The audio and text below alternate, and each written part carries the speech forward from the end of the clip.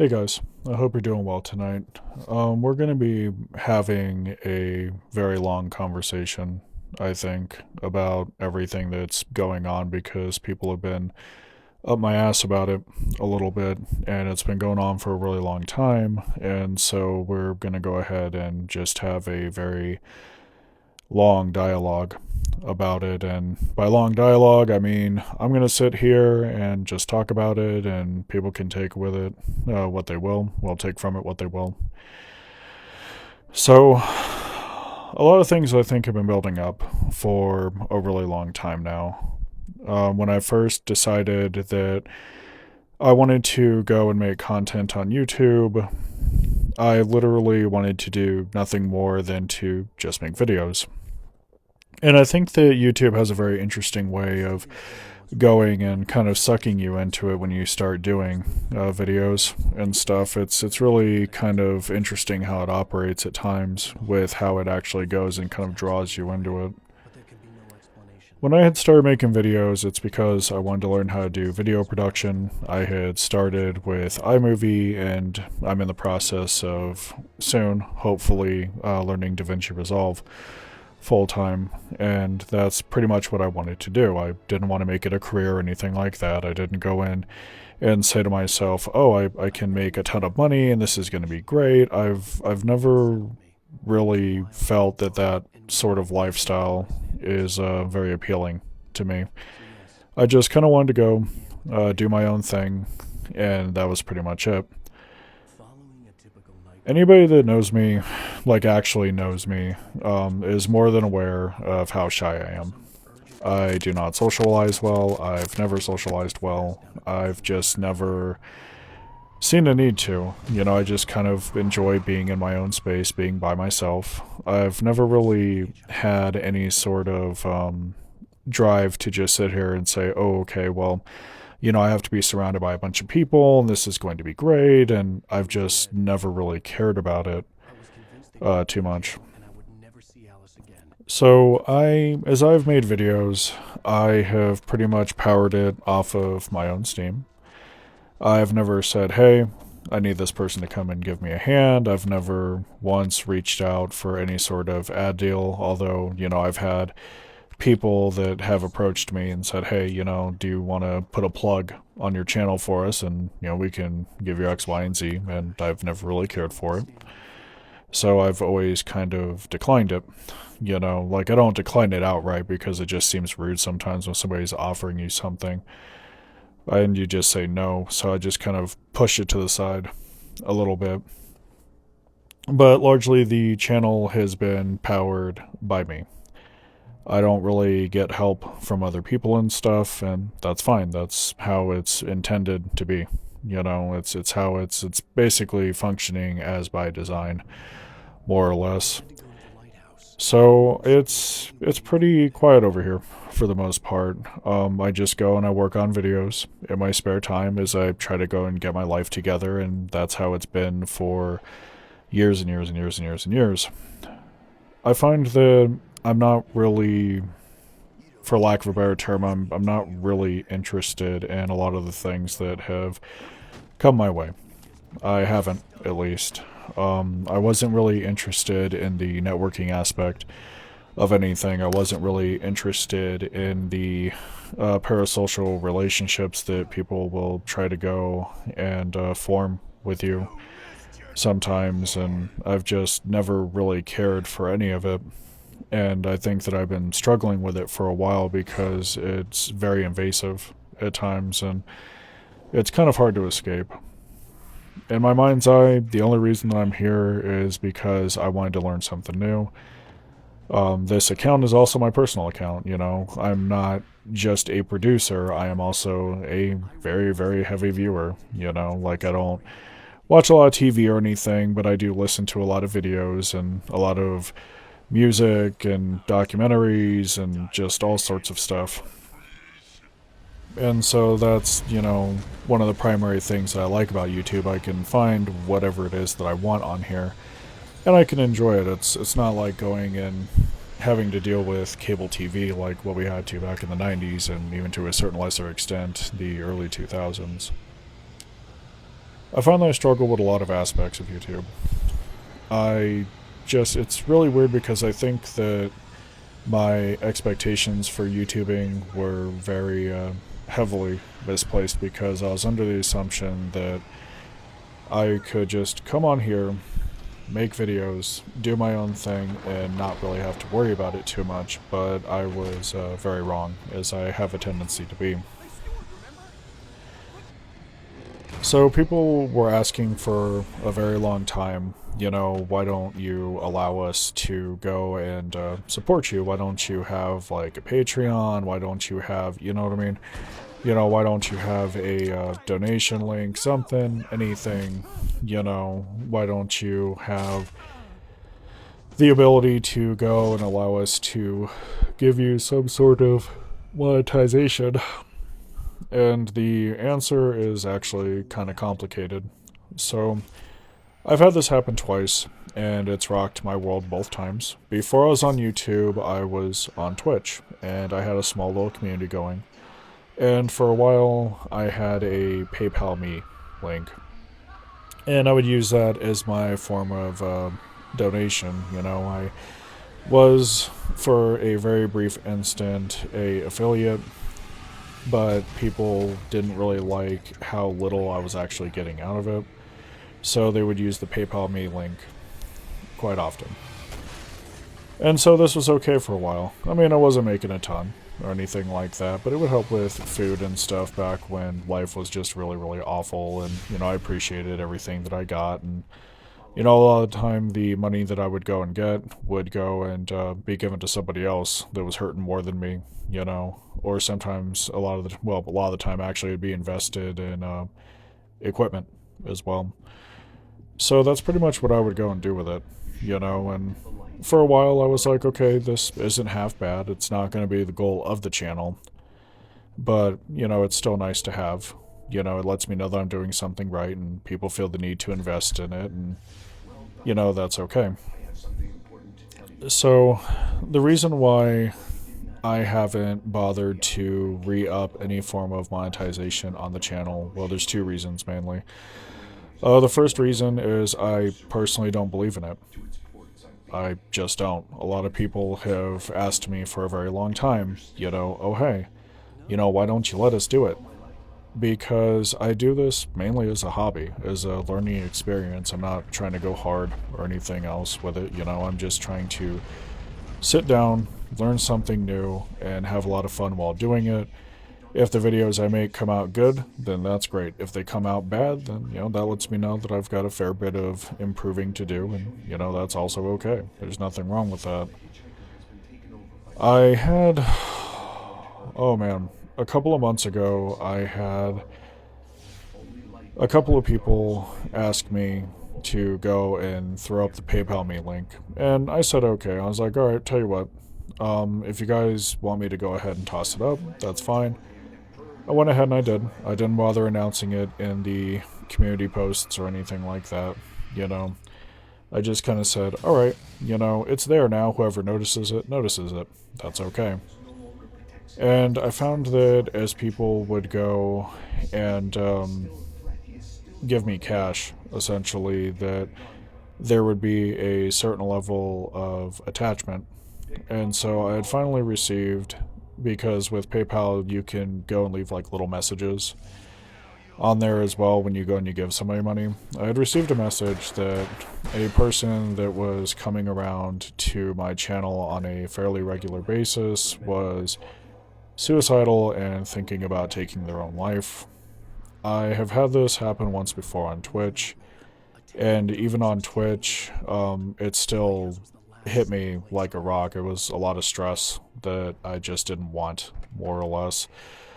I understand that some people are lonely. I understand that there's quite a few people that are sick, mentally, physically. I get it, I do understand it, but it still is a very high amount of stress and tension to go and try to manage things like that, which I'm not even really qualified for to be doing over the internet. I mean, yeah, I do have a little bit of a background in mental health and I can very easily provide peer support, but when I was on Twitch, it was mainly because I wanted to make people laugh. I wanted to have a good time with it, and that was pretty much it. I understood that at some point there would be some sort of risk of this because I would have friends who were about middle tier casters and stuff. They weren't super huge or anything.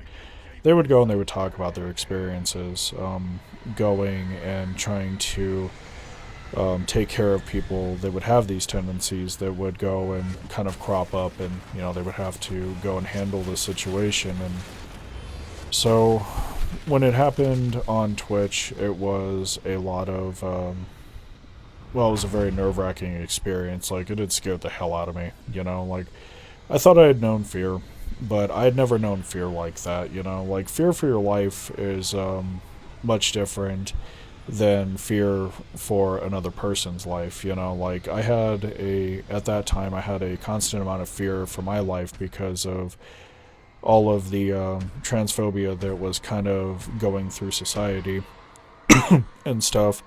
And so, I never really knew if I was like coming or going. But when somebody else announces that they have plans to take their life and stuff, it kind of throws you into a fight or flight response, where you're trying to figure out what you're going to do, how you're going to do it. And it was really bad. On Twitch, I managed to get it handled. I had made the mistake of going and giving this gentleman my phone number and stuff because I had no idea what country he was from. It turns out that he was from the UK. And I just didn't want this man to die. That's really what it had boiled down to a fair bit. And anybody that knows me knows that I'm a big softie. Like, I'm a little under 7 foot, and most people have a tendency to think that I dress very menacingly, but I'm actually a very big softie. And I don't like to hear about people dying. I don't, certainly want to watch somebody die. I just kind of want to do what I can as a human being to try to go and relieve the situation. And so I had made the mistake of going and giving this gentleman my phone number, and it was pretty much, all the time of him calling. And I had gotten to a point where I was like, hey, bud, I can't really go and help you that much. I'm not qualified. And I had gotten to a point where I had started developing systems on my Twitch page of, like, if you go to my Twitch page, there's literally a list of numbers, right, of suicide hotlines to call across a whole smorgasbord of countries. And so it was primarily the reason why I had stopped streaming on Twitch. I sat back, and looking back at it now, I just kind of sit down and I say to myself, what the hell was I doing back then? And so I never went back to Twitch. The memory kind of pokes out in my mind a fair bit, and it's something that I continue to think about quite often, Well, I had the dono link up very briefly on YouTube, and we had a very similar event happen. And the truth of the matter is that it doesn't really get easier if it happens a second time. It's still nerve-wracking. It's still scary as hell. And it really just was not something that I had wanted or needed. Like, I think I had the dono link up for, like, not even the whole weekend. And I had already gotten another donation like that. Different person. But I had literally made the mistake, again, mind you, of giving my number out because, again, you don't really know where these people are at, so you can't go and just say, hey, I've got this person online that is having all these discrepancies, I don't know where they're at, like, you really just cannot help these people because you just don't know anything about them. And so we had that happen again, and I was very lucky to actually go and have my girlfriend with me. Because if she wasn't there, it would have ended really, really badly. So I kind of, you would think that it wouldn't be as shocking the second time around, but it doesn't really change anything. It just doesn't. And it's something that I've had to reconcile the last while. Like I kind of sit down and I say to myself, all right, it's not going to happen again. Oh, it happened again, and it had freaked me out so bad that I myself actually had to go and get help. I was literally out of commission for a while and stuff, and it's really weird because in the moment I can be very, very stable, and I can say, okay, I can remain stable as long as it takes to get this person where they need to go. But afterwards, when everything just kind of stops, like when it's over, everything just kind of collapses, and then I kind of experience my own issues. And so I had to literally go and struggle through that a second time. And, thinking back in it, just going and looking at it, it just kind of gives me really bad anxiety just going and thinking about it. And, it wasn't really getting any better. I think the last while I've been trying to go and just get my shit together. And I've been trying to move past it and stuff, I've been trying to rationalize it a fair bit by saying, oh, some people are just sick, some people, need assistance, I try to be really understanding with a lot of it because I realize that we're living in a very lonely world, right? We kind of sit down and we say, okay, there's a lot of people out there that are extremely lonely, and things like this can happen. There's a lot of depressed folks that are out there as well, and it's very, very difficult to go and manage that at times. And, like, no matter how I look at this, the response literally, no matter how I choose to respond to it, it's always going to make me look like a selfish fuck. And I hate that. So the way that I look at it is I'm glad that I was able to be there in the moment, but I hated every goddamn second of it because the stress was so high that I literally could not go and make any sort of recovery from it.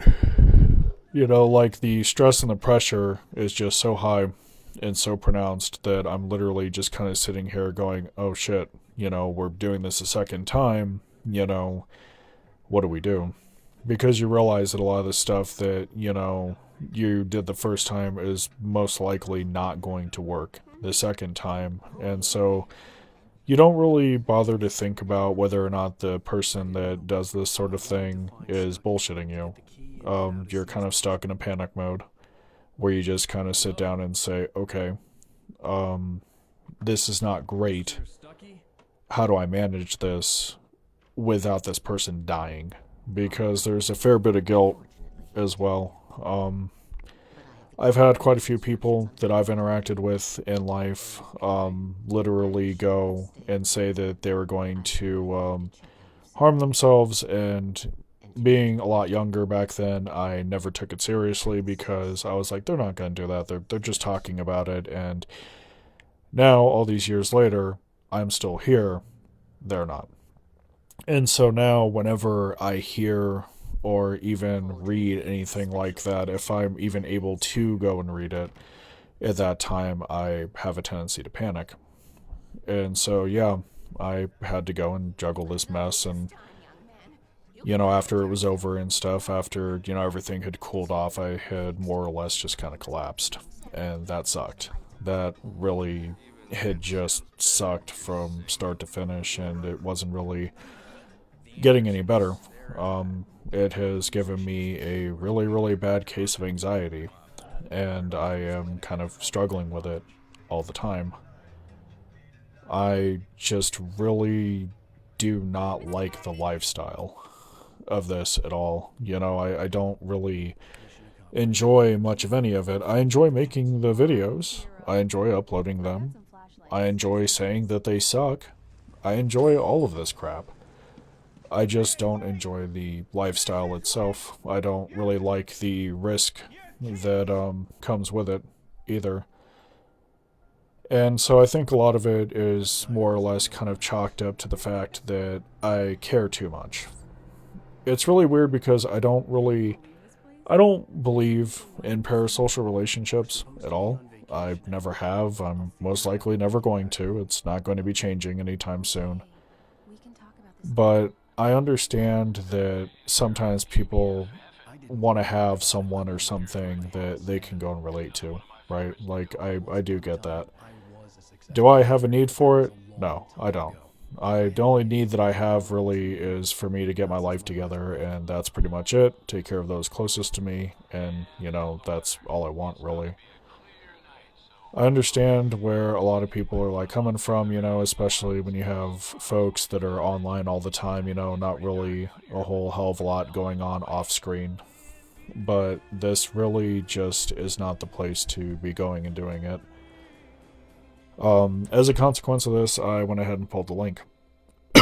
I went ahead and I pulled it because I felt like it was just going to expose me to that again. And I didn't really care for that too much. Thinking about it literally makes my whole body just kind of tighten up a little bit.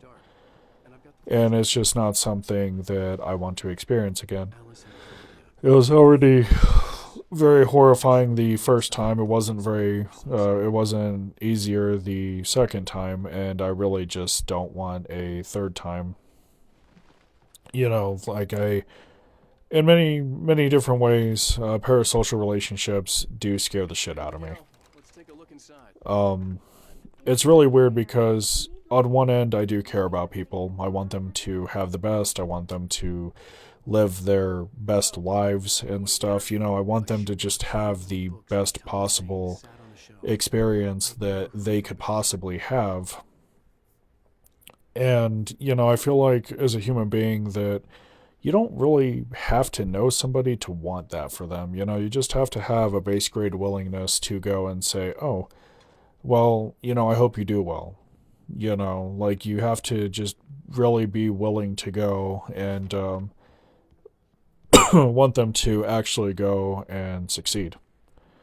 You don't have to really be involved with them to really want that for them, or at least that's how I kind of have a tendency to view it and stuff. I always felt that it was very, very cheesy to always have to make an excuse as to why you want somebody to be able to go and succeed in life.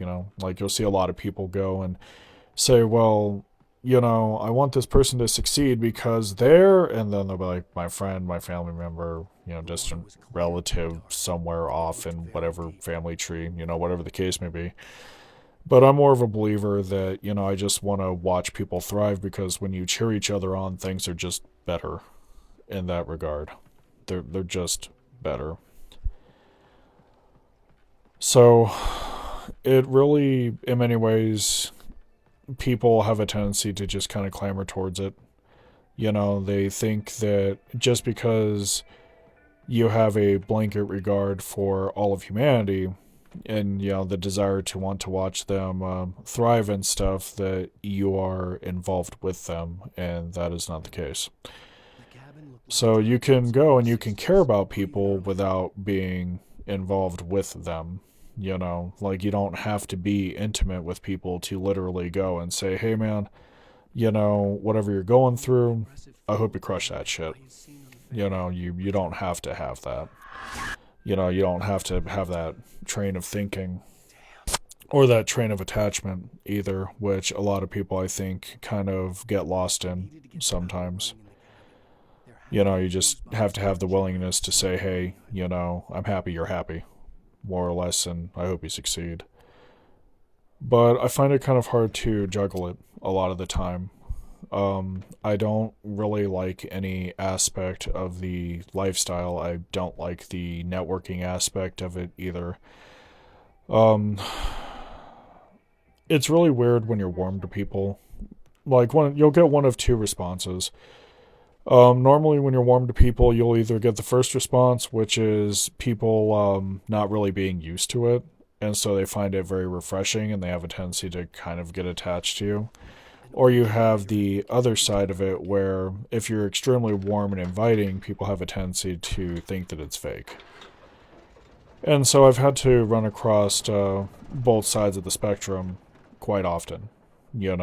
I've had to literally work across both sides of it. Like both hard right and hard left with it, and I just kind of, it's a little bit to juggle sometimes. I've never really cared for it. I find that juggling a lot of the responsibilities that YouTube comes with is difficult in general because it's normally there is a fair bit of hostility here. It wasn't expected hostility. It was something that just kind of crept up on me with time. It would just kind of randomly pop up in my inbox and stuff, and it's incredibly hard to manage. So I find that if somebody comes up to you with an offer, right, and you're not really interested in that offer, not generally because like the offer is bad or whatever the case may be, but because you're just not really looking for anything and you say no, people have a tendency to get angry at that.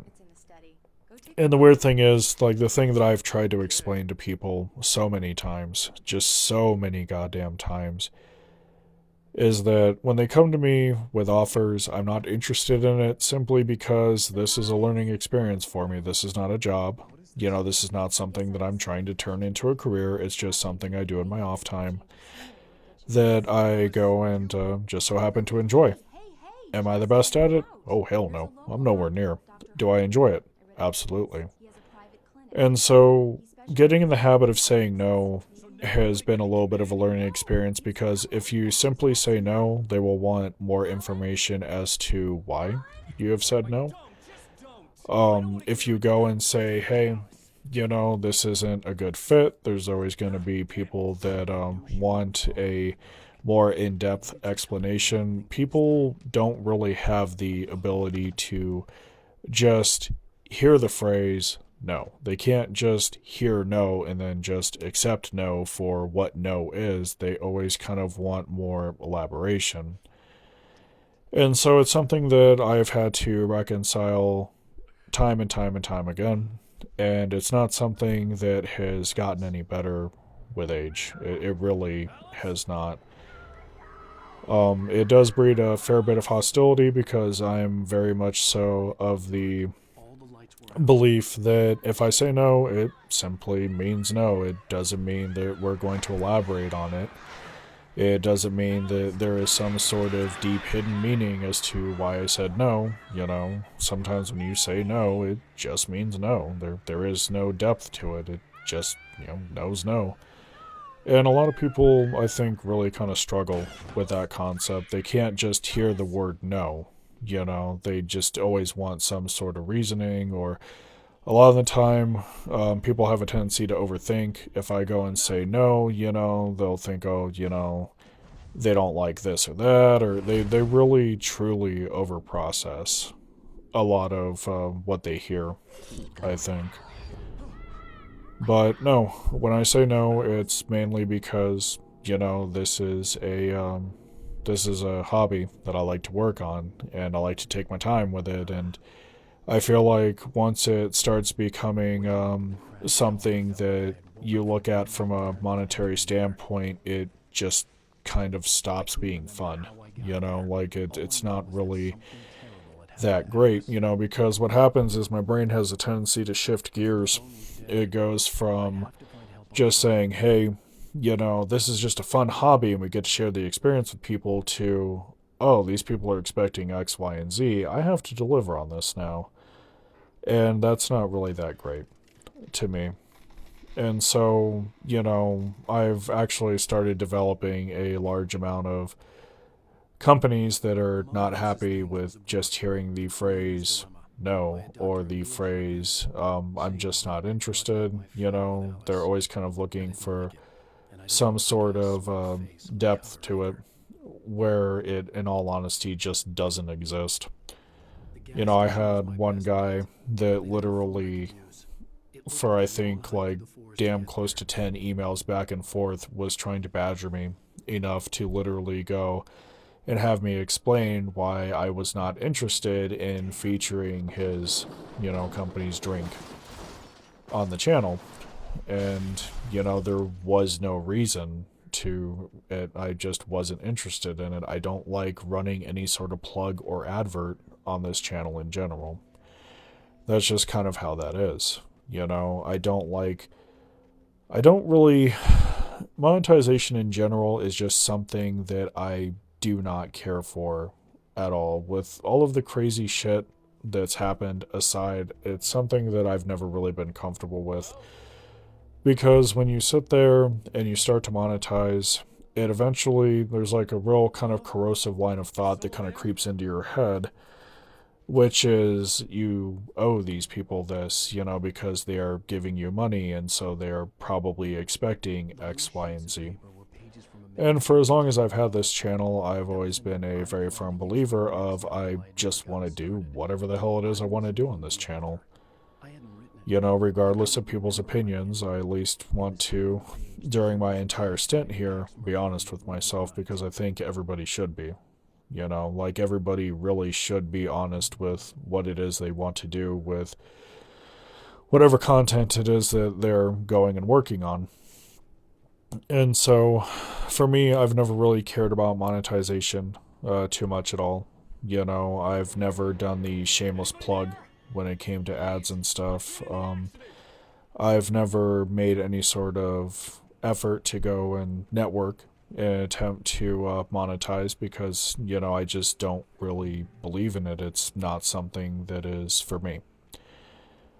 I mean, should a day come where I have enough people to go and do it, I'm probably still not going to do it because I just don't really believe in it at all. It's just something.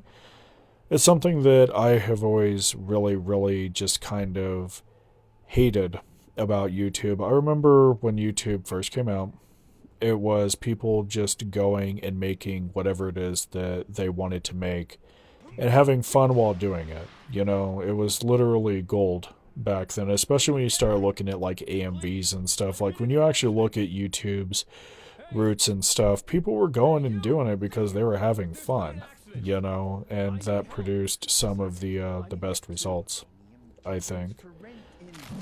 But nowadays, it's normally, when you look at a video, it's, hi, we're going to be doing this today, like, subscribe, all that jazz. Like, I hate the hustle mindset when it comes to YouTube. I've always hated the hustle mindset. Even when it first started creeping out of the woodwork, I hated the hustle mindset of a lot of it. I just would look at it and say, oh, Jesus Christ, is this what we're doing now? And I just didn't really care for it.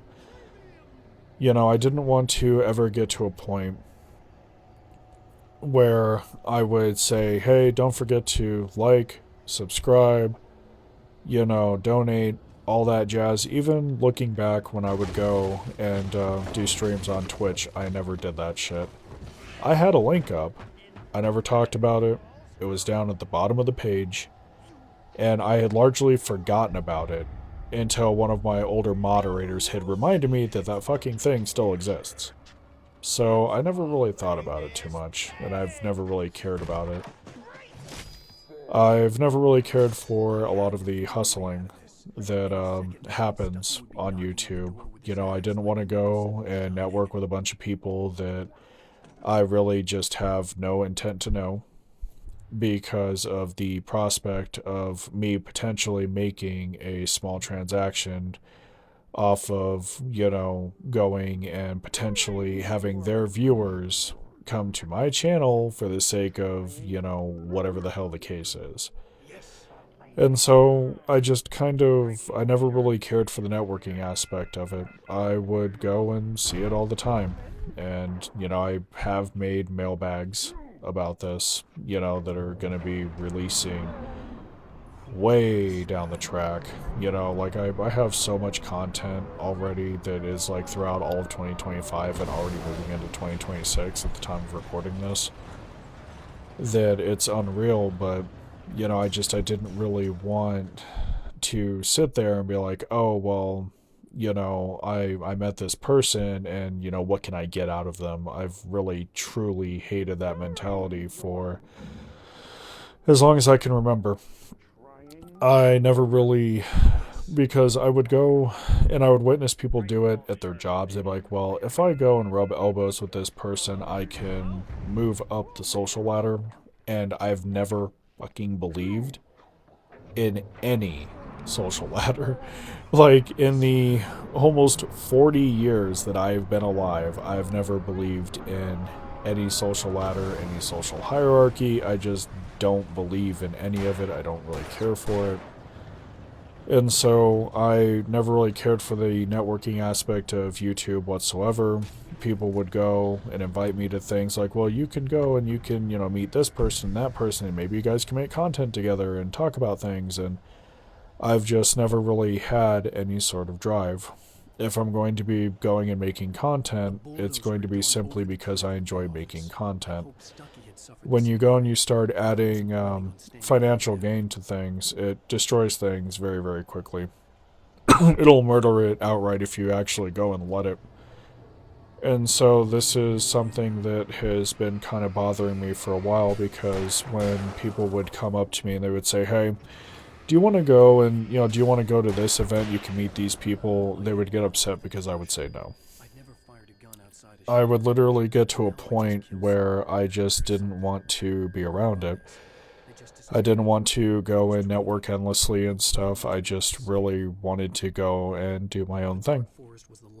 And that was it. That was all I wanted, really. And I wanted to go and learn how to make videos, and then maybe at some point I'd like to start porting my music over here. That'd be really nice. Like I kind of miss going and thinking about that a fair bit.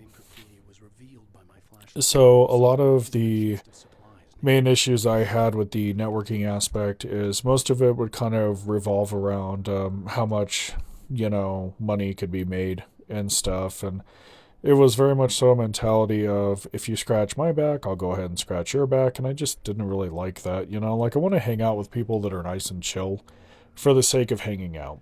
I don't want to go and hang out with people to go and see if I can go and make content with them. I'm not interested in it. I don't want to go out and hang out with people to try to see if I could boost any sort of statistic that is actually on YouTube. I just want to go and hang out with people because, we have good chemistry, or maybe we mesh really, really well together. But with me being a chronic shut-in and very shy on top of it, in all honesty, I really don't see it happening. There was other issues, I think, that had kind of plagued the networking aspect of it as well. I didn't really like a lot of the superficial nature of things, because what would happen is, it was the base grade issue of the mentality of, if you scratch my back, I'll scratch yours. So it's not only expecting things out of each other, it's also being expected to carry a very shallow, if not straight up superficial relationship for the sake of going and trying to get something out of it. I don't really believe in that. The people that I have had with me for the longest time, we've been hanging out for well over 20 years. And the problem that I have with just relationships in general is that I don't want anything that's super shallow. I've been hanging out with the same people for so long that the only thing that I'm craving for these days is something that actually has meaning. And so you're not really going to get that networking on YouTube. I'm not so much interested in doing what is financially great in terms of growth. I just want some really chill people to go and hang out with. And you can't do that when you're talking about crossovers and how much money you can make and everything else. Pardon me. So a lot of the social aspect of YouTube more or less had died for me because I just wasn't really interested in it. I wanted a lot of honesty. When it came down to my dealings with people, I didn't want to constantly have to root around in the mindset of, what can I get out of these people, because it feels very, very manipulative. past a certain point, and I didn't really care for that too much. A lot of the people that would come to me and want me to go and mesh with them as well, I didn't really care for too much because I found a lot of them to be very disingenuous, and I didn't really like that at all. You know, like I wanted to just go and hang out for the sake of hanging out. I didn't really want to hear about how, you know, people were planning various things to try to go and get their oh, what is it? To go and get their follower base to go and give them money and stuff, and I didn't really like that too much. And then the few events that I would actually go to, you know, like the few parties and stuff that I would actually go to, I found that a lot of people would just go, and the way that they would talk about people that were following them, well, their subscribers and stuff, was actually really, really disgusting. And so after a while, it was a very big turnoff because um, you just kind of look at how they would talk about people that they, technically speaking, don't even know. And you would just kind of say to yourself, oh, Jesus Christ, this is awful. You know, and you lose your taste for it after a while. You lose a lot of your taste for it. You kind of sit down and say to yourself, this really is not a. Yeah. Oh, pardon me. It is late in the evening. You would just kind of say to yourself, you know, this really isn't that great. I don't really want to be a part of this. It kind of, I find that a lot of dishonesty kind of wears your mental health out past a certain point. I didn't really like a lot of the elevated levels of narcissism that a lot of people were showing as well. You know, like I would find a lot of people that would invite me to any sort of party, they would kind of go and complain about how their user base is somewhat detached from reality because of parasocial relationships, while they themselves were in many ways detached from reality. It didn't really make a lot of sense to me. And so when you have these realizations and stuff, when you realize that, you know, people do behave like this, it becomes a very depressing experience. And I didn't really like that too much. I would just kind of sit back and I would look at it, and I'd say to myself, oh, fucking hell, you know, this is more or less where we're at, and, you know, I didn't really like that. I really wish people would have been a lot more honest with their dealings and stuff. You know, like, I really just kind of hate how almost everybody that has a YouTube channel these days is willing to just lie horrendously for the sake of trying to give that YouTube channel some level of financial viability. And when you sit down and you think about it, you're just kind of like, oh, wow. You know, like, I think in many aspects that the internet has kind of ruined people, you know, and it really just kind of makes me go and cringe a fair bit, you know. And so when you realize that people are willing to lie like that, to just lie in excess for the sake of going and, you know, trying to make something out of nothing, you just really don't want to be around people, you know.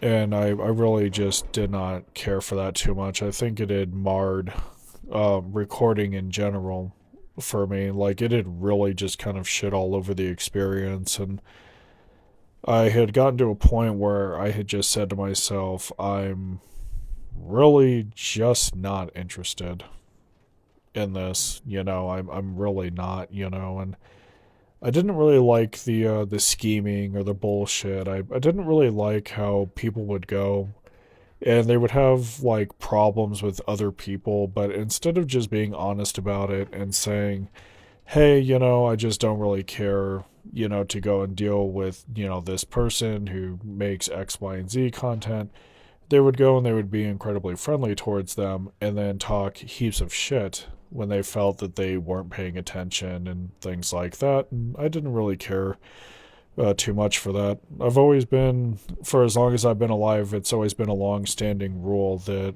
I've never really kind of held back my opinion on much of anything. I've never really had a problem saying no. Unless somebody's in help, then I definitely have problems saying no, you know, because I'm kind of a fucking lightweight like that, a little bit of a pushover, you know. but I really just hated how deceitful, everything was past a certain point. It was really just kind of murdering, my conscience, and I didn't really like that.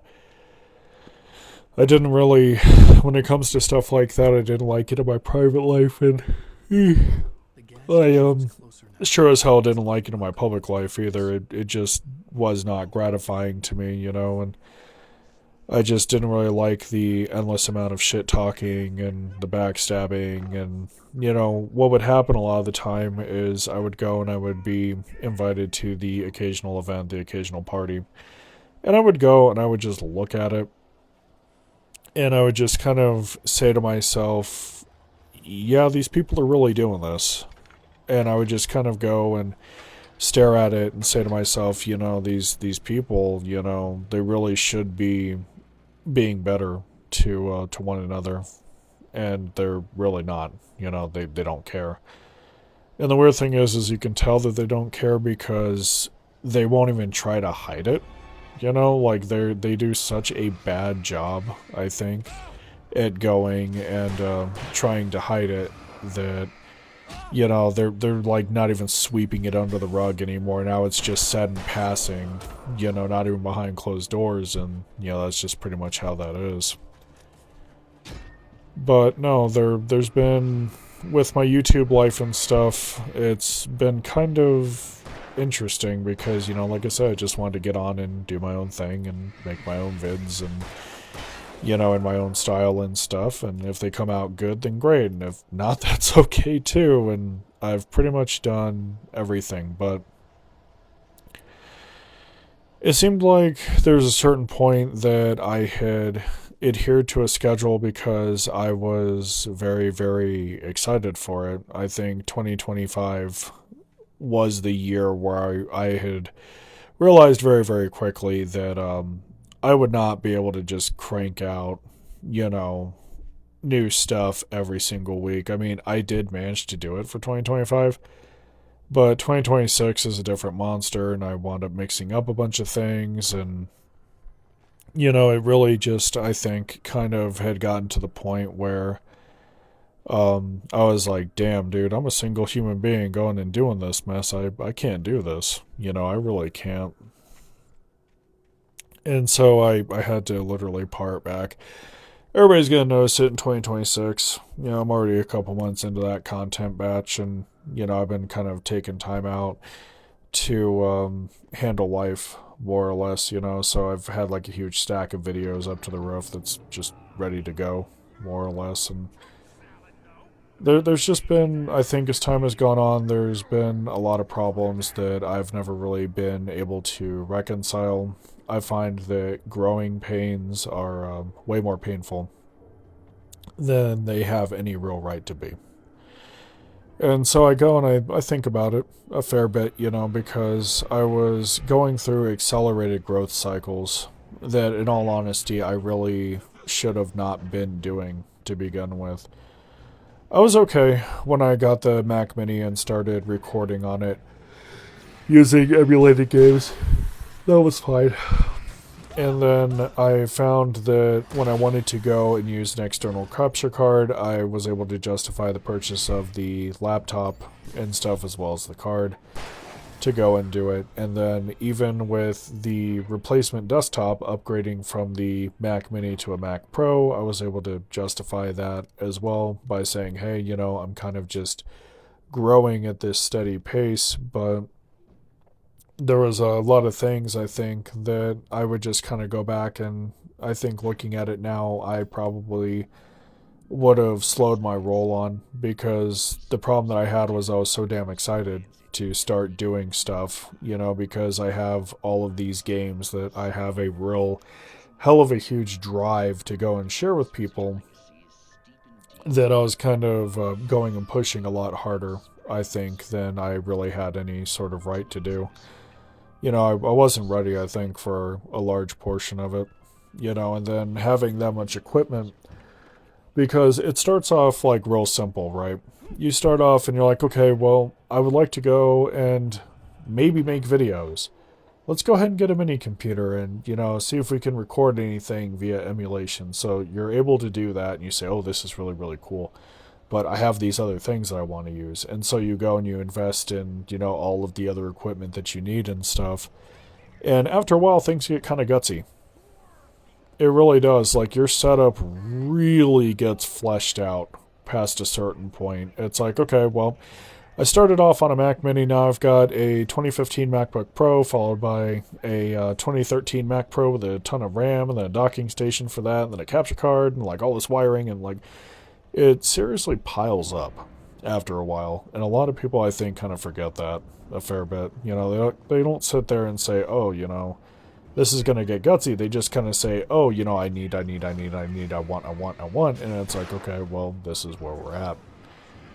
And so I find a lot of the equipment has kind of piled up a fair bit. And the screwed up thing about it is I'm investing in more equipment because I'm realizing at this point that the monitor that I go and do videos on is coming up on like 16 years of life. And so I'm literally having to go and upgrade because the TV that I'm currently using as a monitor is 16 years old. It was doing good supporting 1080p back in the day. It was a damn good television, but now it's like, okay, well, newer machines will require, a newer monitor at some point with HDR and everything else. And so I'm also trying to go and get to a point where it's like, okay, well, I would like to enhance my video editing skills, but I need better color accuracy. And so my TV is like so damn old that a lot of it is falling apart. Like even like little bits of the panel is finally starting to fall apart, so I'm in the market for it. And the screwed up thing is my setup as time has gone on has largely become 4K ready, in passing, mind you. And so with the Wii, it's like, okay, well, we have an HDMI adapter that works on 4K TVs, and then all of the cables are literally rated for 8K, and then, all of the computers are able to handle 4K very easily, and then, the other consoles are like all 4K rated. Everything at this point is 4K except for the monitor. And so it's like we have this setup that is very fleshed out, but there are some things that, you have to go and worry about at some point. And so finally, the TV is like on death's doorstep. And I know the next month I'm most likely going to be ordering a new one. And so, like I want to go and I want to progress with video making and stuff.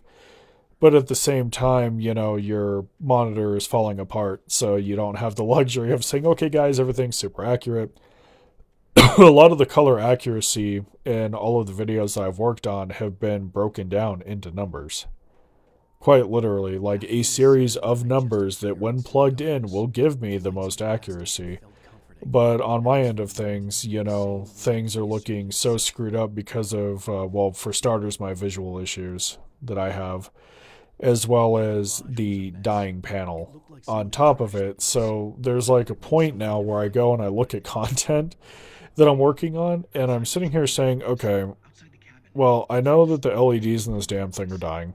And I know that the panel itself has a lot of DSE as well as a fair bit of color gamut issues because, the panel itself is dying. How do I accurately, mind you, go and do color correction on these damn videos if I know that the monitor is fucked up? And I'll literally think about this when I go through extended editing sessions. Like, I'll sit here sometimes 6-7 hours straight and I'll just be like, oh man, am I kind of working in the right direction? So I struggle with it a fair bit. And so, as I go and I do this project of mine, I kind of sit here and I say, oh shit, we're going and we're having to invest in a ton of equipment. And after a while, when you have that much equipment, it gets very, very gutsy. And you start needing more room, right, to house it all. And the equipment kind of piles up to the roof past a certain point because you kind of sit here and say, okay, well, I'm trying to use this old console to go and shoot footage, but my TV, well, the TV that I have now has a really old RCA jacks on it still. That's how fucking old this goddamn television is. But I know that, newer TVs are not going to have that, which is where the Wii to HDMI adapter came from. And then from there, it was like, well, if I go and get an older, an older console, like super old, like, early 90s, late 80s, I know that I'm going to have to most likely invest in something like the Retro Tank because, I need to make sure that those, well, I'm going to have to invest in one of two things. I'm either going to have to invest in a modded version of that console that has HDMI output, very expensive, or I can invest in a Retro Tank and go and have all those plugs, and I could just use all of my consoles on it, And so it's just really, when it comes to gear, after a while, things get kind of gutsy. Even going and putting in the dock on the workstation that I have to be able to use things at a greater speed, it was getting kind of gutsy too. A lot of extra wiring and stuff, and, more AC adapters, and it just kind of adds up after a while. And I had this realization when I was sitting down and I was listening to some YouTube. I had cleaned my glasses and I had started just kind of like hard glaring at everything, trying to like figure out what was in front of me. And I said to myself, Jesus Christ. When I had started this off, I had the entire desk to myself, more or less. Well, the dresser that I use as a desk. And then, I was fine with just like ATV and literally just the Mac Mini that I had at the time. And now that entire setup is literally like the TV, which had to be wall mounted to go and make space, and now I have video capture equipment on it, the 2013 Mac Pro, the 2015 MacBook Pro, the Switch, the dock, the capture card, a bunch of cables. Like, it adds up after a while. And then there's also little side tables, because now it's like, oh, okay, well, you know what? I'm doing GameCube and Wii games now. So it's like, okay, well, we've got the Wii over here, and here's like a wireless, Wavebird GameCube controller, and just all this stuff, right? And it just kind of adds up after a while. And so on one end, you kind of need to stay current with your gear a fair bit, at least up to a modern standard, to go and do video production. But on the other end, as you go and replace that gear, you kind of just say to yourself, all right, we're going to go ahead and we are going to do the best that we can to try to clean it up. And so I find that as I grow and adapt and evolve and just everything, this has become kind of an issue as well, because I went from, having like a $250 Mac Mini with like 16 gigs of RAM to just tons and tons of equipment, just thousands of dollars worth of just equipment that you just, past a certain point, you find yourself sticking things in storage because it doesn't all fit on the desk. And so it becomes kind of a hell of a problem at that point. And then going and archiving all of this is also kind of a hell of a thing, because you kind of sit down past a certain point and you're like, wow, I have a bunch of HDDs and SSDs, that I'm using for video production. I'm using the HDDs for archiving and the SSDs as working drives. And, like, it really just kind of piles on past a certain point. And so I'm kind of realizing as I go and I work on these games that shit is getting incredibly out of hand, And so I find myself going and actually trying to go and clean it up a fair bit. And you kind of struggle with it, I think. Like, you kind of just sit there and you're like, oh, hell, this is where we're at with this, and it's been something that I've been trying to go and figure out for a really long time, because I like to have, my brain's a little bit OCD with things, and it doesn't really like to have a lot of clutter. Right? It doesn't like clutter at all, actually, thinking about it now. Like, it really rails against it. And So I've just kind of like I've got this foot chest where all of my extra gear is stored, and whenever I need that extra gear, I just pop it open. But I don't like the mess. I like things to be very neat, very tidy, and that way if I need to go and plug something in, I'm not messing around with a whole mess of wires. I'm just kind of sitting here saying, all right, we're going and doing it now, instead of just being like, oh, fuck, I need to find a plug for this and a plug for that. And, it just kind of becomes a mess past a certain point. But, yeah, my time on YouTube has actually been a hell of an experience. It's been quite the mess, to say the least. It's definitely not as neat and trim as I would actually like to go and have it be. And between the various issues and stuff that I've had to deal with while going and being on here, my experience has started to feel very invasive. It feels like there's just like a lot of things that really shouldn't be there that are there, and I've been wanting to tighten things up for a while now, but with as chaotic as everything is, I feel like it's never going to happen. Um, I I think the biggest thing though was that guy going and threatening to kill himself. That really, yeah, that fucked me up. That really did fuck me up, and I just never really bounced back from it. Like the first time, I kind of struggled to bounce back from it. And I would try to rationalize it, but the second time, I just kind of sat there and was like, ugh. And then I've also had another issue I think that I've had with the channel for a while is people have been trying to scrounge up photos of me, which you're not going to find on the internet because I never took any. I would have like little avatars doodled up and stuff, but I wouldn't have photos ever posted, even like when I was on Twitter and, Facebook, MySpace, all that shit. I would never post photos because I am a very shy human being. And I just didn't want that, more or less. And so there's also been quite a few people that have been trying to be as invasive as possible when it comes down to details of my life and stuff. They would try to figure out where I live, and they would narrow it down to the state, but they would never figure it out. And it's just been kind of one thing after another, and I kind of just sit down and say, oh, okay, well, this is happening.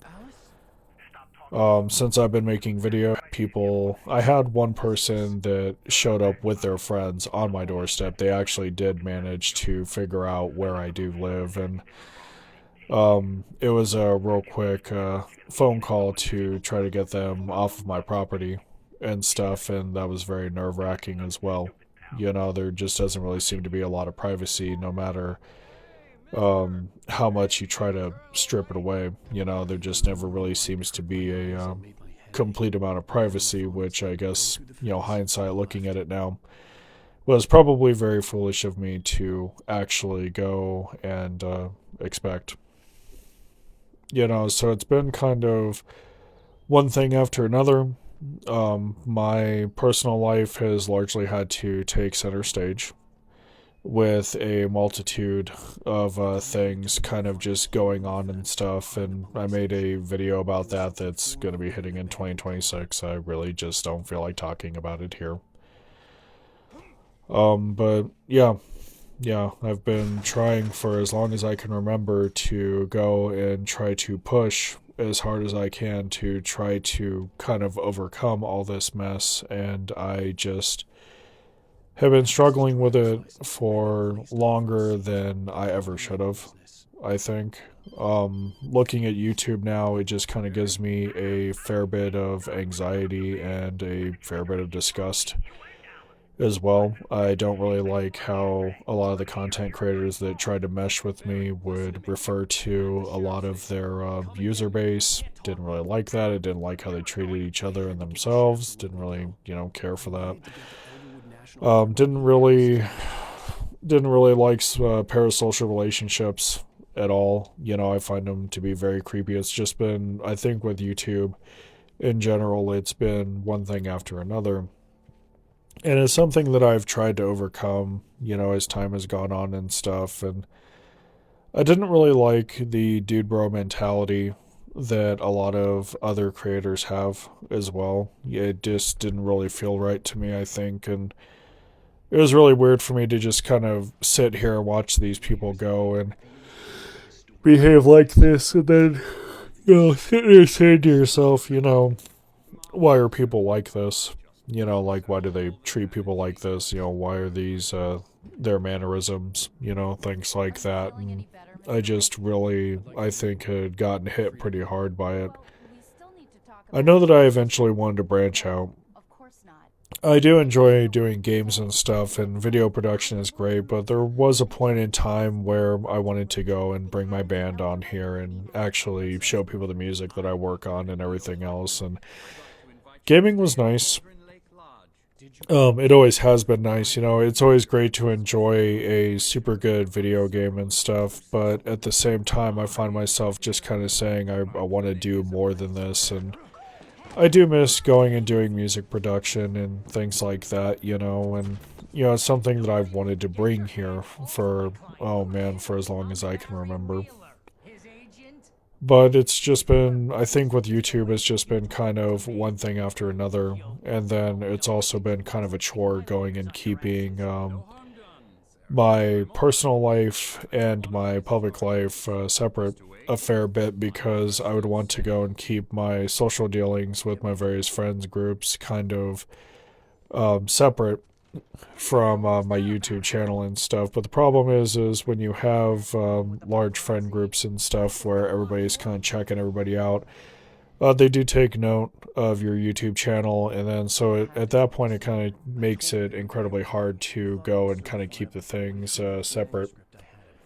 And so you struggle with it a fair bit, and it's just been kind of this ongoing thing. And then with politics in my country and everything else, it's been kind of hard to leave that alone, because it's such a predominant force that you're just like, okay, well, there's truly no escaping this at this point, and I know that it's going to affect my YouTube life at some point, and you can't really run away from it a fair bit. You can't just sit here, well, you can't just sit down and say to yourself, oh, okay, I just don't really feel like dealing with this. It's just not something that you're going to be able to accomplish, because it's very much so a force in its own right. So people for a while have just been asking, what's up? How come, things just seem off, and it's been going on for a really long time. I just simply never spoke about it. The only time I really speak about much of anything is when I am badgered to the point where I'm aggravated, and at that point I'm not even really so much speaking about it on my own volition. I'm just like literally talking for the sake of shutting people up. Because I figured if I go and just say, hey, this is what's going on, eventually people will just leave you alone. So it's really been kind of a nonstop experience, and it's left a very sour taste in my mouth. It's just something that I think, like, I don't regret it, but I definitely go and I think twice about it. Like I think twice when it comes to any form of monetization, because I would have people leave suicide notes strapped to the donation. I think twice about going and having people go and wanting to do collaborations and stuff, because I don't really like the mentality that a lot of people go and bring in. I just don't really care for much of any of it, and as time has gone on, I've become more and more weary of it. I never really wanted all of the extra baggage of YouTube. I just kind of wanted the ability to go do my own thing and maybe share it with people, and that was pretty much it. It's been definitely a rough road. So the greater question is, where does that leave us? Where does that leave us as a channel Because it's not just me out here, it's also everybody else that comes out and watches this stuff. You know, it takes two to tango. Well, in all honesty, no, we're good. It's not. I'm not calling it quits, obviously, but I definitely need time to myself, and I haven't really been getting it. Life has been coming at me so fast and so hard that there almost kind of feels like there is truly no end to it. And so I find that as this goes on, I need more and more time to try to recover. I know that there's a lot of things that I would like to do. Um, there's a couple more games that I want to work on, and then I do want to take a break. But by the time that break hits, it's going to be well into 2026. With as hard as I go and crank content out, it's really just going to be a clear cut case of by the time that it hits, the break is most likely already going to be achieved. You know, I know that I want to take a break. I know that I just kind of want to distance myself from everything. I know that I've been wanting to transition for a really long time now from iMovie to DaVinci Resolve, and normally what winds up happening is I say, okay, I'm going to work on this now, and then life smacks me in my mouth so fucking hard that I never get the opportunity to actually go and work on it, because in order to go and work on something like that, you have to have at least, I want to say, in between 6 to 8 months to really get in with DaVinci Resolve, judging by what everybody else has said about it. And you can only really devote that kind of time when you're not working on other projects. Like you really, I find as you get older, you have to go and really pick your battles with a lot of things, because as you get older, you don't have a ton of time. Like maybe if you don't have anything going on in your life, you'll have a ton of time. But, so I'm just kind of sitting here and I'm saying to myself, okay, well, I know that I want to migrate off of iMovie and onto DaVinci Resolve. I went ahead and got the full version of it for the sake of having hardware acceleration enabled, so I can actually really leverage the hell out of both of my GPUs that I have inside the Mac Pro. But I've never really had all of the time that I wanted to allocate to it. I know that I'm still recovering from quite a few life ordeals. I would like to at least get that in the door. There's just a lot of things that I would really like to go and work on that I've been actually going and not really been able to achieve the last while. I know that redoing the setup is going to be a hell of a time commitment from start to finish. Going in, redoing that setup is going to be really, really rough. Because there's so much stuff that I'm going to at some point have to replace. It's going to be a bunch of splitters, I think. And then, of course, you got the monitor replacement itself. And I know that the laptop most likely is coming up on the end of its life pretty soon, because that processing power is starting to reach obsolescence. So, I know that. Oh, man. Oh, God, my allergies are whipping my ass.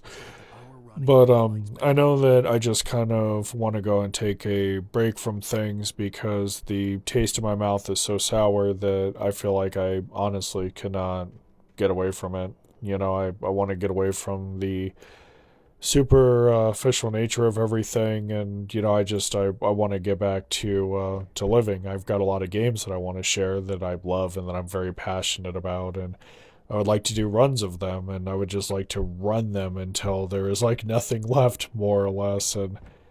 But I think that with the current state of everything, it is so rough and so raw that I just do not have a drive there. And then with the instability of my country going on as well, it is a very, very difficult thing to try to juggle that and then go and do something productive on top of it. It's just not something that happens, really. I know at some point I would like to actually go and get to just where I need to be on a fundamental level. You know, I want to take care of my physical health more. I want to take care of my mental health more. I kind of want to get away from like a lot of the brain rot that this platform has a tendency to go and foster. And I know that it's not going to happen on its own. It's going to be something that I'm going to have to literally go and force a fair bit. I know that I would like to do a series on equipment maintenance and management. I know that I would like to actually go and show people how to tweak and tune their monitors. I know that I would like to do a couple of maintenance videos. You know, there's just a couple of things that I've been wanting to do for a very long time that I have not really been able to accomplish for various reasons. I know that I would like to take time for me to be okay with a lot of the things that are going on in my life and stuff. It is something that I've been wanting for a while now as well. I think me and the love of my life have really been kind of working towards that for a very long time. You know, and we've just been kind of struggling with it a fair bit because there is no time. You know, it seems like time evaporates so fast. It almost feels like boiling water past a certain point. But it's something that I've really just been trying to grind out for a while now, and it just really has not been happening. I know that I'd like to spend more time with my dad because he's not getting, you know, any younger. You know, he's quite the old man now, and I want to spend more time with him while I have time. You know, I know my mom's in the same boat. You know, I have a real specific list of stuff that I want to do. You know, I know that I just kind of want to get back in the saddle with things. I know that I want to get back to going and taking photos. I know that I want to dig myself out of this fucking slump that I'm in. Like, I'm fully aware of all of the issues that I've been having for a while now, and I'm just kind of at the point where I want to go and work through it. And I don't really think that is asking too much, really. I want to get all of my equipment cleaned up. I want to get cable management squared away. There's just so much shit that I want to do. And I'm just trying to literally make it happen. I think the two main focus points right now are trying to get my health taken care of and just getting to a place where I can say to myself, oh, okay, you know, I'm doing okay, more or less. You know, I want to go out and I want to make more time for the people that I love dearly. You know, it's just shit that I've had on the back burner for so long that, you know, I've just kind of gotten to the point where it's like, okay, well, if I don't do this right now, it's literally never going to happen. So I'm kind of going and making pushes and, you know, well, making pushes in the right direction, at least. And trying to make strides where I can. But as it stands right now, all of 2025's content batch is already out the door. It's half recordings and half of some of the worst commentary you're ever going to see. And, you know, I'm content with that. And then with 2026, you know, it's mainly games and stuff. There's a lot of changes I made going into 2026, and, you know, we're going to get there. We always do. But yeah, a lot of this is just stuff that I've had on my mind the last while.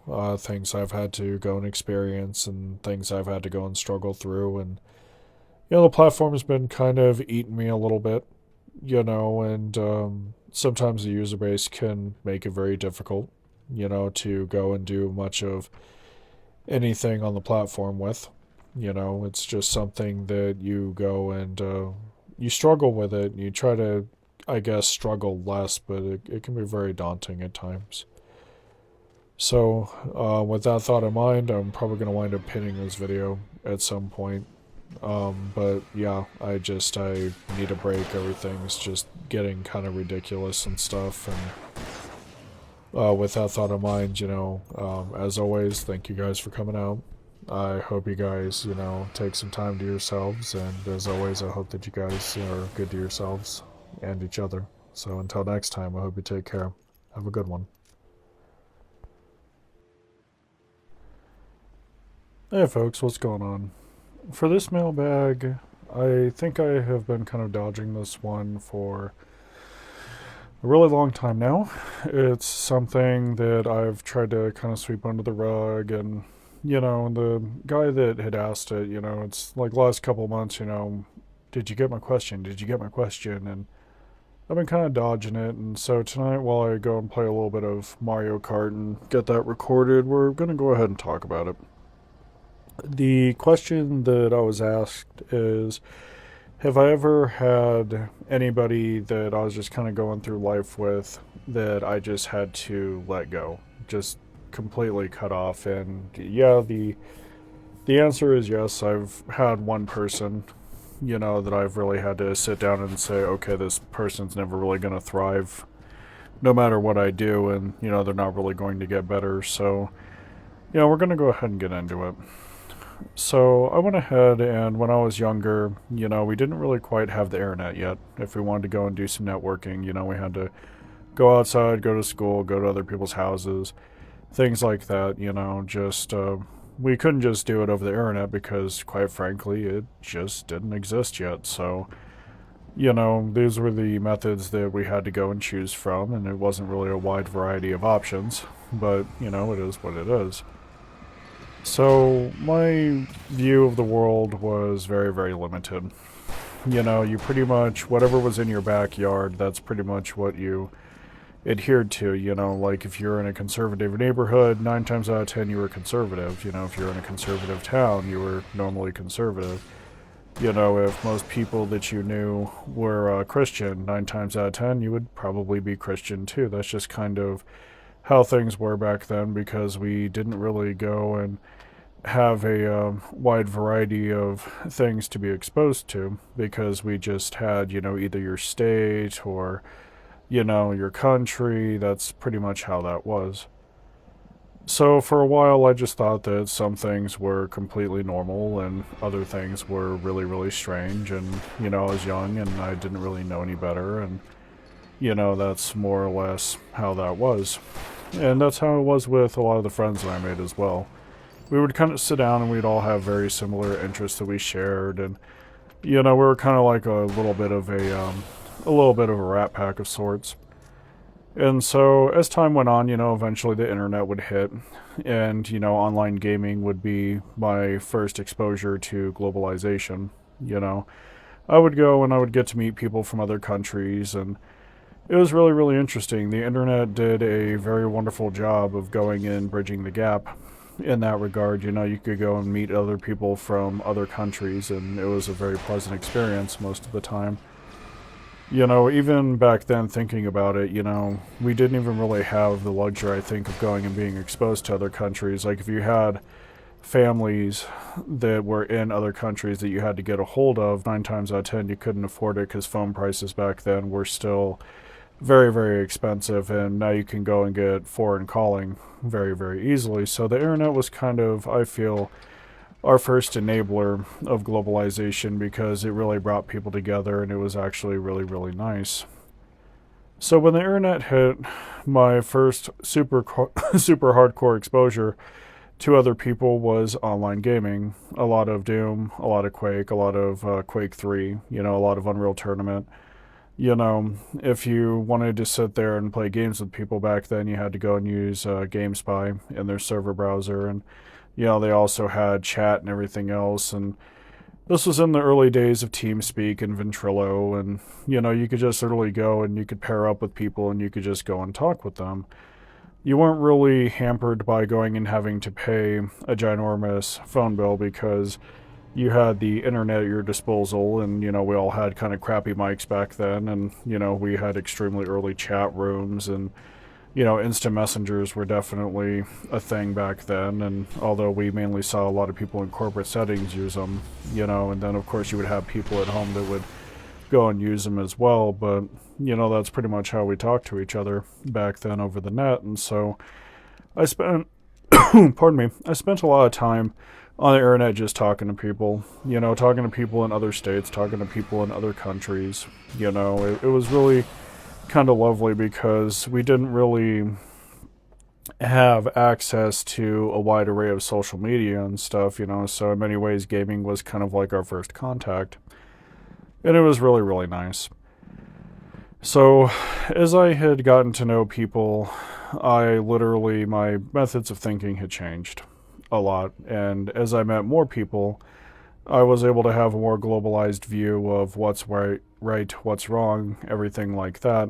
And so it was kind of, in many ways, I was kind of evolving a lot more quickly than what I should have been. Like I would go and I'd look at other people's experiences and I would say, oh, that's really nice, or oh, that's really bad. There would be a comparison, that would take place, and I would compare with my own life and, people in my life, and I'd be like, oh, these people perhaps are not so great, or, I have better people than, what this other person on the internet is going and having to deal with. I'm very, very lucky and incredibly blessed.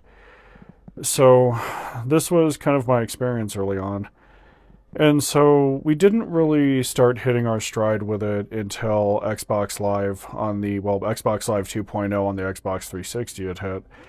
I kind of gave PC gaming a break for a while because PC gaming back then was incredibly expensive compared to today. I mean, it's still pretty goddamn expensive these days, especially the GPU market. But back then, going and with the rate that graphics were kind of evolving and stuff, going and having to buy a new card all the time for the latest enhancement was becoming pretty haphazard. So for a while I had just kind of taken a break, and I had gotten an Xbox 360.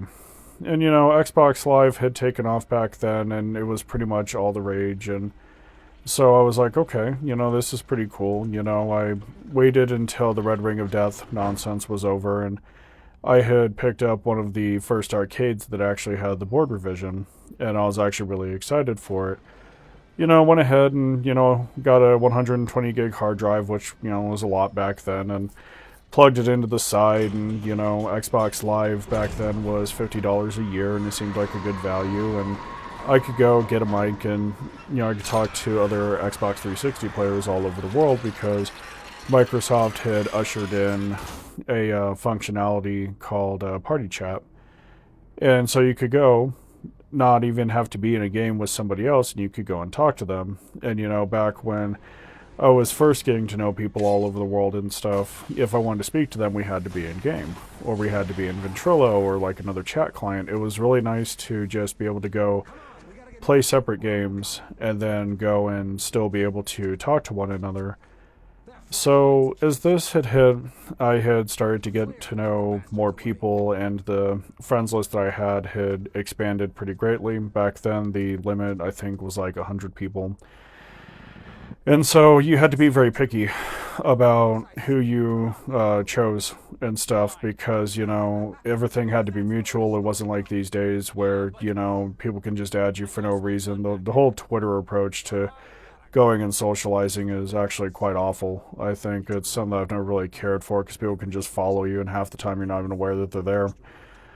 So I had a very small group of folks that I liked hanging out with and stuff, and I didn't want to do quantity. I wanted to do quality. I didn't want to have a bunch of people that I didn't really know, well, at least, just hanging out on my friends list with a limitation like 100, so I had to be more mindful of my relationships. And so at the time my friends list had evolved a fair bit. I was hanging out with an ex-friend of mine named Aaron Shipley, and then we were also hanging out together with another guy named David Kane. And we were just going, and it was just us for a while, and then we would eventually meet more people that lived on the other side of the country, and it was kind of one of those things because it just kind of grew and grew and grew. And so it wasn't unusual to be going and hanging out in a chat of like 6 people. Everybody's just kind of talking, and there was a weird delay to Xbox Live and the internet in general, so you had to be mindful when talking because it was very easy to overlap somebody else because of this 500 millisecond delay before parties had actually started to get like really, really good on Xbox One. So for a while, it was just me, Aaron, David, Corey, James, and we were pretty content. And then after a while, Aaron, I wound up letting him go because he was literally coming on to underage girls. And like, this is a guy that I went to high school with, and his mom was fully aware that, this was a problem, but she just didn't want to handle it, which was really, really awful. And so we had that as a problem. And so he wound up exiting the group. So it was just me, Corey, James, and Dave. Me and Dave eventually had gone our separate ways a fair bit because life was just hell for him at the time, and it wasn't really getting any better, and just it was not looking good for him at all. So, he had started stressing out above all else about things that didn't really make sense at the time. It always kind of take top priorities, worried about, a site that he was working on at the time, and it wasn't really going and getting any better. So as time went on, we were working on a project together, a game that I eventually did end up releasing, and it was doing all right. And he kind of went his separate ways with me and everybody last time I checked. And he had like his own sketchy stuff that he was going and working on, and it just wasn't really that great. Like, some of the art that he would make and stuff was kind of suggestive, and I would just be like, oh, okay, And so we had drifted apart. Eventually I had just kind of stopped messaging and stuff, and I was like, yeah, this is probably for the best. At the time he was kind of going and hanging out with his cousin 24/7, and it's like, I understand hanging out with family and stuff, I get it, but the rate that they were doing it wasn't really healthy. And then for him to not only be older than me, but not really advancing that much and, experiencing various pitfalls, it just was a really bad pairing. Like, I had started to grow up past a certain point, and he had kind of gotten a little bit more arrogant as time had gone on, and I eventually just kind of felt like I didn't really want to be around it. So when we had started to drift, I had made no real effort to go and stay in touch. I think like the last thing that I had said to him was like, hey man, happy birthday. And he was like, thanks, and that was pretty much it. Past a certain point, we had become complete strangers, and with all of the weird stuff that was going on, I was just kind of like, yeah, this is probably for the best and stuff. And just the groups that everybody was hanging out with back then was quite bad, I think. So that had just left me with me, Corey, James, and then a couple of satellite friends that they would go and hang out with because they didn't really have anybody else. And it was like that for years. And so eventually a young kid would actually go and pop up. With me being the oldest in the group, it was a little bit strange. I typically don't really like going and being around kids, because a lot of them, I think back then we'd call them screechers or squeakers. And I didn't really like that because the mic quality back then was incredibly harsh. And so you could like go and screech into a mic and just completely and utterly destroy somebody's eardrums. And so I made it a habit to just not game with kids in general because I just didn't want to deal with it. Like I was in my, I was in my early 20s, and it was just incredibly rough. Like you're kind of anal retentive at that age, I think. You're arrogant, you're anal retentive, you're just all these things that you probably shouldn't be. So I had gotten to a point where I was like, okay, if they're not above at least 21, I just really don't want to deal with it, which was kind of the rule of thumb back then. And so eventually another person named Brian at the time had shown up, and they were still in high school, and I was like, oh geez, and I was a little bit older at this point, and Corey and James were like, no, they're really cool. And so we would all go and play Grand Theft Auto together, and it was just kind of one of those things. We'd play GTA and Destiny, and like all kinds of games over the course of the friendship. And so, um, when she had entered the group, she was like, oh, okay, well, I want to hang out, I want to do this, and I want to do that. And the entire group was actually very, very welcoming towards her initially. And, back when she was still going and presenting as male. And so the longer that we had her, the worse things had got. It was some real kind of failure to launch type stuff.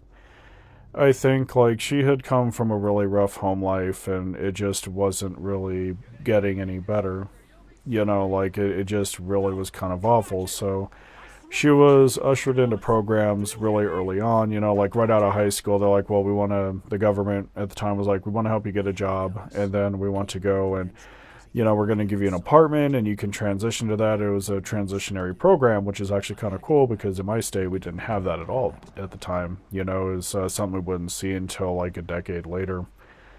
And so they were going and trying to give her a hand and stuff. And the entire time, it was just kind of straight, complaining. And it just wasn't really that great, you know.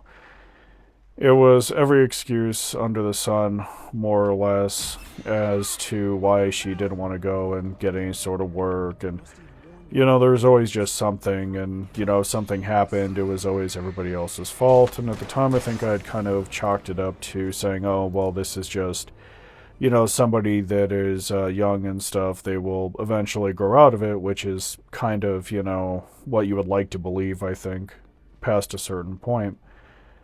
So she would eventually start popping in the group, popping out of the group, like it just wasn't really getting any better. And like her temper tantrums and fits and everything else was kind of weighing people down past a certain point. And so, the government was like, well, if you want to go and continue, staying at this apartment, you're going to have to go and you're going to have to get a job. And she didn't want to get one at the time. And so eventually she was jettisoned from the apartment and it wasn't really looking too good. Like a lot of her relationships back then were just like kind of a mess. She was going and dating people that eventually would come off the platform and finally become either a rapist or I know one of them ended up being a fucking pedo. And so I just kind of sat there for a while and I was like, yeah, this really isn't that great. So she would continue hanging out with me and the boys, and, we're like, okay, well, we're all she has, more or less. And so she eventually was forced to get a job, and she was trying to hold down an apartment for a while, but it just wasn't really happening, and then most of her relationships were also failing on top of it. Like they shouldn't have been, but, for some weird reason they were. And it just was kind of, I think it should have been a red flag, but I was just kind of like, you're going to experience that, when you're younger and stuff. And so I didn't really think too much of it. And so, day in and day out, it was mainly a lot of gaming and then, going and, working at whatever job she had at the time. And, this is pretty much her life. And eventually things had crashed hard enough to where, people didn't really want to support her anymore. So she started drifting from relative to relative, trying to go and get whatever support that she could. And it would normally end really, really badly. And so this would kind of bleed over into the life that she had with me, Corey, and James a lot. If she didn't get what she wanted, she would go and she would have a fit. There would be points where she would just go and piss everybody off so bad that we'd be like, hey man, we really just don't want you here. And so she would go and she would run away and blame everybody else and just talk huge amounts of shit about them. And then eventually she would come back because she was not capable of creating a group all by herself. She wasn't capable of going and attracting people and saying, hey, I enjoy playing this game with you, let's go ahead and hang out. So whatever group I was in, she would normally find her way back to it. And so she had disappeared for a while. We had no idea where the hell she had gone and stuff. And it wasn't really, I think, so much of a curiosity. Like when she came back, we just kind of didn't care. It was a lot of, oh, hey, welcome back. And You know, when she would come back after throwing a temper tantrum, I think she knows that what she was doing was wrong and stuff, but she would try to sweep it under the rug and act like everything was normal, and we all damn well knew that it wasn't, you know, but at the time we didn't care. We wanted to get on, play COD, and enjoy each other's company, round off the evening with some GTA, and that was pretty much it. You know, everybody was just kind of going and doing their own thing, and with all of us being still pretty goddamn young, you know, we weren't really thinking about it too much.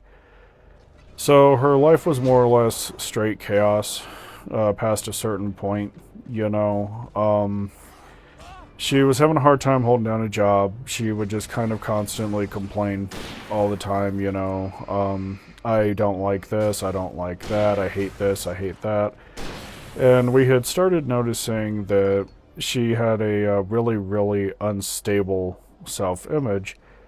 So with me, I knew that I was trans really early on, but back then we didn't really have a terminology for it. You know, like I just remember kind of being a kid and saying, oh, hey, you know, this is, you know, I'm fully aware of what I look like, but this is what the internalized software is reporting to me, and it would just be a mental note that I would make. And with her, it was, I don't really know who or what I am. There was no real stability with it, I think. It was a large amount of, you know, oh, I'm this, I'm that. You know, there was always this constant need for her to go and, you know, stick a label to herself, and it was just really, really oddball. There was just no real sense of identity. And so the group was kind of annoyed with it. You know, they weren't annoyed with the instability, they were annoyed with being constantly badgered with it, because first it was I'm gay, followed by I'm gender fluid, followed by I'm gay again, followed by I'm gender fluid, followed by I don't know, followed by, you know, I'm trans, followed by I'm non-binary, followed by, you know, I'm trans femme. And it was just really weird because a lot of the non-binary folks that I hang out with, they're very adamant that folks that are non-binary don't generally fall underneath the trans umbrella. They're kind of like their own little group and stuff, which, you know, that's fine, whatever. I also have people that are non-binary that, you know, do fall underneath the trans umbrella according to them, which, you know, okay, that's cool. So for a while, this was kind of her entire personality, just acting as gay as possible while going and trying to attach a new label to herself every single chance that she got. And, you know, this would normally be paired up with a fair bit of rage and stuff, and people didn't really want to be around it.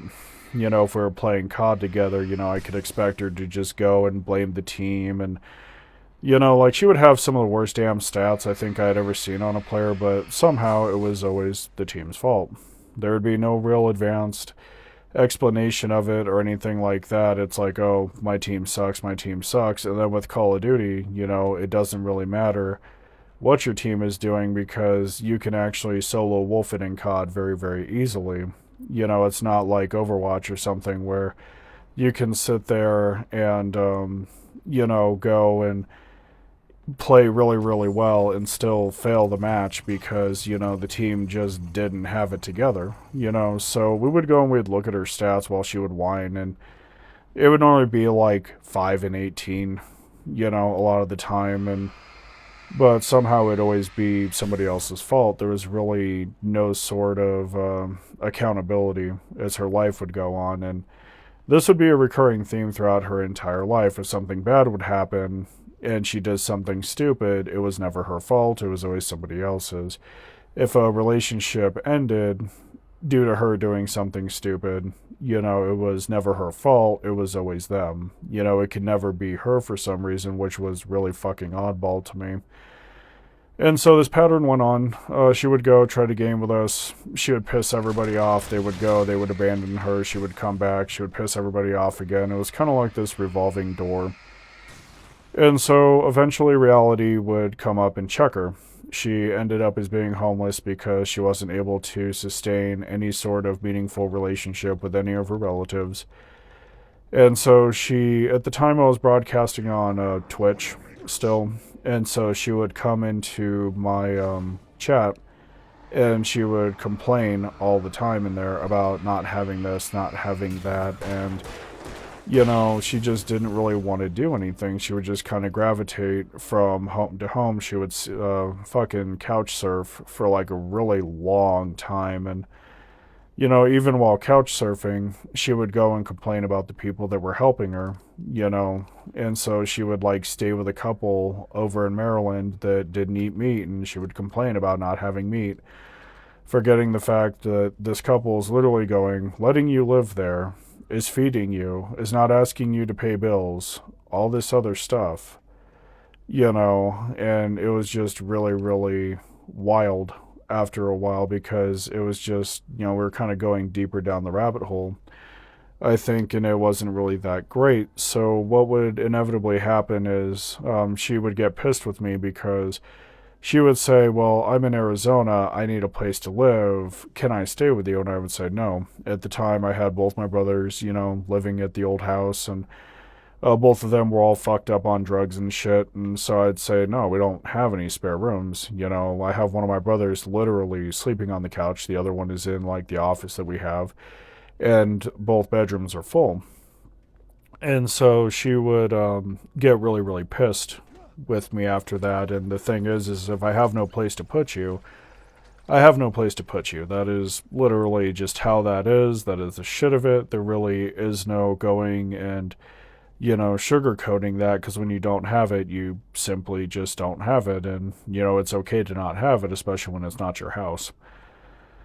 So she would eventually wander around, and she couldn't handle the heat of Arizona, so she wound up going and finding her way to Chicago, and she wound up almost starving to death because she literally could not go and adapt at all. Like she didn't want to go and try to find like a soup kitchen or homeless assistance, and Chicago is actually surprisingly well equipped in that regard for what it is to help folks that are like that are kind of struggling. They have a lot of resources, which is actually kind of nice, and at least back then they did. I don't know if they still have them now, but I know back then they did.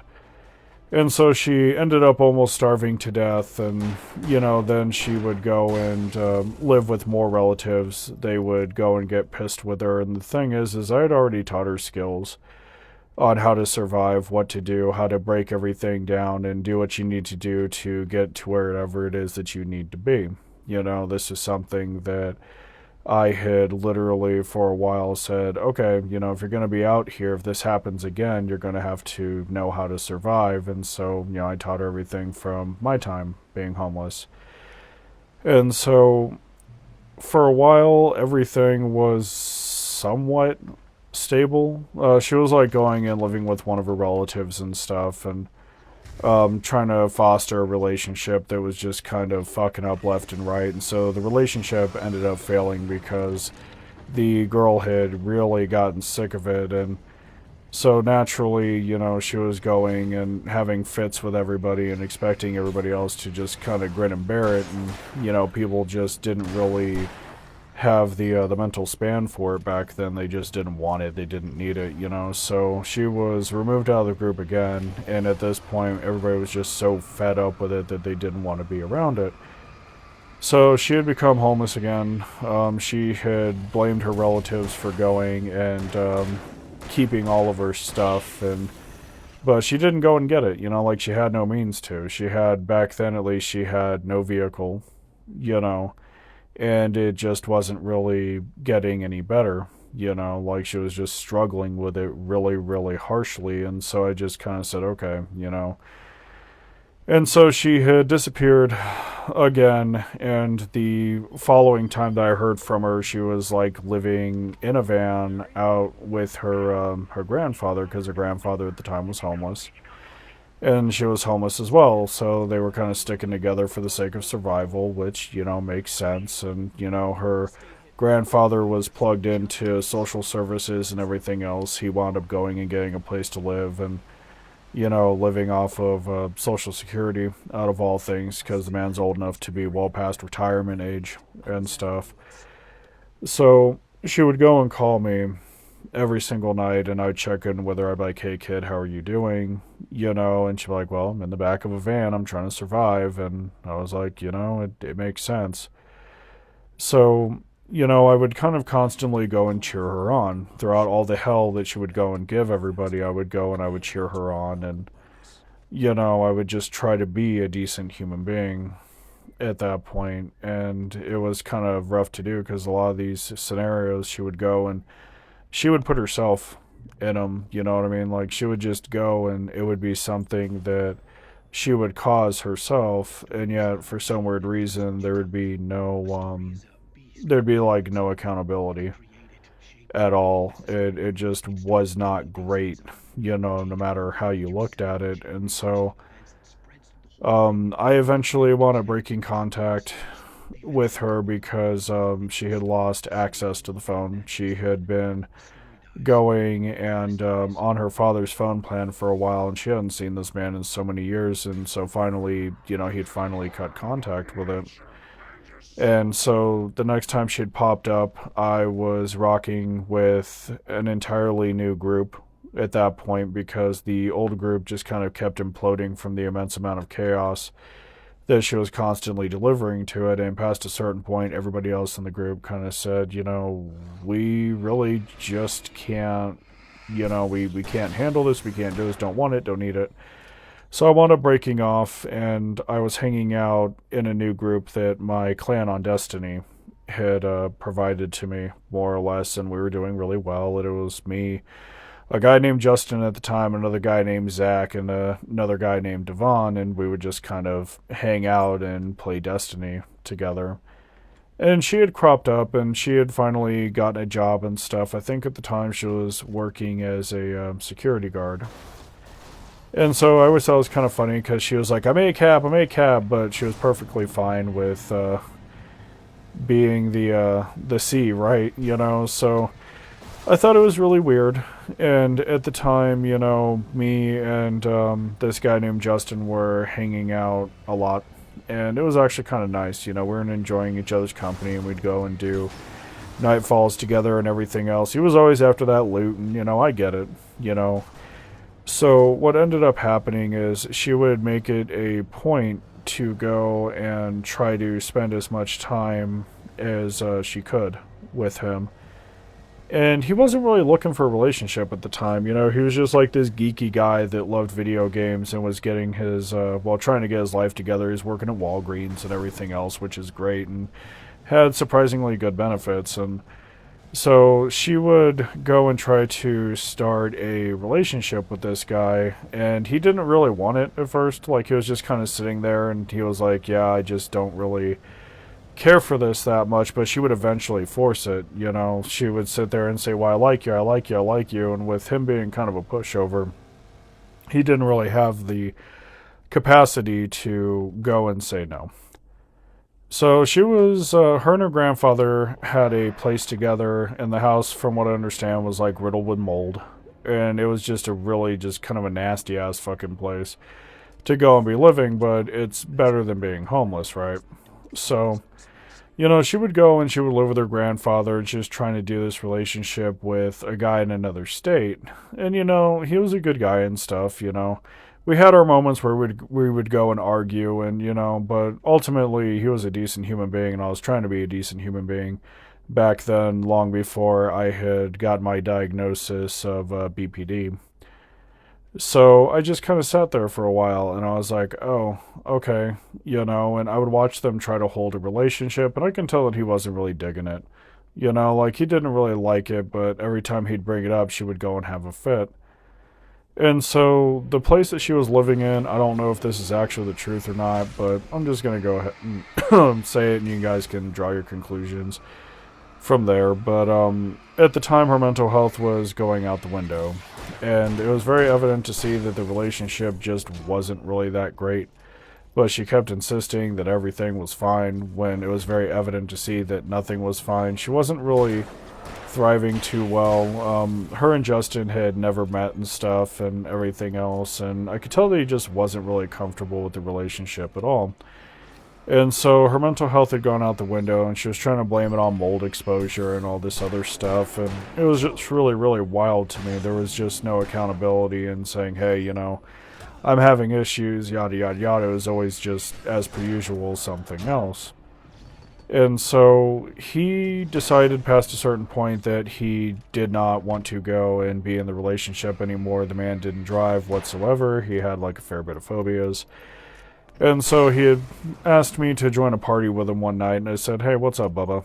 And he was like, "How do I break up with her?" Because she was losing her mind so hard that, there was really just no way to do it well without her just kind of flipping shit. At the time, there was a lot of accusations that were kind of flying around, and she was sitting there saying, well, he's probably sleeping around on me, and the guy had, like, really severe anxiety, right? Like, he was struggling more than what he realistically should have been. And so he was just kind of sitting there, and he wanted to end the relationship, so I walked him through it, and I was like, alright, dude, this is what you gotta do. I mean, if the relationship is going to end, that's fine. But you guys don't have to be garbage to each other, and if you guys want, you guys can still be friends if you guys think that you're mature enough to go and handle that, and that's pretty much how that was. And so he broke up with her, and almost immediately there was some sort of conspiracy theory about, him going and dating somebody at his job, which, to his credit, he did want to be in a relationship with somebody that was, closer by and stuff, and he wanted to be in a relationship that was stable as well because he could literally pick up the anxiety that she was throwing out there all the time, and he didn't like that. He didn't want it. He didn't need it. He just really kind of wanted to vibe, and I get that. If you can't vibe with the person that you're with, something's fucked up.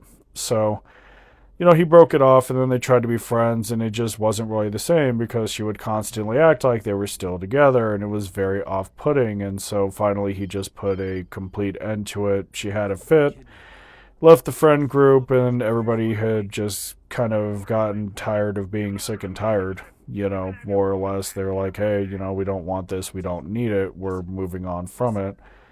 And so he eventually went off, and last time I had checked on him, before I wound up closing down most of the friends list on my Xbox account, he was like going and getting married to somebody and everything else. I was like, alright, that's cool, whatever. And so I hadn't heard anything out of her in a really long time. It was actually, strangely enough, quite peaceful. I mean, I kind of laugh at it a little bit, but there's a large amount of truth to it. She had exploded so damn hard all over everybody that they just didn't want to be around her. I didn't want to be around her. Zach didn't want to be around her. Everybody went and removed her. I mean, it was like this mass exodus, I think. And so a couple of years had passed, and, this is around the 10-year mark, and I'm just kind of sitting there going and doing my thing, and she had cropped up, and she was like, well, I wanted to add you as a friend, more or less. And so I was hanging out one night, on the Xbox One. Sometimes I would just hang out on the Xbox One dashboard, and people would send me party invites, and I'd just go and hang out with them if I had the time for it. And I had noticed that she had added me as a friend back when Xbox Live was still trying to be Twitter. And so I was like, I shot her a message, and I was like, hey, what do you want? And she was like, well, I have a job now, and I have, like, a new girlfriend and everything else. I said, oh, hey, that's cool. And, she was trying to go and build a relationship with me, which is really great. I was glad that she was going and getting her shit straight. In the back of my mind, I'm saying to myself, I wonder if she's changed any. I wonder if she's evolved, more or less. And so something that was kind of like lurking in the back, and I'm just kind of sitting there saying to myself, I wonder if she's grown up any. And so she came out of the closet, as being trans and stuff, which, okay, whatever. And I was like, that's really nice and stuff. And I had started going and trying to go and hang out, more or less, like I was actually invited. And so the first thing that I had noticed almost immediately when I was going and hanging out is the group that they were hanging out with was literally a bunch of white supremacists, and it was very off-putting. I was sitting down and just going, Jesus fucking Christ, really? And so I had asked about it. I said, what the fuck are these people? And she at the time would try to rationalize it and say, well, it's funny that they're racist, and I just never found any humor in any of it, Like, when you're racist unironically, it really just is not great. I can understand trying to do racist caricatures and stereotypes and stuff, but it just really, when you sit there and you listen to these people just be overtly racist with everything, it's not really that great. The people that she was hanging out with were very, very low quality. There was a very there's a very unusual thing that was going on. So at the time, she was identifying as non-binary, but was saying that she's female and stuff. For the sake of like this whole shtick, we're going to be referring to her as her because that's what she would want more or less. But the group of people that she would go and hang out with, they would go and just use her male name and stuff, and then they would go out of their way to go and misgender her all the time. And I always thought it was kind of odd because she would sit there and say, well, I don't like it when people refer to me as a guy.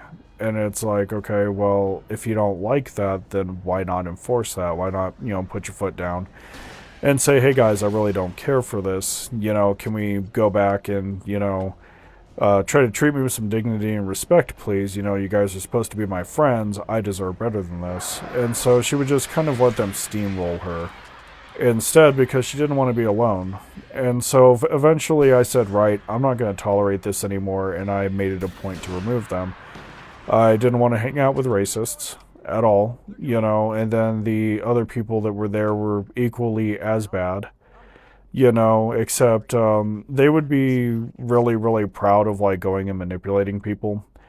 And I eventually would just kind of sit there and say, yeah, this really isn't that great. And I would just make it a point to just go and kind of strip the meat off the bone, so to speak. And so it was really, really odd because when I had met her significant other, I just kind of said, oh man.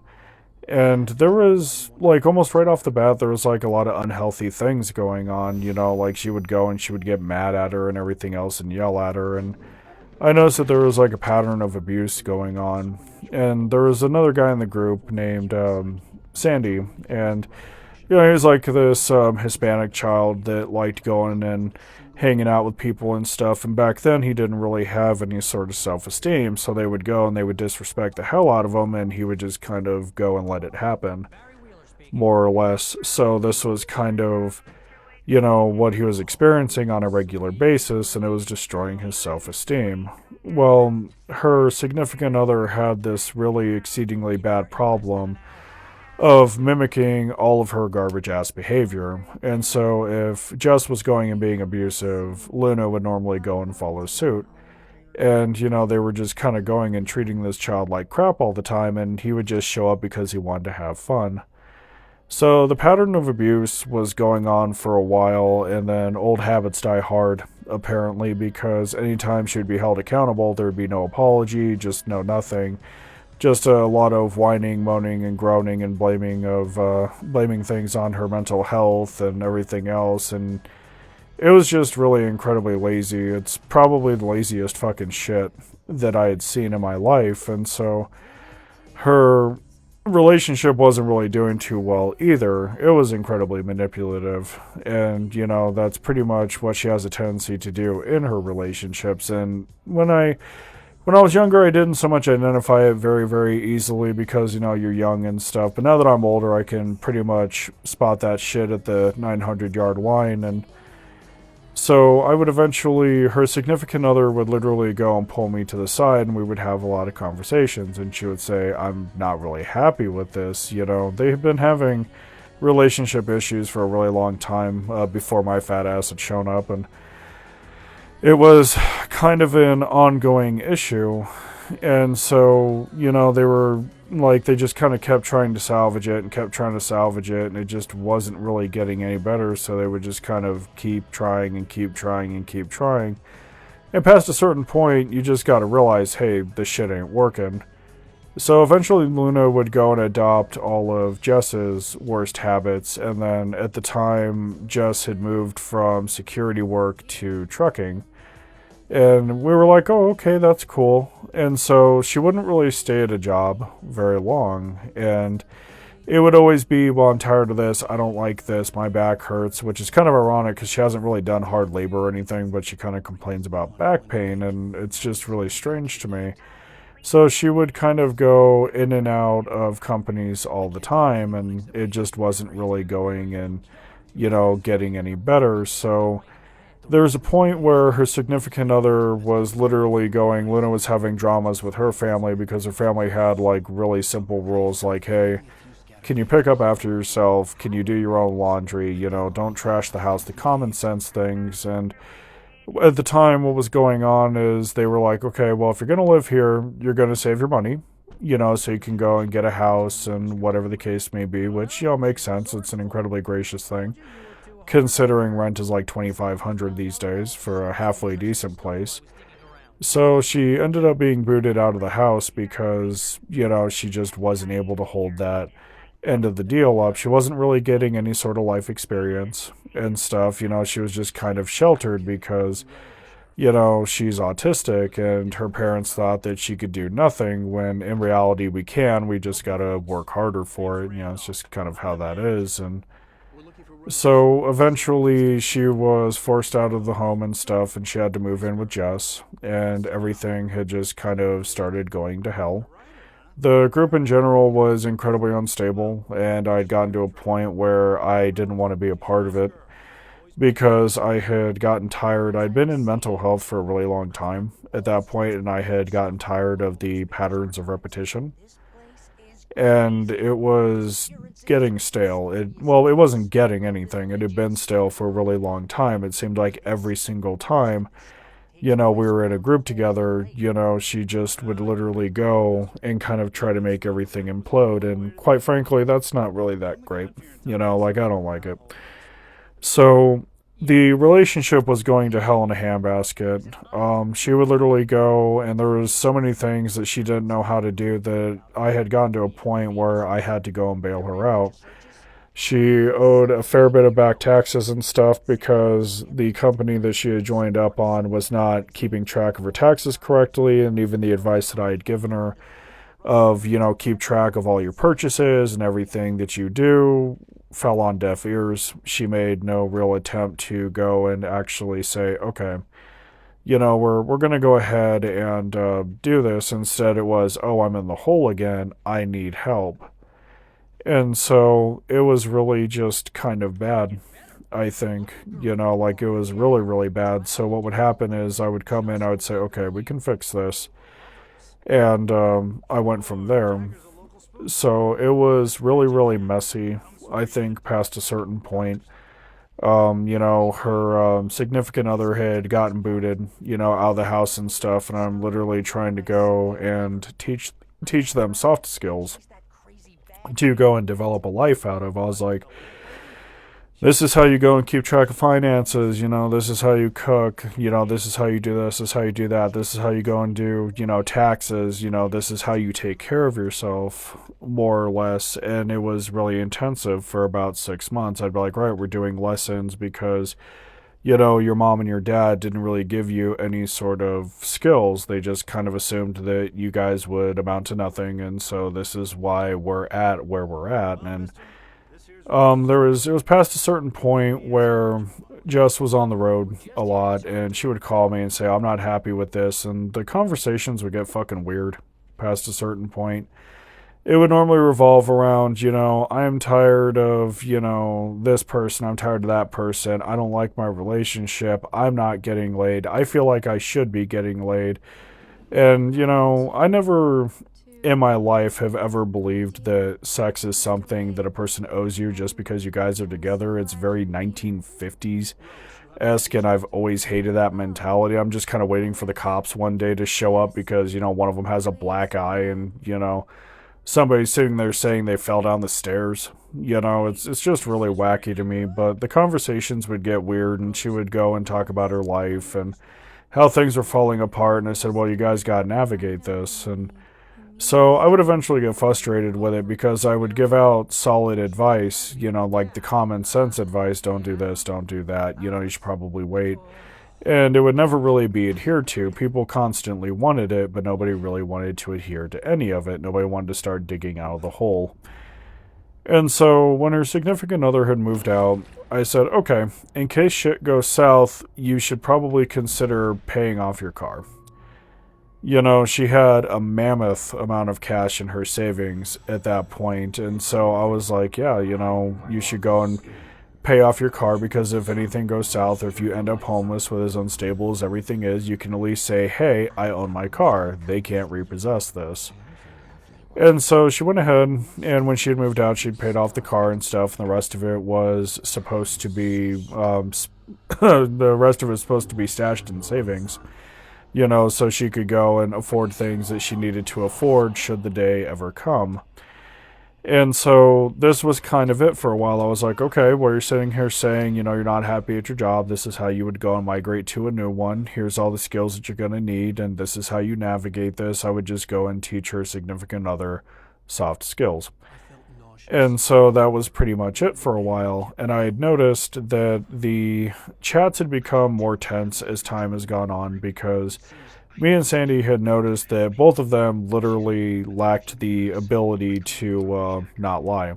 You know, they literally sat there and they're like, well, you know, we're going and, you know, we're suffering and struggling very heavily with X, Y, and Z and just like all this stuff. And past a certain point, you're just kind of like, well, a lot of this stuff you're kind of going and doing to yourself. And it was really kind of wild, I think, past a certain point, because Jess had reached a point where she was like, well, I don't want to work this job anymore. So she would go and she would quit.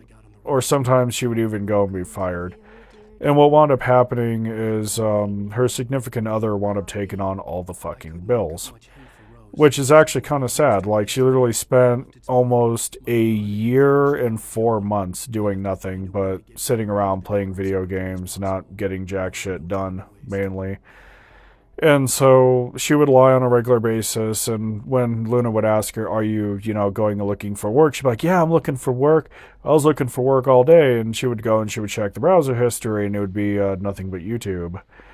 And so it wasn't really going too well for her. She was trying to lie about things. It wasn't really going over well because everybody could go and see through it. And there was just a lot to it, I think. It wasn't this easy thing of, you know, oh, I'm going to lie and get away with it and nobody's really going to notice it. It was, we know you're lying. We know that you're full of shit. We're sick and tired of being sick and tired.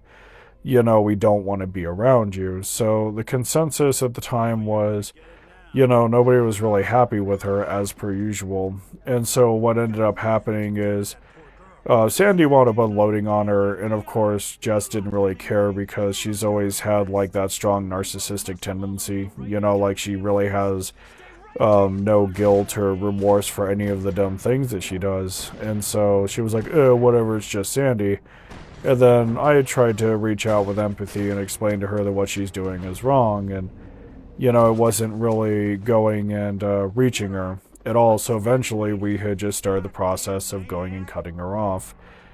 So over the time that she was going and fucking off and just kind of staying at home and whining about her mental health, she had literally made it a point to just piss off everybody as much as she could. I would say, hey guys, you need to get your lives together. This is really, really rough, and, you know, it's something that you guys got to think about. And then eventually she would go and start looking at me as competition because she wanted control. And with me and Luna, I was like, hey, Luna, you need to go and, you know, get things together. You need to get your life in order. And, you know, she needs to get up and do something because you're not the welfare office. You know, your savings are almost gone at this point. And so I found out that she was getting jealous because apparently Luna was starting to mirror me pretty heavily, and Luna wasn't having the crap anymore. She was developing intolerance towards Jess's laziness, which, you know, you should have an intolerance towards that. And she would get mad all the time, and she would say, well, you sound just like Raime. And here's the thing, I don't care. You know, like, if that's really going to bother you, if, like, somebody saying, hey, you need to get up and do something is really that awful to you, then that is a problem with you, not generally with the other person. And so she would go and she would have these bitch fits and stuff, and it eventually had escalated to going and talking shit about,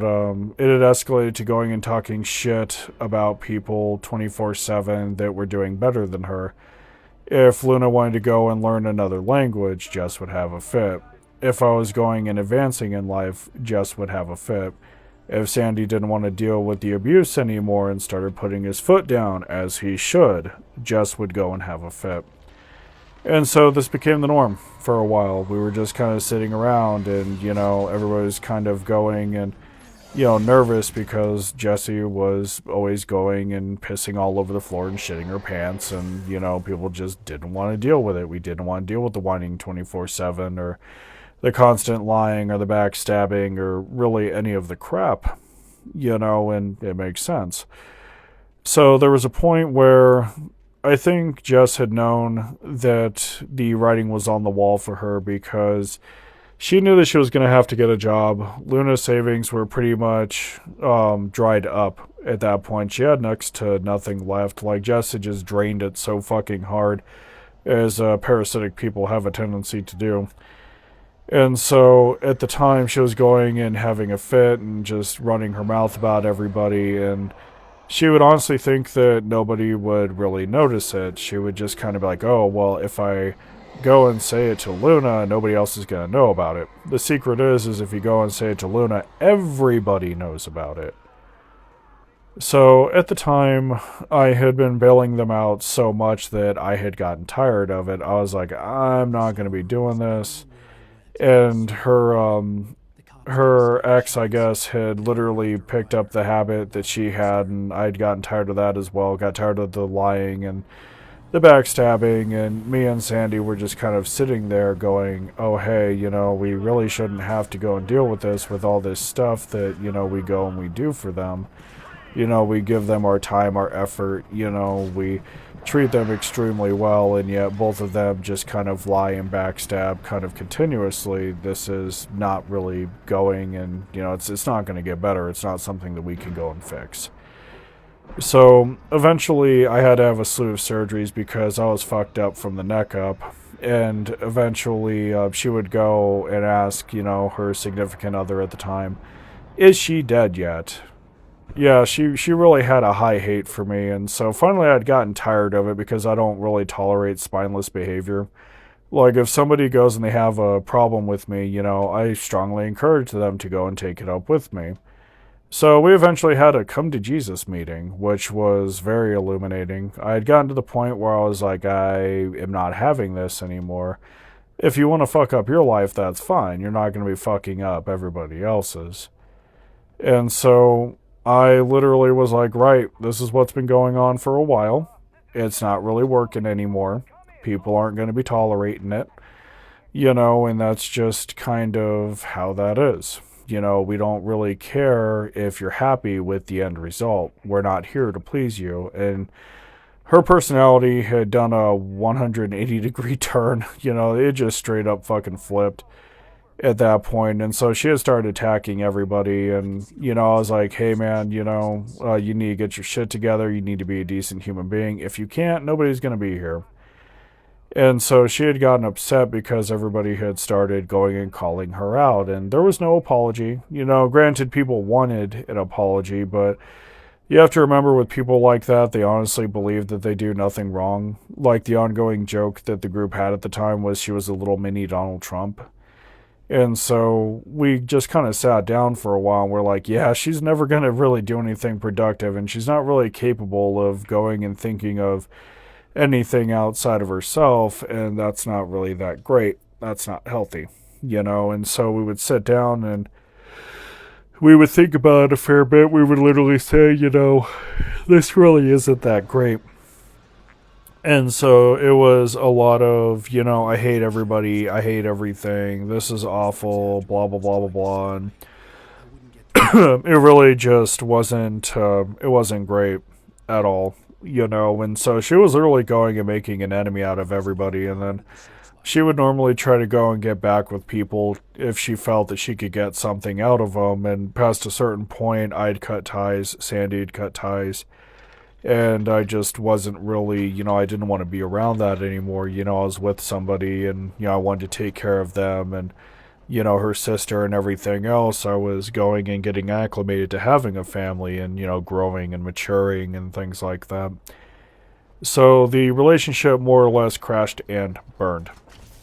She had literally done so much dumb shit in such a short time span that she had literally gone and just pissed everybody off, and everybody had alienated her as an end result. They were like, right, we're not going to go ahead and tolerate this. And so she had just a massive fucking fit about it. Started, getting weird with it. If people were trying to have normal conversations with her, she would go and growl at them like a fucking dog and shit. And then demand that people go and take her seriously. It just didn't really make a lot of sense. So when we had the come to Jesus talk, I was like, listen, dude, I could have given you a hand. I would have not minded doing it at all. And, you gotta stop doing this, you gotta stop doing that. And so she would try to go and puff up her chest. Like she would go and like try to act all hard and shit. And I'll be honest with you, it doesn't really work with me, like at all. And so I just kind of sat there and I very casually, I was like, listen, dude, I understand you think you're tough and shit, but you're really not. And so her level of mental illness was kind of like reaching new heights in many ways. And it was getting kind of dumb. Like one of the main problems that we had towards the end of it was she would just keep lying all the time. She understood that, Luna had a finite amount of resource in her savings and that they had to make it last, but she would constantly say, oh, you've got like 38 grand. Let's go get this gun. Let's go get that gun. Let's go to the range. Let's do this. Let's do that. And when you don't have a job and it's one person that's supporting you on a McDonald's salary, mind you, well, a McDonald's paycheck, you're not really going to have the luxury of going and being able to do whatever the fuck it is you want to do. People working in the house, like two or more of them, yeah, sure, I get it, but when it's just one person that's going and towing the line like that, you can't really afford to fuck around with your finances too much. Not at fucking $16.50 an hour. It just doesn't fucking happen. And so when I would bring this up, I would say, hey man, you can't be treating your girlfriend like the welfare office. And she's like, well, I'm not, and I'm trying. And it was always like this self-victimization that I would see all the time. And then I would say, well, I could have given you a hand with this and that. I could have helped you, get a job for this and that. And she's like, well, I don't want people's help. And it was like this constant kind of brainless pseudo bravado that she would go and try to go and bring into the conversation. It just wasn't really working. And so finally, I had advanced in life enough to where, I just wasn't really having the crap. And so I said, what's the matter with you? I was like, well, you don't really like people picking on you. I was like, you go and give everybody else a heap of shit, but you sure as hell don't like it when people bring it back at you. And she had a fit and she said, well, there's a power imbalance and I would prefer if people didn't go and abuse their power. And she got upset because I said people would prefer if you didn't behave like an insufferable fuck, but here we are. And so eventually, every time I saw her, I just kind of kept pulling the rug out from under her. I was like, nah, dude, you're not going to be good for the rest of your life. And she had gotten mad because everybody had alienated her. Sandy and I literally said, hey, Luna, we're not going to be in the party if she's in here. We locked that shit down because we did not want to be around the acid all the time.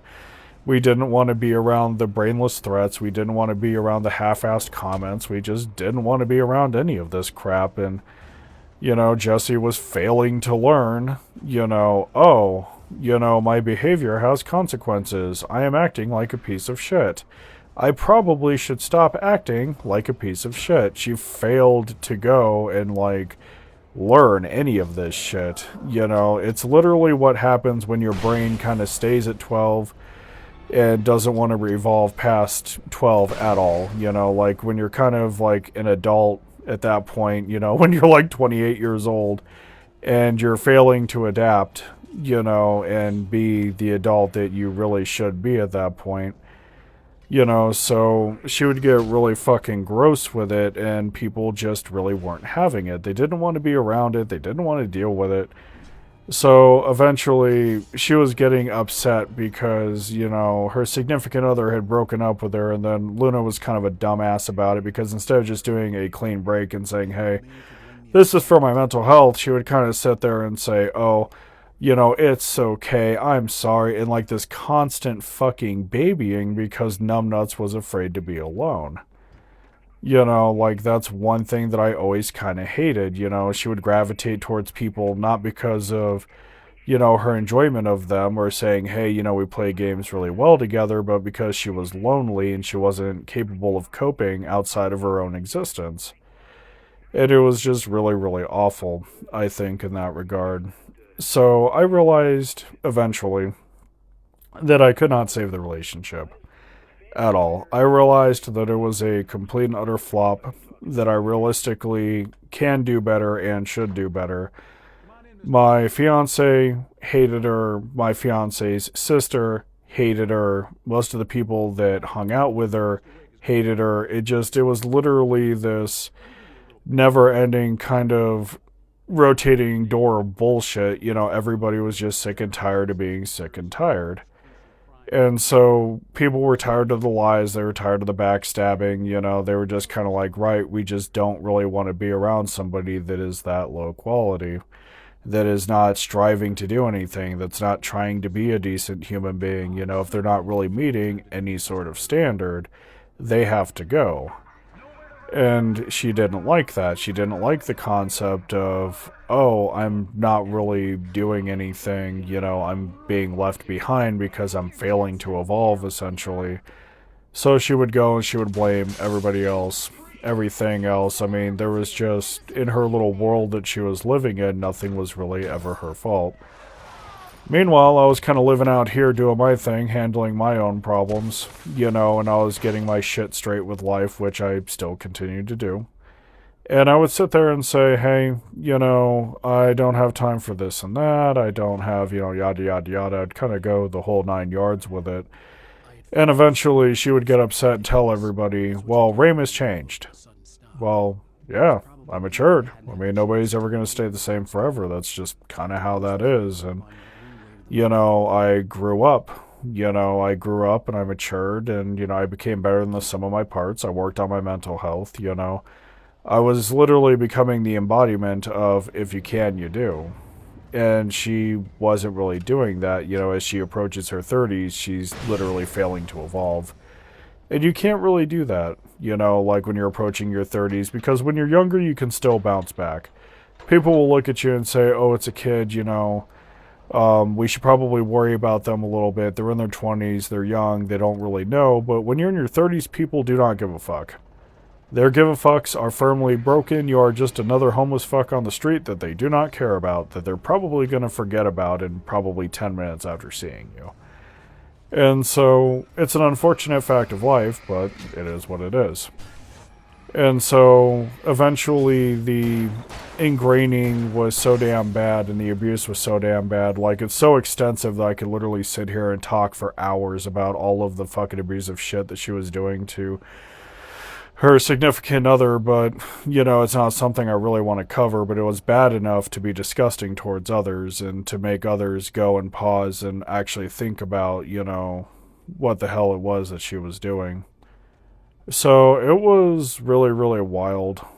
I think, going and looking at it, you kind of just say to yourself, God damn, this is awful. And I realized that she was never going to evolve. She was never going to be a decent human being. She has really, really, really stupidly strong narcissistic traits and stuff. And, it's like she was going and running those shits in real time. And I'm just sitting there going, God, man, how do you live with that? And then the last thing I had heard, it was like, oh, well, she's doing this and she's doing that and she's talking shit about these people and she's talking shit about you. And her ex literally was fully aware of, like, how awful of a human being that she was, but she would still go and, like, make the choice to stay with her. And then that kind of screams, oh, I have impaired judgment. But to be fair, her ex was frequently letting pedophiles into her life, and she thought that this shit was okay, so we wound up leaving her behind, too. It just wasn't great. There was nothing great about it at all, like, I wound up leaving both of them behind because they both were kind of feeding into each other, which is something that we see in unhealthy relationships from time to time. Like, you'll just see people feed into each other all the time, and they'll just feed and feed and feed, and you would eventually get to a point where you're like, this really just isn't that great. We probably shouldn't be going and doing this, yada, yada, yada. And it was really just kind of wild, because it was very easy to see that, they weren't healthy for one another. But since one is codependent and then the other one is deathly afraid of being abandoned, it's just going to constantly feed anyways. It's not going to get better in that regard. So I went ahead and we wound up going and just kind of leaving them both behind. And, they just had zero fucks to give. And now they're just kind of with each other. They know that they're unhealthy for each other, but since everybody else more or less told them to fuck off because of their bullshit, they're literally stuck with each other. They're literally stuck in a fucking rotunda of misery. I have one human being that literally cannot stand being alone and is willing to manipulate others to do so and talk heaps of shit about people and wish death on them. And then I've got another human being that stays with the first human being simply because she cannot make it on her own. And yeah, she's literally going and using her just for the money at this point because she is making such little money that she cannot afford base grade rent on her own. But to be fair, I don't think that's entirely her fault because rent's just fucking ridiculous these days. And so they literally are kind of trapped in an unhealthy relationship. Nobody else really wants anything to do with either one of them because they've all moved on and advanced the wheel and everything else. And it's really just, it's not that great. And so, yeah, there was a point where I eventually was like, I cannot save this friendship. And they're not really advancing. They're not really getting any better. They're not trying to do anything productive. They're literally doing nothing. I mean, like, it was one of those things that was so wild past a certain point that looking back on it now, even I find myself wondering what the fuck it was that I saw in this human being to begin with. Like, this human being literally got so fucking pissed with me simply because I didn't want to do gay jokes for the rest of my life. Like, I didn't want to go and do gay jokes all the time and call people, some truly atrocious things. I wanted to grow up and mature, and I eventually did. And this was a really big problem for her because it is a direct threat, somehow, to her at least, it, makes her look lesser than, which, is something I saw whenever anybody made any sort of improvement. I finally decided to cut her off entirely, strangely enough, over internalized minority politics. And so it was really wild to me because for me, I don't really have a very strict definition of what it is to be trans, right? I don't really believe in any of the medical garbage that a lot of people try to go and force the whole, you have to go and get the surgery to be trans or be on hormones to be trans. I view my transness in general is just a natural state of my being.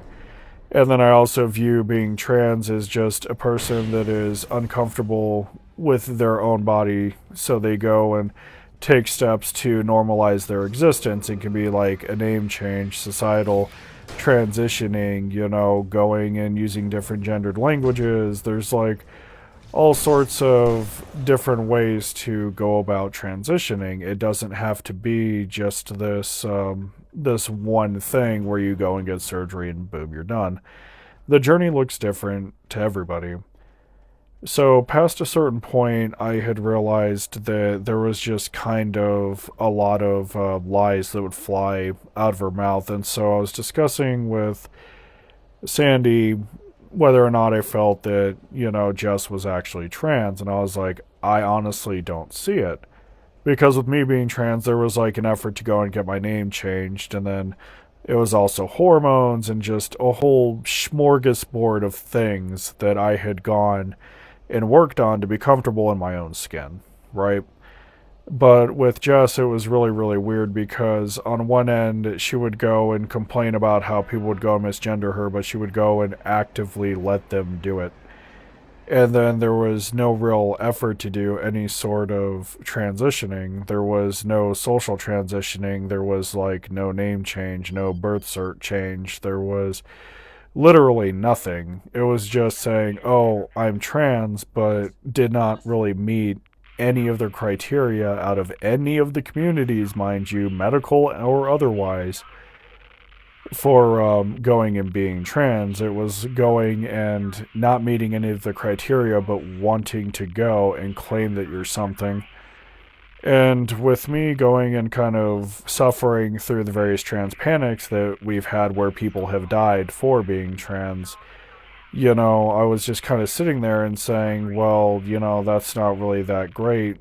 That shouldn't really be like that. And, it's really weird because I see, and this is a problem with Gen Z that I've noticed. They'll latch on to a movement to feel like they belong because they kind of, from what I've seen out of a lot of folks from Gen Z, they kind of have a tendency to feel like they're a bunch of misfits. And so what winds up happening is they'll latch on to whatever movement it is that they could go and latch on to, and they're all about it. And since they have extremely short attention spans, they forget about it some 5 minutes later, or they have a tendency to run away when it's time to go and protect that community. So I see it a lot with Gen Z.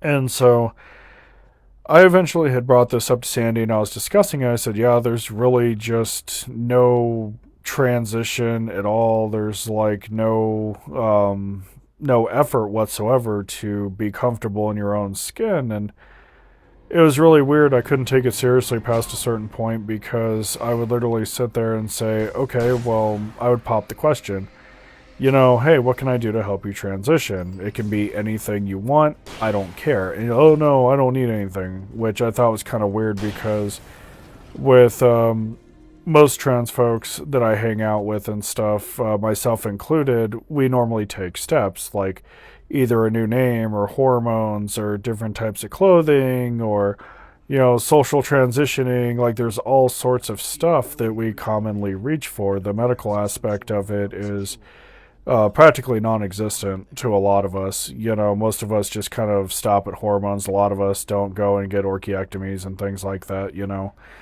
And so when I had brought this up to Sandy, I was like, hey, she's not really transitioning to anything. I think that, she's just non-binary. I don't think that she's trans. And this is a phenomena that I've seen non-binary people point out where you can be non-binary, not really have any sort of inlining with being male or female, not really identifying with either or being a melding, and not be trans. You can have that. And so for a while, me and her ex as well as Sandy would go and discuss it and say, hey, this doesn't really seem that right because pretty much every single trans person that I've ever ran into, medicalist and otherwise, have had something that they have transitioned to. I've seen people reach up for hormones, name changes, just all kinds of stuff, and that's what they have to do to be comfortable with themselves. They take steps to be comfortable with themselves, and with her there was absolutely no effort being made to go and be comfortable, with yourself at all. She just wasn't really reaching for that idea of I need to be comfortable with myself. It was, this is what I am, I'm going to be miserable, not take any steps to try to go and remedy it. So apparently past a certain point she had heard this segment of the conversation, and so she had started trying to disparage me by saying, oh, well, you're a medicalist. And her ex would go and echo that, and I would flat out tell her I'm not a medicalist, because if I was, I wouldn't be with the woman that I'm with. Because the woman that I'm with has no real intent to go and get any sort of surgery. She's happy being on hormones and stuff, and she flat out asked me, would you love me any less if I wasn't on hormones? And I flat out told her no. I wouldn't love you any less because what you choose to do with your body is your own fucking choice, and it doesn't make you any less trans. She went, she got her new birth cert and everything else, new ID card. She's doing what she needs to do to be comfortable with herself, and that's pretty much where that's at, and that's okay. So she would always be adamant, Raime's a medicalist, knowing that I hate medicalists because they frequently put us in boxes that we, quite frankly, are never designed to fit in. And so at that point, I just said, you know, she's going to keep talking shit for the sake of talking shit. She's never going to improve. She's never going to be a decent human being. And so after a while, I literally said, you know, we can't do anything with this. She's kind of dead weight. I need to let her go. And so after over a decade of like going and having her in and out of my life and trying to take care of her and support her and every little thing that she did, I finally said enough's enough. Don't want it. Don't need it. Moving on from it. And so, quite literally, it's just her and her ex being codependent with each other because they literally just don't know how to exist, you know, by themselves. Like, they don't really have the capacity to say, oh, I'm by myself. I need to take time to heal and get better and everything else. So they have this revolving cycle of abuse going on. And I didn't want to be a part of that. You know, I felt like past a certain point that it was not for me, and that it's not something that I ever wanted to be a part of. I didn't want the arrogance, I didn't want the bullshit, I didn't want to hear about the insults that she had for her ex by saying, "Oh, McDonald's work is beneath me. No form of labor is beneath anybody. If you think it is, you're a part of the problem." You know, it's just like a lot of stuff that I didn't want to see. Like, I didn't want to go enter a chat and then sit there and listen to her whine, bitch, moan, and complain about how her significant other is not getting on a game to help her go achievement hunt when her ass should be getting up and looking for a fucking job. You know, like, she literally, it was so weird past a certain point because she would go and use words, and in all honesty, you can tell that she didn't really know what the fuck those words meant, but she would try to use them anyways. Like, for example, she doesn't understand that people have to work to survive because we live in a capitalist society, and as much as I hate that, I do have a firm understanding of it. And so, if I was going and working on something a little bit harder than normal, you know, like if I was going and saying, hey, I'm trying to get my foot in the door with this so I can advance my life, she would literally say, well, you know, that's just the Protestant work ethic, and you shouldn't do that. And so I don't think she knew what the fuck the Protestant work ethic is because it doesn't really have a lot to do with how you go about making money. It's more along the lines of the good works philosophy where you take care of other people, and it's an offshoot of Calvinism. And so I'd go and I'd watch her use words that she didn't know what the fuck they were all the time, and it was really kind of embarrassing past a certain point. And she would use them trying to attack other people, and it had gotten to a point where people had just kind of started laughing at it because they thought it was the dumbest fucking shit that they had seen in quite some time. And so I eventually got to the point where I had asked her, I was like, do you know what any of these words mean? And there was, as per usual, a non-response because you can't look like a fucking idiot if you never say anything. At that point, people just kind of go and wonder. You know, but it was really rough. You know, like I just kind of, over the course of well over 10 years, I kind of watched her destroy everything around her with no accountability. Watched her go and dust off all of her relationships and fuck those up. And I watched her lose pretty much every single friend that she had ever made. And I watched her entire family disown her because she couldn't get her shit together. I watched her make a bunch of excuses for how her life didn't pan out. Like, it just kept getting worse, man. I couldn't save that crap. So, to answer your question, yes, I've had to let people go that I've had for a while because they were just that bad. Do I like it? No, but sometimes you have to. It does suck, but it is what it is. You know, when you kind of go and you're plucking the fruit off the tree, so to speak, and you realize that one fruit is, you know, kind of rotting through to the other side, you know, there comes a point where you have to go and trim it. Not generally for the sake of being able to eat the other fruit or anything like that, but because you know that if you leave that fruit hanging on the vine long enough, it will eventually go and rot the hell out of the others, and you just don't really need that mess in your life. You know, like, I've always been a very firm believer of the phrase, be good to yourselves and each other. And when you're going and hanging out with somebody and they can't even adhere to such a common sense driven piece of philosophy, they really just should not go and be hanging out with you at that point. I wish I would have known this younger, a lot younger, you know, when I was younger, sorry. that speech impediment though. But if you have people that are going and making fun of people and insulting them for no reason and making fun of people with like disabilities and shit, you really just should not be around them at that point because they're pretty fucking low quality. So yeah, I wound up letting her go past a certain point. Didn't want to be around it, didn't need it, just all sorts of stuff. And it is what it is. I mean, it sucks, but she had well over a decade to go and get her crap together, and everybody else had quite literally moved on. They had gotten to a point where they said, hey, we don't really want this. We didn't want to look at the abuse all the time. We didn't want to sit down and say, oh, this is, funny and everything else. I got tired of watching her ex's mental health deteriorate on a regular basis, and I got tired of the lack of accountability as well.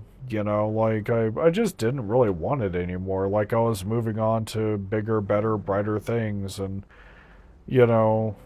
she just really did not fit into any of that because she would just go and treat people like shit on a regular basis. And I think when you get older, you kind of have to take a stand and say, right, this crap is awful, and you got to learn to start recognizing people's worst aspects past a certain point, because if you don't, they will literally drag you to hell with them. That is just how that is. So, with that thought in mind, I'm going to go ahead and wrap up this mailbag.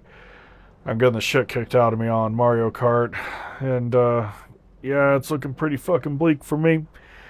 So, I hope you guys, came out, and I hope you guys actually enjoyed yourself a little bit. I finally answered the question. You can stop nagging me about it. It's alright. It's covered. Take a break. You don't have to continuously molest my comments with asking me if I've done it. It's done. It's been made into a video. You can give it a rest. Thank you for hanging out. I will see you all later, and as always, be good to yourselves and each other. Alright, moving on. So I was sent an email the other day asking what the best political party for trans people could be. Well, largely, if you're trans, you're more or less politically homeless at this point. I'm going to go ahead and explain why. So, every party has something to gain out of the trans population, largely, except for conservatives. With conservatives, I think it's mainly down to the vote. If they appeal to you enough, they will get your vote, and once they're in power, they'll go and cause a muck and everything else. We don't really have any good parties or even any good political movements for us at all. We never really have. We're going to go ahead and start with conservatism and everything else, and we'll move over to leftism a fair bit. So, trans conservatives have a tendency to wig me out a little bit, mainly because after the platform shift that the conservatives had, they became really, really hateful to anything that was not a white cis male. We see a lot of sexism, we see a lot of racism, xenophobia, homophobia. If you name it, then, and if you can think of it largely, then, they probably are suffering from it, mainly. A lot of trans conservatives that I see, they kind of have this idea of, if I blend well enough, they'll accept me. If I behave how they say that I should be, or if I go and act in a manner that is appealing to them, or maybe to other people, they will accept me. If I adhere to the rigid standards of what they think that I should be, they'll accept me. And that's not really the case. What a lot of trans conservatives don't really realize is that it's down to use, more or less. How well can they use you to kind of further whatever it is that they're working on at the time? And, how much benefit are they going to get from that? Because normally with conservatives, as we see, when the heat actually starts getting turned up and stuff, they will go and discard whatever the hell is bringing that heat. An example of this is when they were using trans conservatives to try to make the party look better. They had this idea of, oh, look, we go and, we have, trans people in our party and we love them. And then with the last election, once trans people became hotly debated, And once they were used enough, they had promptly discarded all of us, because people did not want to live in the boxes that they had set up for any of us. So we would see a lot of trans conservatives literally go and they would kind of say to themselves, oh, well, I don't belong here anymore. Or a lot of people would, underneath the political pressure, instead of just being themselves and telling everybody to fuck off, they would go and they would start the process of detransitioning and then commit suicide shortly afterwards because that's not who they were, you know. It's people's job to literally go and live their most authentic life, whatever the hell that life is. And if you're going and giving up pieces of yourself, trying to appease a group, then you're not really living too well, I think. So, a lot of the trans conservatives that I see are medicalists. They kind of get their lives wrapped up in their biology and stuff, and, they kind of use that standard to go and become more appealing to the conservative base because conservatives, instead of having the ability to say, hey, these people are the way that they are, and it's okay for them to exist, a lot of conservatives try to wrap it up medically and say, well, they're like this because of X, Y, and Z. So they use that as justification for another person's existence when the justification, in all honesty, is really not needed. People are allowed to exist simply because they are the way that they are. It's like being black and or any other minority, really. The same argument was used back in the 50s against black folks. They would kind of sit down and say, well, black folks exist because, and they would try to wrap it up instead of just saying black people deserve to exist regardless. So we see that get lost in translation, I think, a lot of the time. And so we've seen it when conservatives were attacking the Japanese way back in World War II. We saw it when conservatives were going and railing against black folks. We saw it with the various LGBT movements. They try to wrap things up in a package that is a little bit more accepting because they don't really have the ability to just say, hey, this is, who these people are and it's perfectly okay. So we kind of see a lot of appeasement, I think, with trans conservatives. They kind of sit down and they're like, well, I'm kind of fitting this idea of what they feel I should be. And that's okay because they accept me instead of just being content with themselves and kind of living the best life that they can live. I find a lot of trans conservatives to be inherently hateful towards other trans people as well. I see it quite often because what happens is they get kind of stuck in that incredibly strict and rigid mindset, and they're not really capable of evolving past that point. They can't sit down and say, oh, okay, well, I'm like this, but, I'm going to say to other people, other trans people, that if they're not like me, then they're simply not one of us, which doesn't really work. It's kind of that us versus them conservative mindset that has had a tendency to plague my country the last while. So, moving on. I find that Democrats have a tendency to abuse trans folks a fair bit as well, except they're a little bit more covert about it. Republicans will flat out tell you that they don't really care for trans people straight to your face, whereas I find that Democrats have a tendency to try to dress it up a little bit.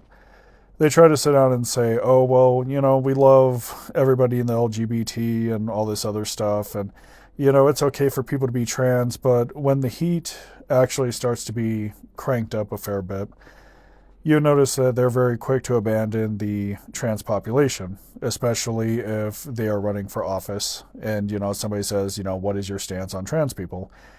Instead of just going and taking the heat and saying, hey, trans people are trans people, they deserve to exist, all the fun stuff, they have a tendency to buckle under it. So with a lot of Democrats, you have a tendency to see them go and toss trans folks under the bus a fair bit, and that's not really that great. I find that a lot of Democrats are also really huge fans of rainbow capitalism, because if you appear to accept someone or something more than another side, then a lot of people have a tendency to believe that it'll be of benefit. And then once that benefit stops being there, they're very quick to go and drop that. It's the idea of trying to paint yourself as accepting and caring of a minority, but when it actually comes time to literally go and say, hey, these are my values and I stand by these people, a lot of these people are very quick to buckle, and it's kind of sad, really, because it's a lack of morals, ethics, standards. It's basically a politician doing what they do best, which is, well, lie, more or less. So we see it a lot with Democrats, the whole rainbow capitalism bullshit, and then once that had stopped being a benefit and stuff, a lot of Democrats had started to literally drop the movement in its entirety. And then when it comes time to go and actually vote and stuff, they are mysteriously silent on pretty much every single facet of that, because that they know that in the back of everybody else's minds, that if those people get a whiff that they're super accepting of people that are not like them around election time, that they're not going to be getting any sort of votes as a consequence. And it's really, really sad, I think. And so with Democrats, I find that they're relatively spineless in this regard. They're not really capable of just kind of putting their foot down a fair bit and saying, hey, it's okay for these people to be here. They just kind of quietly murmur to themselves, oh, I got to go get the vote, because if I don't get the vote, then, we don't have jobs. And, they literally will go and sacrifice the entire community for the sake of their own livelihood. And I think it's kind of sad, But, if you're in politics, you're mainly there for the money, not generally to enhance people's quality of life. We haven't seen that style of politics in quite some time, I think. Especially after the FDR days. So with liberals and stuff, I find that most liberals are quite literally just closet conservatives.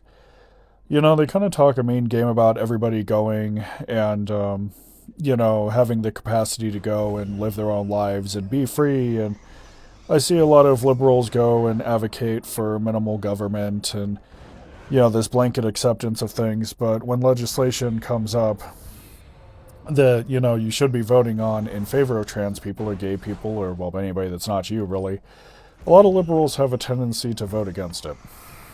They have more in common with conservatives than they do with Democrats and leftists. And so I always felt that was kind of weird, because it was oddball to me to go and kind of preach this idea of everybody's allowed to live their life how they want, but when it comes to actually going and getting legislation in the door which allows people to go and do that, they will routinely vote against it time and time again. So this kind of forces you to ask the question of, if you believe that everybody deserves to live their life, the way that they want to live their life, as long as you're not hurting anybody else, of course, then why would you routinely vote against it? You would theoretically be for it, in that sense. And so pretty much every liberal that I've had to deal with as time has gone on has almost always started to become a conservative.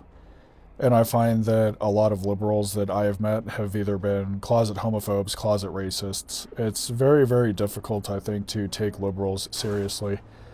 And then trans liberals, I think they have a tendency to bother me immensely. Not generally because they're liberals, but because they know what that movement is currently doing, and they still make the choice to go and be a liberal. Like, even if they kind of sit down and say, okay, well, I'm trans and I'm a liberal, but I don't really believe in what, modern liberalism is doing, and it's relatively unhealthy. And it's like, okay, well, that's great. If you don't believe in what the movement is doing, if you don't identify with the politics of any of it, then, why do you call yourself one? It had always kind of bothered me, I think, a fair bit. And so moving on to the various flavors of leftism, I do consider myself a leftist. I do consider myself an anarcho-communist, as do others, and I find myself struggling with leftists that are Stalinists, Leninists, things like that. And that's because when you look at a lot of those doctrines and stuff and what those movements were pushing back then, they were actually incredibly racist, incredibly sexist, and very, very homophobic as well. And I guess a lot of that can be attributed to the times, because back then a lot of these facets were just common. Back then it was the norm. But it was really weird because leftism had preached, equality for everyone and, especially workers and everything else. But I found that it was routinely falling short. So you go and you look at Leninism and stuff and the whole idea of the lumpy proletariat, and you very quickly realize that trans people very easily would not fit into that.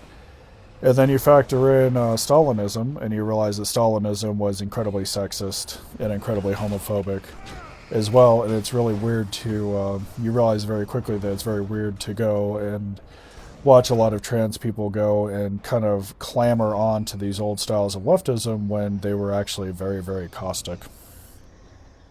And so, in many ways, I guess that trans people can easily be considered politically homeless. We don't really have a good political movement that is for us, that actually gives us equality.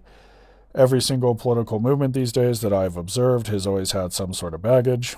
It's always had issues with it, and we've never really had any sort of a home in it. We've never had any of it. And so it's always been very, very embarrassing for me. And so I think that when it comes to the various groups in general, we just really don't have a home. Even looking at the LGBT community, looking at the last election that we had, Republicans and Democrats were both trying to utilize the gays primarily to go and get the vote and stuff. And so we saw a lot of it with gay Republicans mainly. They would sit there and say, well, we finally got our rights, and if we want to keep our rights, we're going to have to go, and, we're going to have to go and get rid of trans people because they're too much of a risk. And we had seen this a fair bit, and it was really sad, and we saw it with the Democrats as well. I found that the biggest offenders of this were primarily the older gays, like the Stonewall gays, if you would. They would just kind of sit down and say, well, we fought and we got chewed on by dogs and all this other crap. And yet they mimic a lot of the talking points that their oppressors would use to oppress them. Like we kind of routinely see this, and a lot of it I think kind of goes and harkens back to the patriarchy, because when women were going and getting their rights, the men would say, oh, they're not like us, they're going to hold us back, we can't do this, we can't do that.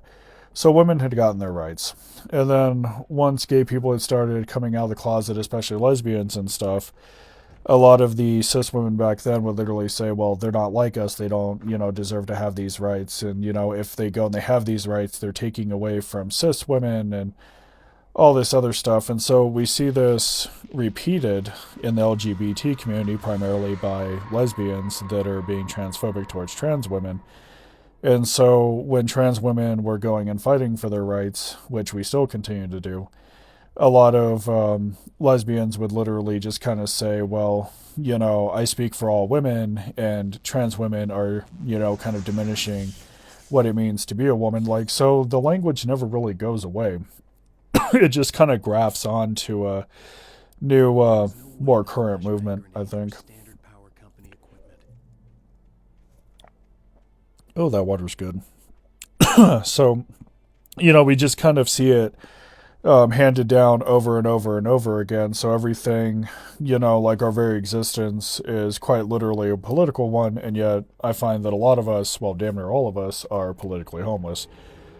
If you're a conservative trans person, you're going to be used and then discarded. If you're a democratic trans person, you're going to literally be used and discarded once there's no benefit to it. If you find yourself in a lot of leftist spaces as a trans person, you're going to run across a lot of transphobia. There just really is no sort of, there's literally no place for us, and it's kind of sad, really. I find most trans people these days, like when I go and I hang out with the rest of them and stuff, they either have a tendency to be staunch leftists, but they're like either Leninists or Stalinists, which is like a real huge red flag. Or I see a lot of us go off and become independents, because they're essentially politically homeless. They don't really have any voting power. They just kind of say, yeah, I'm off in the weeds doing my own thing. So I think as time goes on and stuff, as people become more and more aware of the various issues that we have in society, they're going to realize that there really is No, there really is no place for us to call home. You know, trans conservatives are always going to sit there and try to appease the conservative party, only to be discarded later. Most trans Democrats are literally going to believe that, you know, Democrats have their best interest in mind while going and routinely voting against things that would go and enrich our lives. They would kind of fall into the same camp as liberals in that regard. And then you're going to have hardcore trans leftists that are mainly there for the memes, not realizing exactly how transphobic a lot of the leftist ideology is, you know. So you just kind of realize past a certain point, yeah, this is for real, and it's most likely not going to get any better. You know, so it really just kind of sucks, I think, in that regard, you know, because it would be nice to literally say, hey, we have a political party that has our best interest in mind. And, you know, we realized we couldn't really do it very well with Republicans. We realized very quickly that we could not do it very well with Democrats. And then so we latched on to leftism by default, not really being aware of a lot of what leftist spaces are like and a lot of what leftist ideology is like. So naturally, past that point, you would say, well, Rain, what about post-leftism? And yeah, you know, it is there. It's incredibly small, but it is there. But I don't even really look at that as a stopgap either, because even in post-leftist spaces, with that belief and stuff, you know, it can be very, very transphobic as well. So it really, I think that if we're going to have spaces in politics, then it's going to start with normalizing our existence, you know, because a lot of people still don't really understand how being trans works. You know, you still have people that are religious that think that it's a demon possessing the body, and you know, if they were looking for something possessing the body, I think that they would have a better time looking at the Catholic Church, because they always seem to be inside little kids. So, but, you know, we need to have some sense of normalcy before we can really get wrapped up in any sort of politics. It's weird because we're forced to participate in politics for the sake of enriching our own lives and trying to have a better existence. But with us not really being entirely normalized, it just doesn't really go over well. In many ways, we're kind of in that suffrage era that we saw with black folks, Asian folks, feminism. You know, we're kind of in that era a little bit because we don't really have much stopping power when it comes to much of anything. And yet, even though we know that we don't really have much stopping power, you know, we're still in many aspects forced to vote, you know, to try to enrich our lives however we can. And so, even though the system doesn't really work for us, we find ourselves being forced to participate in it. And that's not really that great, you know. So, in many ways, our existence is being treated much like being gay, you know. It's like people don't really understand how it works. So they kind of assume, you know, this is, you know, quite literally where conversion therapy came from, because people were like, well, it's a mental illness, which, you know, it's not the kind of mental illness that they think it is. You can't just go and solve it with antipsychotics and stuff, because that's not how it rolls. You would typically solve the problem with whatever affirmation that the trans person needs. It could be surgery, pills, you know, whatever the fuck it is that they want and need at that point. So it just really kind of, it just kind of loops and loops and loops and loops and loops, and it's just kind of a vicious circle past a certain point. It's really just not that great. But it's not something that I think I'm ever going to see in my lifetime.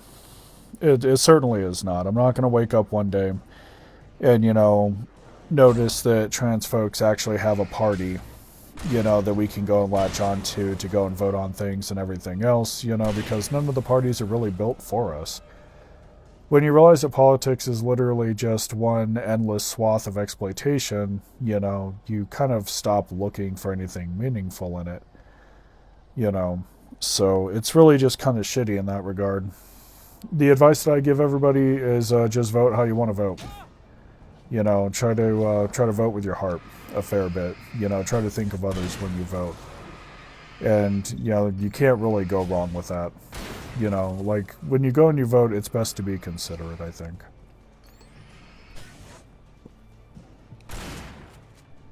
Moving on with the mailbag, we're going to go ahead and pop open another email here, see if I can go ahead and get it blown up and scaled properly. Oh, here we go. Let's see.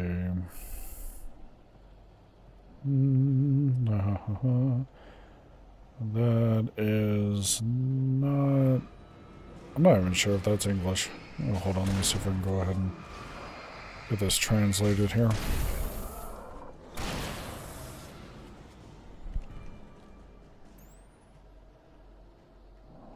Let's see. Oh, here we are. In past mailbag videos, I noticed that you don't really like other human beings as much? As much. Do you care to explain your attitude behind it? What the hell was this translated from? Oh. Yeah, I definitely don't speak that. Okay, well, I'm sure that I'm going to be screwing it up somewhere. Let's just go ahead and see where it goes and stuff, and we'll go ahead and go from there. So, yeah, absolutely. We can go ahead and have that conversation if you'd like. I don't mind answering it a fair bit. I don't really care for other people that much.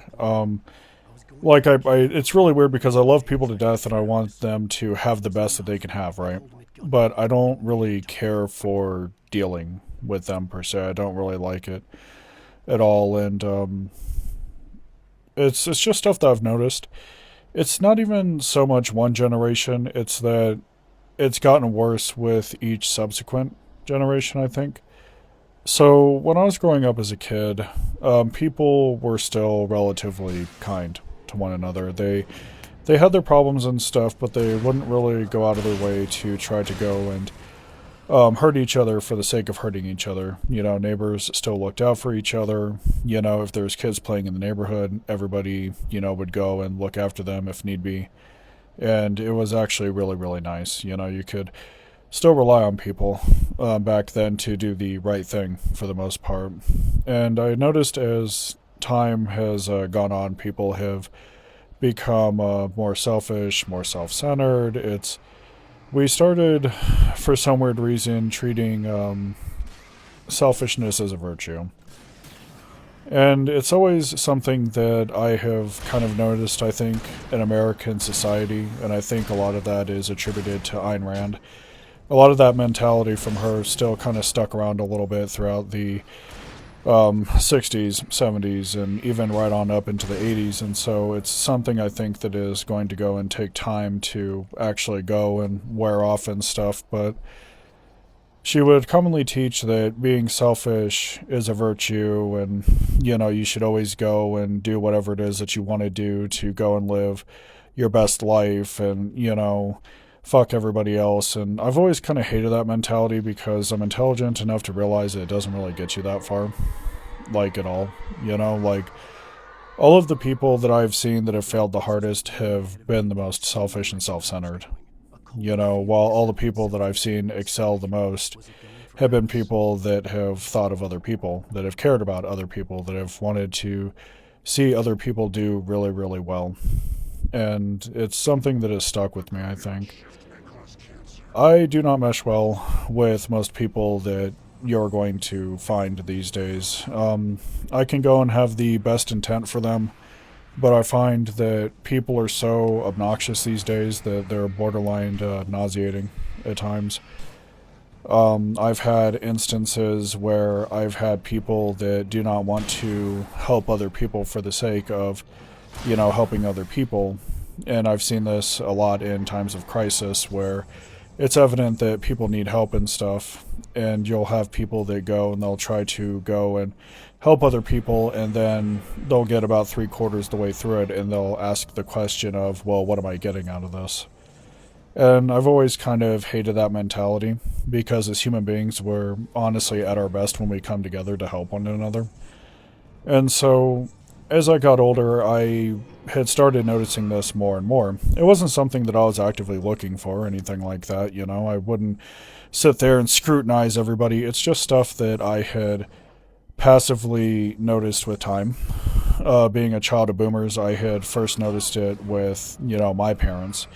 Their parents didn't so much have this problem. They would typically look after everyone, and they were really, really, truly decent human beings. And I had zero issues with them, but I noticed from my parents forward, there was kind of this little niggling amount of selfishness that has progressively gotten worse and worse with time. And so with boomers, it was the raise yourself mentality. I want to go and do this, but I feel that my children are a hindrance to me, so I'm going to leave them to their own devices and to raise themselves, and I'm going to go and party or, do whatever it is that I want to do because I don't want to feel like I'm going and, being hindranced by somebody else. So I had noticed that really, really early on, and then a lot of that had carried over to my brother and I's generation. The whole we kind of have to look out for ourselves because nobody else is going to do it. So we kind of turned into a fair bit of selfish fucks as an end result, and then we also had have a fair bit of entitlement on top of it, and it's not something that is it's not something that's going away. I personally don't care for it. I'm not like that, but a lot of people in my cohort typically are, and I didn't really care for that too much. It's always been I have to have everything the way that I want it, or else I'm going to go and piss and moan about it mentality that, I've never really liked it. It's always been counterproductive to me, and it's not something that I'm going to be, in my heart of hearts, it's not something that I'm going to want to actually go and be doing anytime soon. I don't believe in it, don't want it, don't need it. So I had noticed this with millennials as well, except their selfishness revolves around things that actually make sense. Like wanting to have better working conditions and things like that. Like, it is okay to be selfish in that regard, but there's just a lot of things I think with my generation and my parents' generation that never really made much sense. Like with my parents' generation, it was a lot of, well, I want to party and I want to have this amazing kind of gluttonous lifestyle, but, I don't really want any of the responsibility that comes from any other aspect of it. And then with my generation, it was this kind of never-ending nihilistic pity party of, my life sucks because nobody was really there, and, yeah, it does happen, but it doesn't really have to define your entire life. So a lot of my cohort has a tendency to try to justify our prickishness by going and, saying, hey, our lives suck that way, we don't really have to inherit any of the responsibility of, I'm just being an asshole for the sake of being an asshole, and so we try to get out of it in that regard, so we kind of plagiarize ourselves a fair bit as like a forgotten generation, which to a certain lesser extent we are. But the way that we let it define us and how we behave like assholes has just always been really, really awful. And so expecting everybody's attitudes to kind of revolve around how awful everybody's life was back then is really, really, to me at least, I don't really think it's that great. It's very counterproductive, and it doesn't really achieve much of anything. And so I understand why the younger generations have a tendency to be like, yeah, Gen X is a bunch of assholes and stuff. And with me being a Zennial, I kind of have like a foot in each side of the pond a little bit. With millennials, I think they had started becoming fed up with a lot of things, so they can be kind of prickish at times, but the prickishness is somewhat justified, I think, because, they were moving into a world where the buying power of the dollar was no longer there. They saw how the older generations were able to actually go and, get homes and various other things that they wanted and do so with relative ease, and they were never afforded that. So I understand why a lot of millennials are really jaded about it. I don't really think it's great, that a lot of them go and they kind of wander around and whine and piss and moan and stuff while going and treating the other generations like dog shit, but I at least understand where some of it is coming from, and so it's kind of there, I guess. But regardless, I never really cared for the mannerisms too much. I can understand fighting for better pay and things like that, and even being intelligent enough to realize, hey, things are really bad right now, but to constantly toss it on people just doesn't really do anything for you, and then, going and treating somebody like shit, and trying to justify it with, oh, well, everything's really bad and we have it worse than the last one, and it just really just doesn't do anything.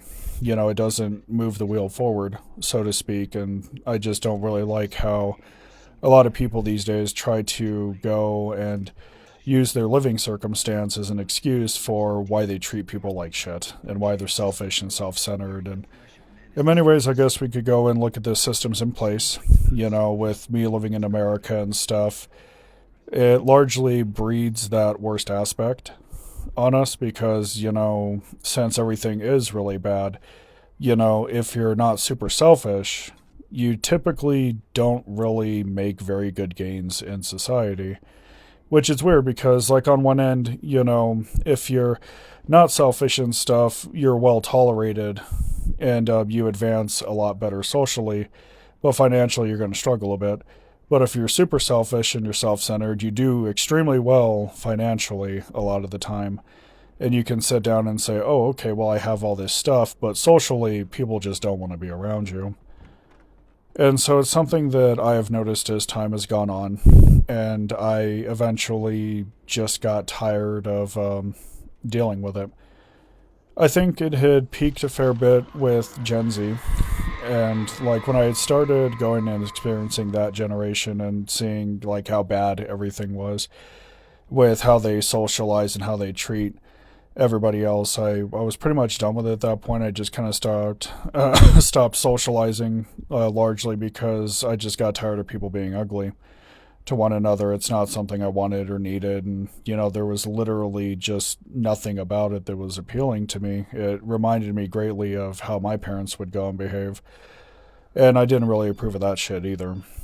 So after a while, I just kind of stopped associating with a lot of people.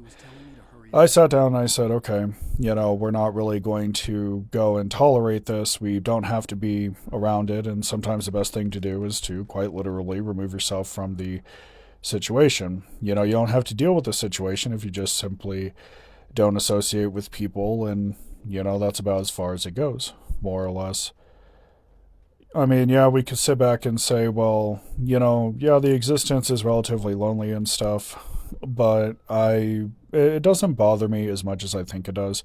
I mean, yes, it is lonely, but it is better to be lonely than aggravated, I think.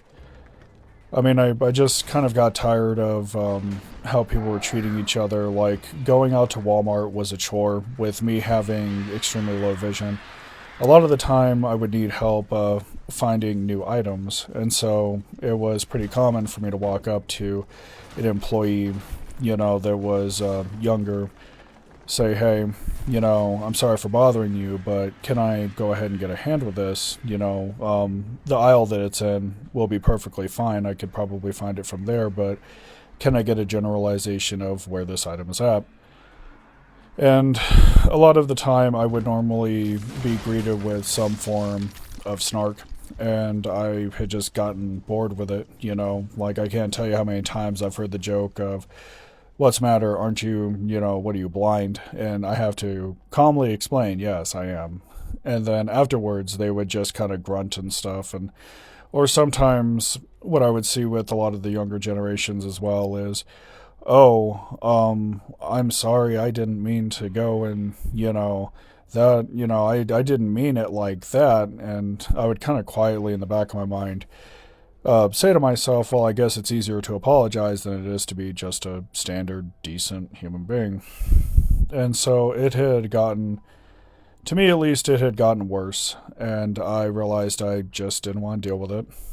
I wasn't really, for lack of a better term, I wasn't really feeling it. It wasn't really that great.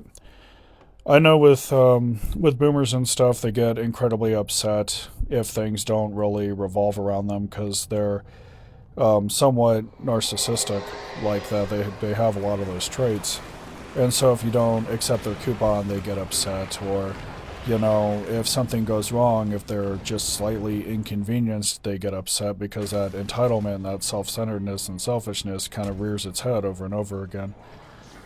With a lot of Gen X, I find that they will throw temper tantrums, which is quite literally where the terminology of Karens comes from. And that's not really that great, and then we try to justify it sometimes by saying, oh, we had it so hard and stuff. We act like a bunch of piss babies about it sometimes.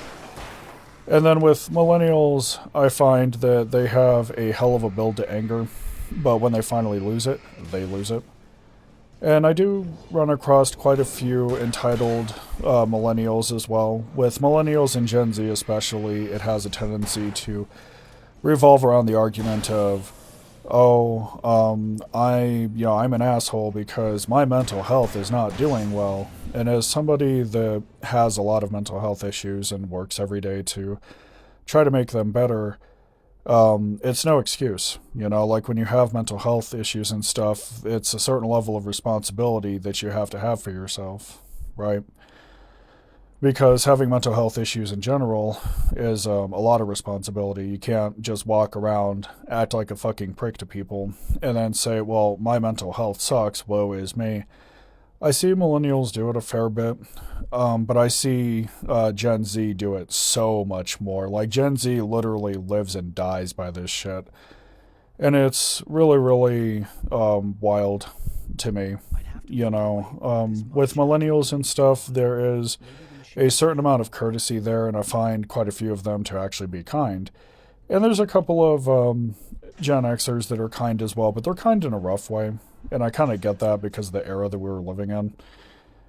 But I would have to say I don't really care for dealing with Gen Z too much at all. The kids in general, well, they're not even kids anymore. They're adults, more or less. They just kind of act like kids. They, in many ways, behave a lot like their boomer grandparents. They just don't want any sort of responsibility for much of anything. They kind of want to blame it on everything and everyone else, and that's not really that great. And then we see the argument of my mental health is doing poorly, and it's just kind of a never-ending thing, I think, with Gen Z. But I think with the younger generations, they had mixed it up a fair bit, because with millennials and stuff, you wouldn't see too many millennials or even Gen X going and just attacking people for the sake of attacking people. And it really, with Gen Z, one thing that I noticed was the amount of brain rot that they were suffering from really early on was truly awe-inspiring. We had a lot of groups of the younger kids walk around, beat up elderly people on the street and then film it and then laugh at it and think that it was funny and stuff. Or they would go and film people in public, and they would go and try to get a response out of them. If they didn't get one, they would go and they would have a fit and then, attack people and stuff. And it's really just kind of awe-inspiring, the amount of disrespect that a lot of Gen Z has for people that aren't even bothering them. Like, I can understand if they were provoked or something, but they just kind of behave like dog shit all the time, and it's something that I've never really cared for.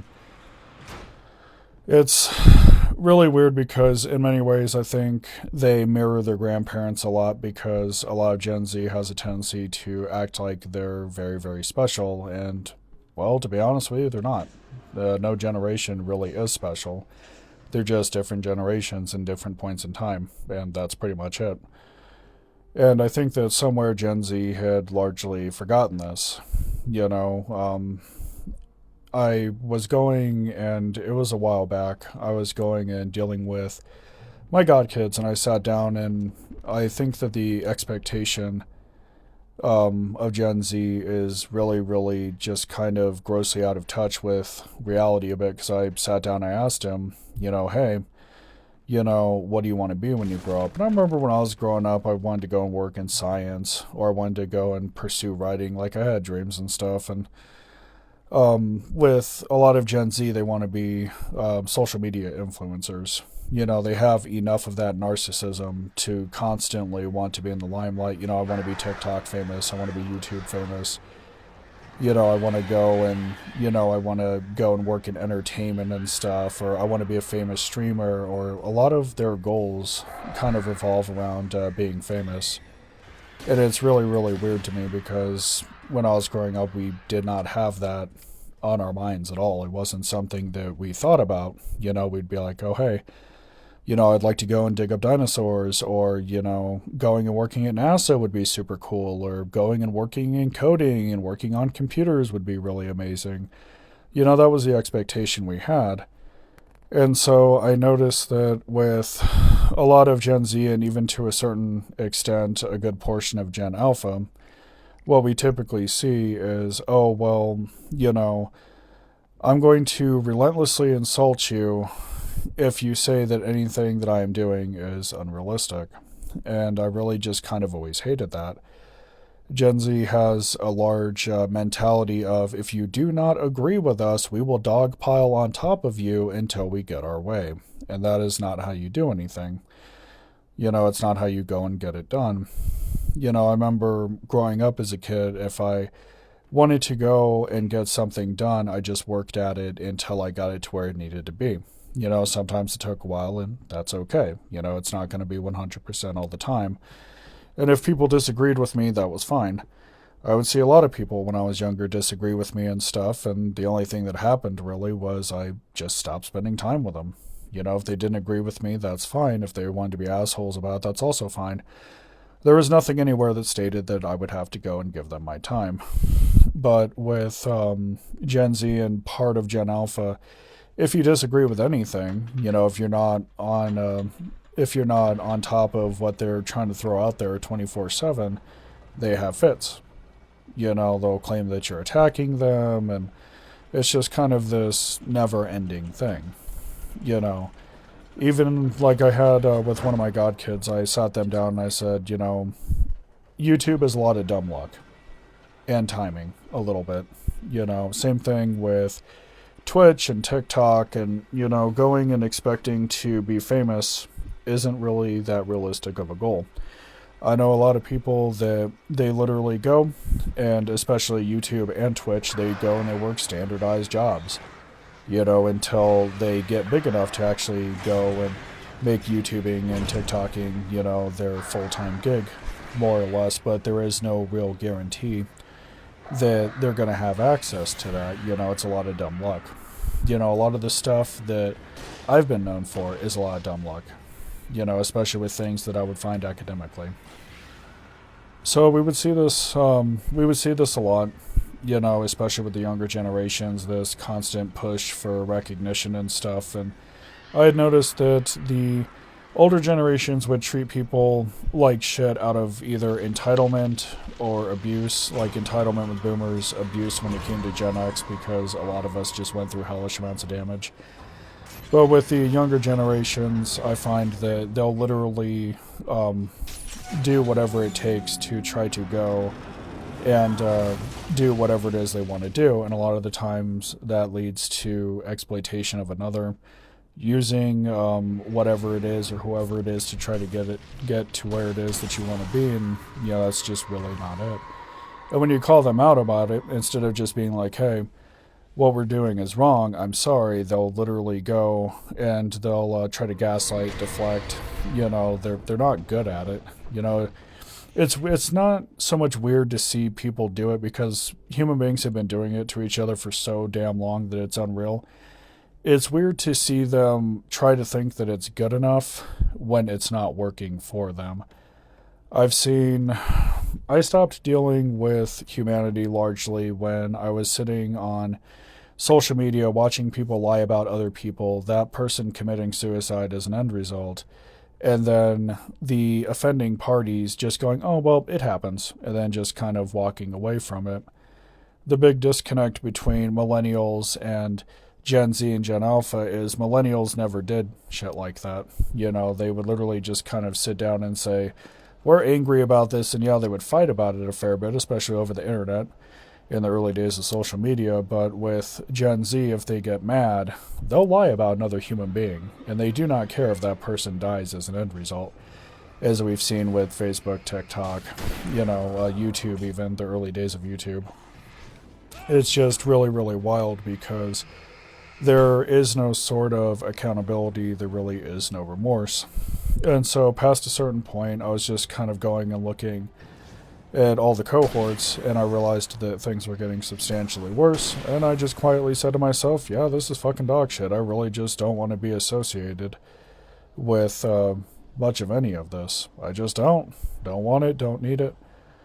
And so I had gotten tired of with society at large, I had gotten tired of the endless gaslighting, the endless victim blaming, the lack of accountability. I just did not see any sort of attributes that I wanted to see in the current society. It was a lot of people being selfish and self-centered, and there's not really, as far as I can tell, there's not really a lot of good human beings anymore. Just people that are scraping by so hard that they don't even really know what end is up anymore, and that's kind of sad, really.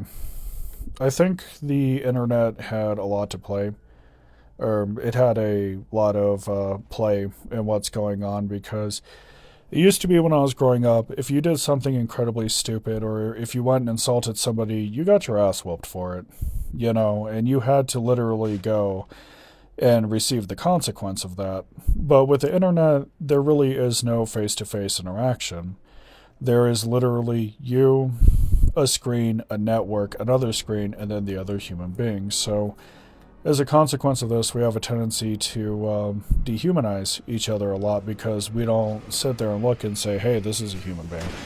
We just look and we say, oh, this is user, and then, random username, followed by a shit ton of numbers. And so you kind of stop regarding them as a human being past a certain point, because there really is no human interaction. Now, would a lot of the would a lot of the younger generations go and do this shit in person? No, they would not. How do we know? Because I've had a couple of Gen Z kids try to jump me in a massive pack a couple of times, and when you actually start fighting back, they scatter. Like, they can function in a horde relatively well, but when you actually start fighting back, they scatter.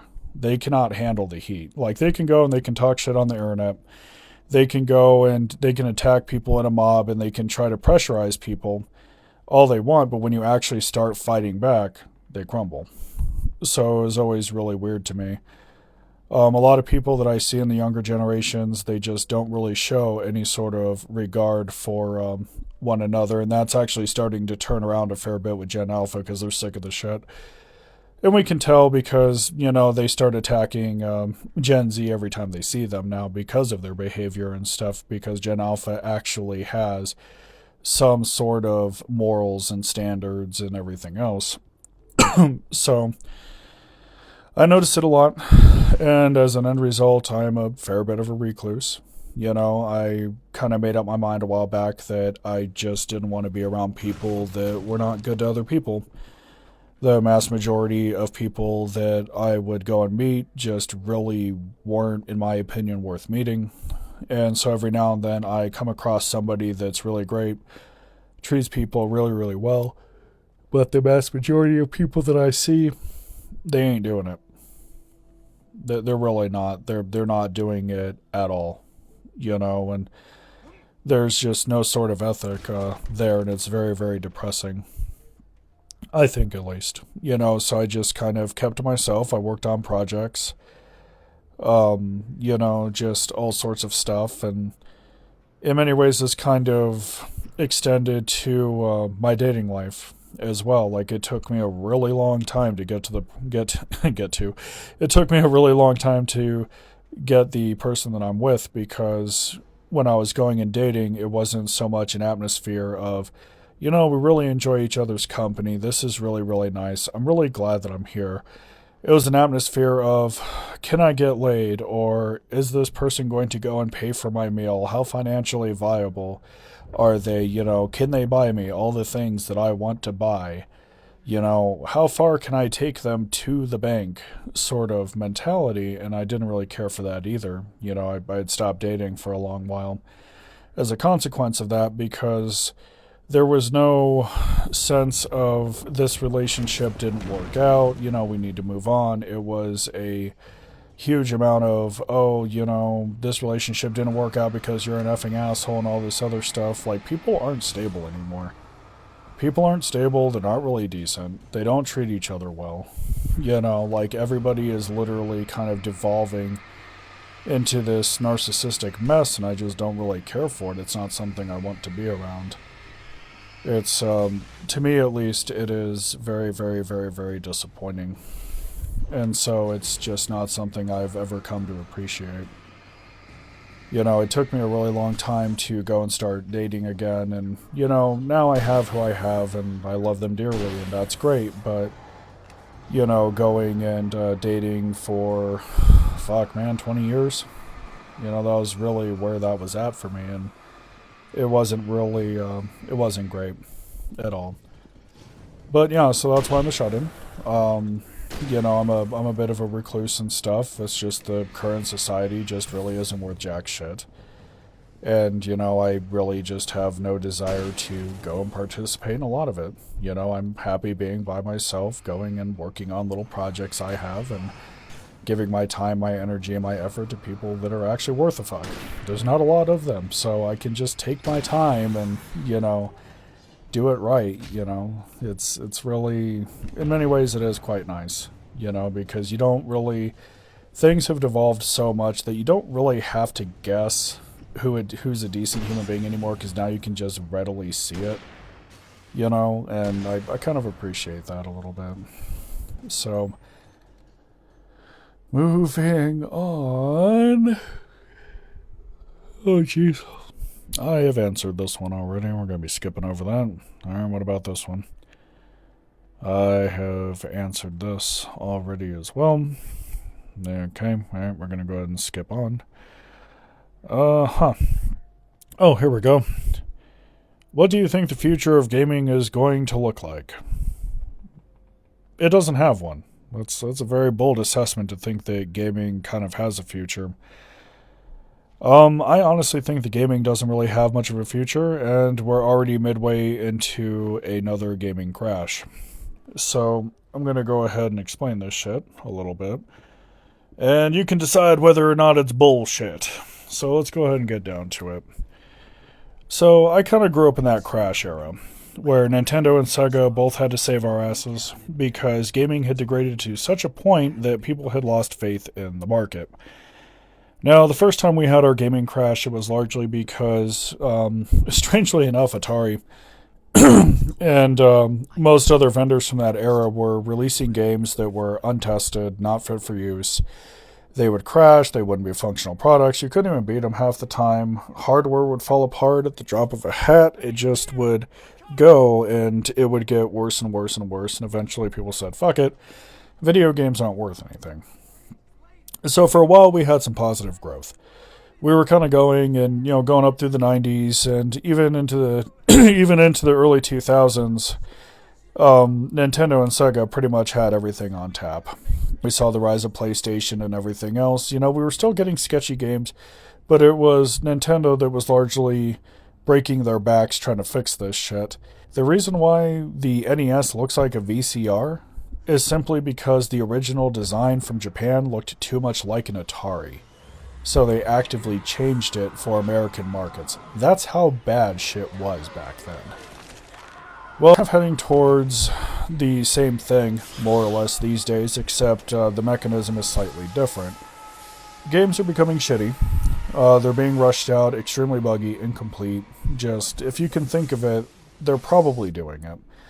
Except now we have a different monster at play, because now it's not just we need to have prosperous games to go and keep us afloat. Now it's we not only have to ship X amount of units, we have to literally add a bunch of different transactions to go and milk these units for as much as we can, because we want our shareholders to be happy.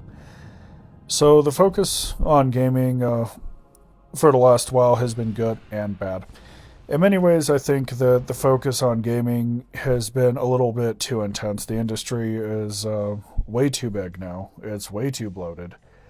It's just not sustainable in its current form. Like when I was growing up, we used to get maybe 20 new games a year for your respective platform, and now there's just tons and tons and tons. And so the market has been bloated for a very long time now. And then you factor in the the fact that games are expected to be milked endlessly now, and then a lot of them are live service now as well, and don't have they'll have amazing rendering, but they'll literally have really piss poor replay value, and it just creates a recipe for a non-sustainable industry, more or less. You can't sustain that. It's not reasonable. And so a lot of it is pandering, I think, to corporate interests. And we kind of saw that a little bit with the inclusion of LGBT characters a fair bit. Because we would see ex leads from like EA and stuff, and ex leads from BioWare when they would leave. People would ask them, is there anything that's weird? And they would just kind of go and spill the tea with it, if you would. They would just totally go and spill the tea all over the damn place. And rainbow capitalism is definitely a thing. So we're kind of at that stage of gaming where the various forms of extracting additional money from people is not working anymore. People do not want rainbow capitalism anymore because they realize that it's really piss poor portrayals of everything. People are realizing that the live service model no longer works because all it does is endlessly milk consumers, and so we're kind of experiencing a soft collapse. AAA gaming has been dead for a very long time now. Most people are literally going and playing smaller projects. Indie devs have seen a hell of a takeoff in the current day and age because what they're doing is they're taking small projects and small teams and they're making something that is actually meaningful. They are trying new things. Well, you're not going to get that with modern gaming in the AAA sphere because now it's, oh, well, since we have to keep shareholders happy, we cannot take risks on games. And then there was also another issue that's going on where in the 90s, if you went and you made enough bad games, you closed your doors. You did not get to keep making, unless your backer was fucking huge, you did not get to keep making shitty titles over and over again. We saw this with LJN that tried to go and become Acclaim, which later tried to become Atari. Eventually, we saw these collapses. These companies are no longer around. They were scattered into the wind, more or less. I mean, it took a really long time, but it did eventually happen. Nowadays, you go and it's mainly the newer generations of gamer, but we have this mentality now where instead of being like, oh, this game was awful, just don't buy it. Now it's, we're waiting to see if they patch it. We know that the game is not playable, but we are waiting to see if they patch it. So the mentality is we're going to rush everything out the door, and then when people aren't happy with it, we will tell them that a patch is coming, and they will be dumb enough to eat it. So we have this issue now. Where everything is kind of stuck in hell because on one end we have a demographic that believes that a patch is coming and that the game will inevitably get better and has become incredibly complacent with just horrible fucking projects the last while. Games that are not even functional, but since it's been going on for so damn long, people think that it's normal when it's not. So we have this going on.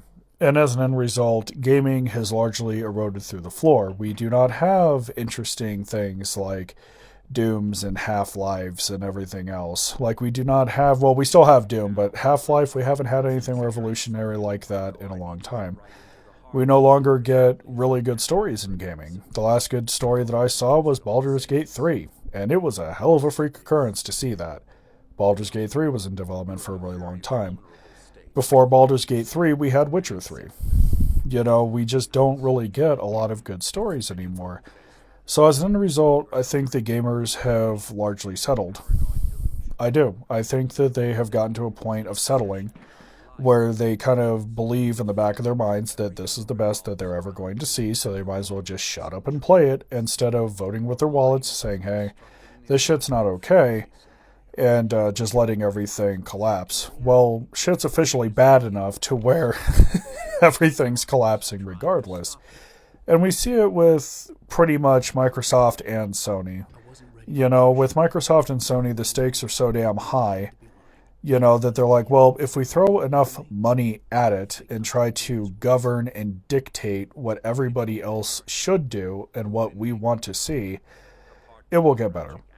And as an end result, we're seeing the collapse of Microsoft and Sony in that regard. Microsoft literally hasn't pumped out a game that's been remotely worth a fuck in forever.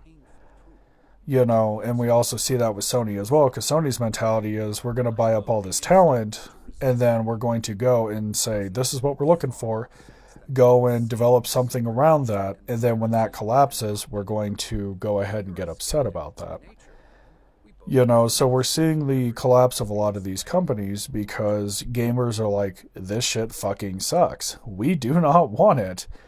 And so we see a shift in how gaming is being done. Now, it used to be that developers, companies would go and sell you a console, and based off of that console, they would go and make additional money through digital sales. And, that was always really nice and stuff, It worked for a while, but the problem is you have the problem of human greed. When you're a company that has shareholders that you have to keep happy, you're always going to see them wanting more and more and more. So now it's the way the gaming has been heading for the last while. It's no longer just selling consoles and physical games.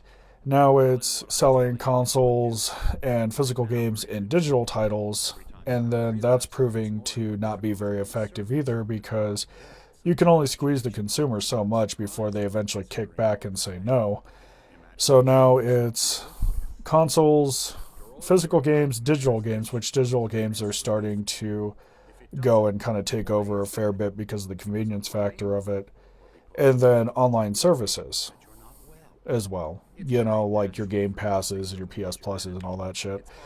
And so that is no longer effective either because they're saying, well, we're not making enough that we want to see. So, now it's no longer just going and it's no longer consoles, physical games, digital games, and then online services for your platform. Now it's consoles, physical games, digital games, online services that are not just for your platform, but are also being multi-platform now. So it's this constant, endless reaching, I think, that is really kind of highlighting how we're in the middle of a collapse because gaming is so damn bad now that people are like, we just really don't want this. So the platforms that Microsoft and Sony both have are no longer viable to their shareholders. They're no longer viable at all for any of that. So they are now being forced to overextend. Sony's like, right, we're going to extend out to PC. And then Microsoft is like, we already have the PC market largely. We're going to extend out to Sony as much as we can. And then we're also going to try to extend out to Nintendo because we have not produced a first-party game that is worth a fuck in so many years. And so as the shareholders whine, bitch, and moan about how they're not making the money that they want to see, a lot of these companies literally go and they scramble to try to pick up the pieces, and that's kind of where our collapse is at. Nothing is sustainable anymore. And then you have the mentality of you will own nothing and be happy, which is pretty much what PS Plus and Game Pass is at its core. With Game Pass, you don't own the titles, you're just merely renting them. Blockbuster died, so Game Pass could run, and so it's become kind of a little bit of an issue. And then newer generations of gamer are also starting to go back to physical media because every single time any sort of company collapses now, if you bought a digital game, they're very quickly figuring out that you do not own that at all. It's not like me popping in a disc and saying, oh, okay, let's play this game. They're realizing very, very quickly that, hey, I bought this game digitally, but since this company went tits up, the license is no longer available. and they want me to either buy it again or, whatever the hell the case may be, if somebody else picks up the rights. And then we have originally very good experiences that are being shit on due to licensing and corporate greed and everything else, especially with a lot of Rockstar's offerings, because they're like, well, these music licenses that we had for Grand Theft Auto have expired. We're going to replace it with a better, OST, and a lot of the times their selection is shit. So we kind of see this over and over again. And it's literally, since everything is revolving so heavily around money now, it's like the original experience is fucked up. You are like moving towards a society very quickly where, people cannot really afford anything. So now it's like, well, we just want you to rent it now. And that's not that great. Like it's always been really, really bad, I think, the last couple of years. And now we have a society that's like, I don't want to rent, I just want software that's functional, and I would like to have a physical copy of it, please. But since corporate greed is kind of shitting on it for everybody, we're not really getting that anymore. Like what'll happen is we're kind of accelerating more or less, I think, towards the end of things when it comes to game development, because we see a lot of these AAA development houses. They'll sit there and say, well, this game didn't ship like 22 million copies in the first fucking 3 weeks. It's a failure. And then you'll hear some asshole in the background just say, fuck it, liquidate the team, and it's truly ridiculous. So what we're seeing is, we're seeing three things mainly. We are seeing a lot of gamers go back to physical media because they're tired of their licenses being pulled for shit that they've already bought. They want to actually own it, which... good luck getting these companies to hunt your ass down to go and strip a physical copy from you. We're seeing a lot of the newer generations go back to retro gaming because they're tired of living in the modern gaming hell of patching your games all the time, needing to be connected to the internet for licenses, things like that. They want to do what we did back when I was growing up. You went, you bought the game, you brought it home, you unwrapped that fucker, you slapped it in the console, you flicked it on, and you played it until your thumbs got sore. They want that back. They're not satisfied with it. And when you have an entire demographic that's literally going and reaching and realizing, hey, this doesn't work for us, that's how you know you're in a collapse. Because companies are gagging for air, the user base is not satisfied. And as an end result, they are going and taking the steps needed to go and be satisfied. They're going and buying old games, and then they're going and saying, hey, I'm actually having a better experience because this title's actually finished. It doesn't require any sort of internet connectivity. There's no, membership that I have to have. It's not a, service-based game. Like they're discovering all these wonderful things. And they're all over it. And then we also have the other issue, if you can even really call it that, of a lot of people are getting upset because older games are no longer available and companies are trying to crack down on quote-quote piracy. And we kind of saw the writing on the wall with that when companies started coming out and saying, we don't want our games being used for recreational use. It's like, it's a video game. Recreation is literally what the fuck it specializes in. And so it's really obnoxious because a lot of modern developers know that their fucking games are bad. There are not too many companies that are making solid games anymore. And so now that their fan base is like, I would rather play your older shit, suddenly they're like, oh, this is a threat to us. We need to clamp down on it. And that's not great. It's really not. As a retro gamer myself, I have backups of all my games. Especially like when the carts had started like giving out and stuff. Like once they had gotten so old that they were malfunctioning on a routine basis, I was like, right, I need to make a copy of this. And I go and I have them loaded into emulators and stuff that I use to make content on this channel. Older games are better. I enjoy going and having a library that I've collected, throughout the fucking 30 and some odd years that I've been gaming. And, I enjoy carrying that library into the future. And now the younger generations are realizing, oh, hey, we don't actually own anything. They can pull our licenses at any given time if they want.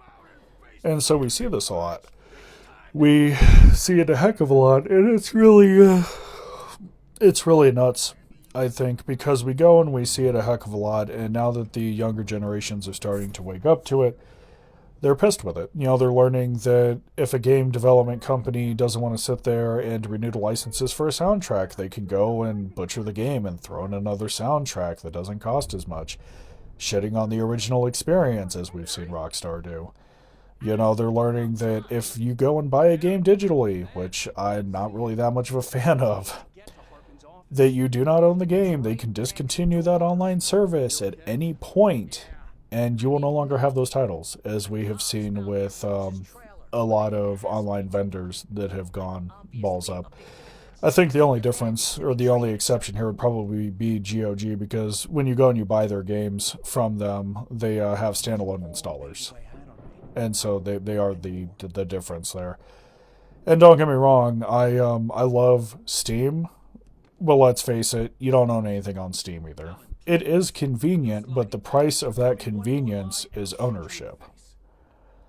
And so we see a lot of the younger generations going and realizing, oh man, physical media is amazing. And now that they're reaching towards physical media, also known as the open market, eBay, Amazon, things like that, developers don't like that because they can't control that.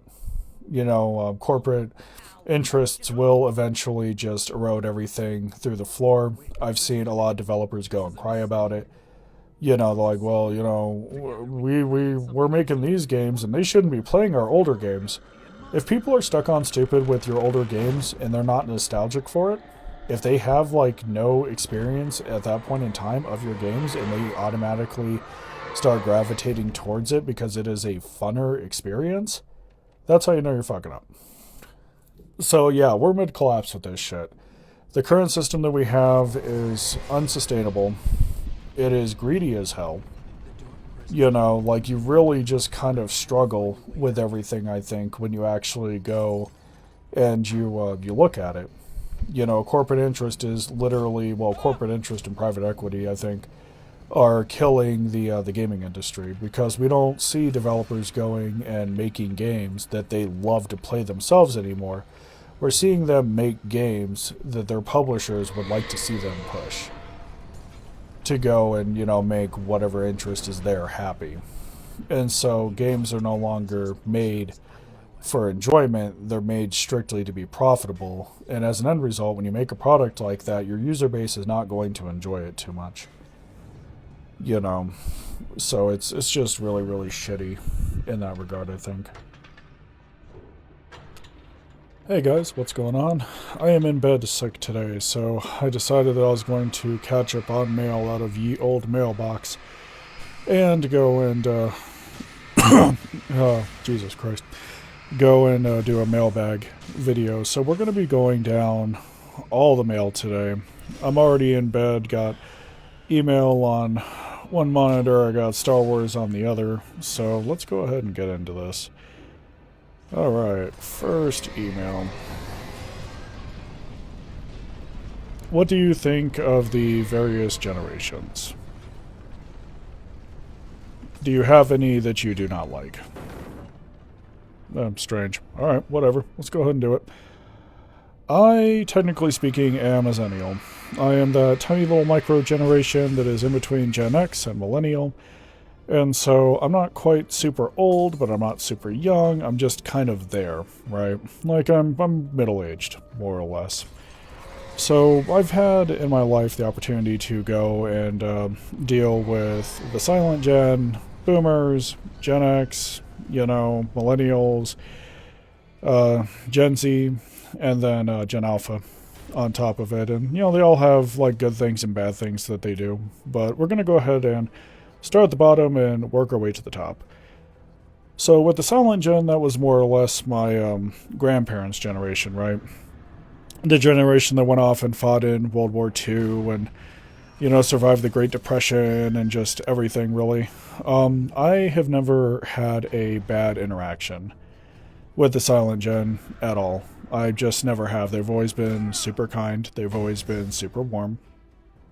I've never ran across one that is super cantankerous. I've never seen one have a bad day. you can definitely tell that they had survived some shit because every time I would go to visit my grandparents, it was always, let's go ahead and make sure you're getting enough to eat. And a lot of that has a tendency to go back to surviving the Great Depression because a lot of people back then didn't have food. Yeah, I remember my grandparents talking about how, when we had the Dust Bowl and everything going on, how they were kind of constantly moving around looking for work because, my grandfather was a farmer and stuff. And, with him being super duper young, his parents were always kind of moving around. And by consequence, you were always moving around with them, more or less. So I would go over there and they would always ask me if I was getting enough food, and they would always have me eat more and stuff, and understand where it came from, but I think hindsight, looking back at it now, it probably wasn't the healthiest thing because it had given me eating issues because, like, even if I was full, I would still clean the plate, right? And I understand the mentality is, oh, well, we don't know when the next time we're going to eat is, so it's best to fill up now. But, with that kind of passing over and stuff, there is no reason to do it these days. So, but yeah, the Silent Gen was tough as nails. I mean, you kind of had to go through that much shit in such a short time span, and it was really, really nuts, going from an economic collapse, straight into the Great Depression, and then having to go and deal with Nazi Germany and stuff was just really, really awful, I think, at that point in time. And then having to deal with, all sorts of shit like Jim Crow laws. And, it's just, strangely enough, when I think of Silent Gen, I think of progress because they're like, right, we're going to stomp out fascism, we're going to fight for human rights, and it was just this extreme level of progress that we never really saw out of the other generations. But yeah, every time I was bumping into somebody that was from the Silent Gen that was like really old and stuff, they were always super sweet, they weren't mean, they weren't entitled, they didn't go and make asses out of themselves, they were always really, really just amazing about it. And I've never really had any sort of issue with them at all, and it's always been really, really nice, I think. So yeah, it's always been really great. So moving on to boomers. I feel like when talking about boomers, it's kind of a complex thing because boomers do have their issues. Like, they are kind of universally hated for a reason, but you have some that are great, you have some that are not so great. You just have, just this interesting mix and stuff. And so with boomers and stuff, their claim to fame is they kind of were brought in during one of the most prosperous times in American history. So everything, I think, was kind of just handed to them. They could go and get a house easily. If you wanted to go and get a job, they would go and they would train you. There wasn't really a high school requirement, which hindsight, maybe, that wasn't such a great thing. There wasn't a college requirement for a lot of things. Employment was very accessible.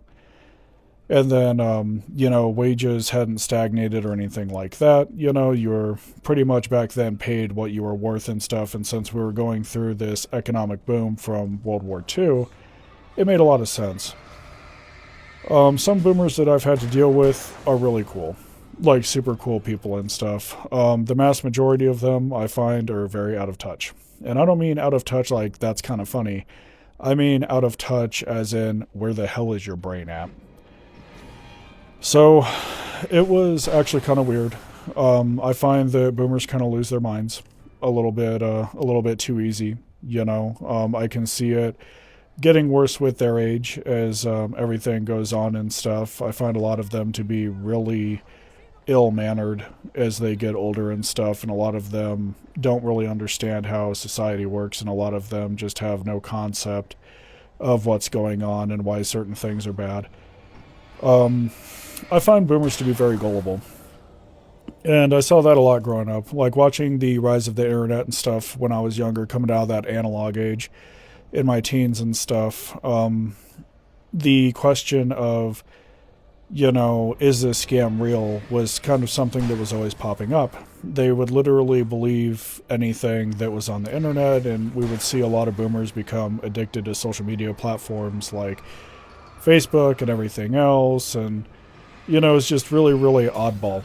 I didn't really care for it too much because with me watching the rise of the internet, we had enough common sense back then to say, okay, this may not be real, we should probably keep a closer eye on it. But with boomers, if it ended up in their email box, they never really had the thought process of, you know, is this potentially spam or scam? Because they felt that it's like, oh, it ended up in your mail, it must be official. We've all seen the Saudi prince scam and everything else, and it was just kind of a hell of a thing. Um, I find the boomers are actually incredibly entitled. They don't really understand how things work. They kind of think that things are as they were back in like the 50s and 60s. So they get upset when there's prices that are being raised on things, you know. And it's really, really nuts, I think. I've seen boomers have temper tantrums in restaurants because, the restaurant wouldn't accept their coupon, quite literally. It just got really, really weird, I think, after a while. And it kind of, it makes me raise an eyebrow because they don't really understand politics too well either. They're incredibly gullible in that regard. So I'll literally see people from that demographic go and routinely vote against their own best interest. And we saw it with women's rights, a couple of presidencies, just everything. Anytime that we have lost rights, it is normally because that demographic has voted for it. They are the biggest. Out of all the demographics and stuff, they are the biggest and they have the most swinging power currently. So a lot of them, it's kind of strange because with boomers, a lot of them I find are very uneducated. There's quite a few of them that never went to college or anything like that. And it's really weird because what is becoming common knowledge, or has become common knowledge as time has gone on, they get offended because they think that you're showing off knowledge for the sake of showing it off, and you're not. A lot of the time it's just common knowledge. No bells, no whistles, no bullshit. It's just stuff you learn in grade school now. So they haven't really kept up with the times too well, and a lot of them really weren't that good at planning for things like retirement, things like that. The weird thing that I see with a lot of boomers is that they didn't understand taxes and how things like Social Security work, because they literally thought that Social Security was a legitimate retirement plan and things like that. So they would go and they would try to live off of it, not realizing that you can't in the current climate. So I would see that a lot with boomers in general. Is either a bunch of, they're either extremely susceptible to scams, they're extremely susceptible to misinformation. They're just, they were geared and tailored for the time that they were raised in, but they didn't really adapt to the future too well at all. And I always felt that that was pretty fucking nuts, and so it was kind of weird because, they were given basically the best, and they just never did anything useful with it. I find a lot of boomers to be incredibly selfish and self-centered, and that's actually kind of fucked up, I think, Like, a lot of them are very, very self-absorbed, Especially when dealing with the younger generations, you can just tell that they have no idea what the hell it is that was going on, but I don't really think we can really expect too much of them, given the fact that this was the generation that was caught fucking in the fields over at Woodstock, so it's always been kind of strange, and I find a lot of them to be greedy as well. Like, they hoard up so much wealth that they honestly don't need, and a lot of them that I've had to deal with in the past have always wanted work for free or close to free, or like, they never really kind of understood what it was that they were getting into, and it was actually kind of embarrassing. Some boomers can actually be really cool. I find that some boomers can be very energetic, like super energetic.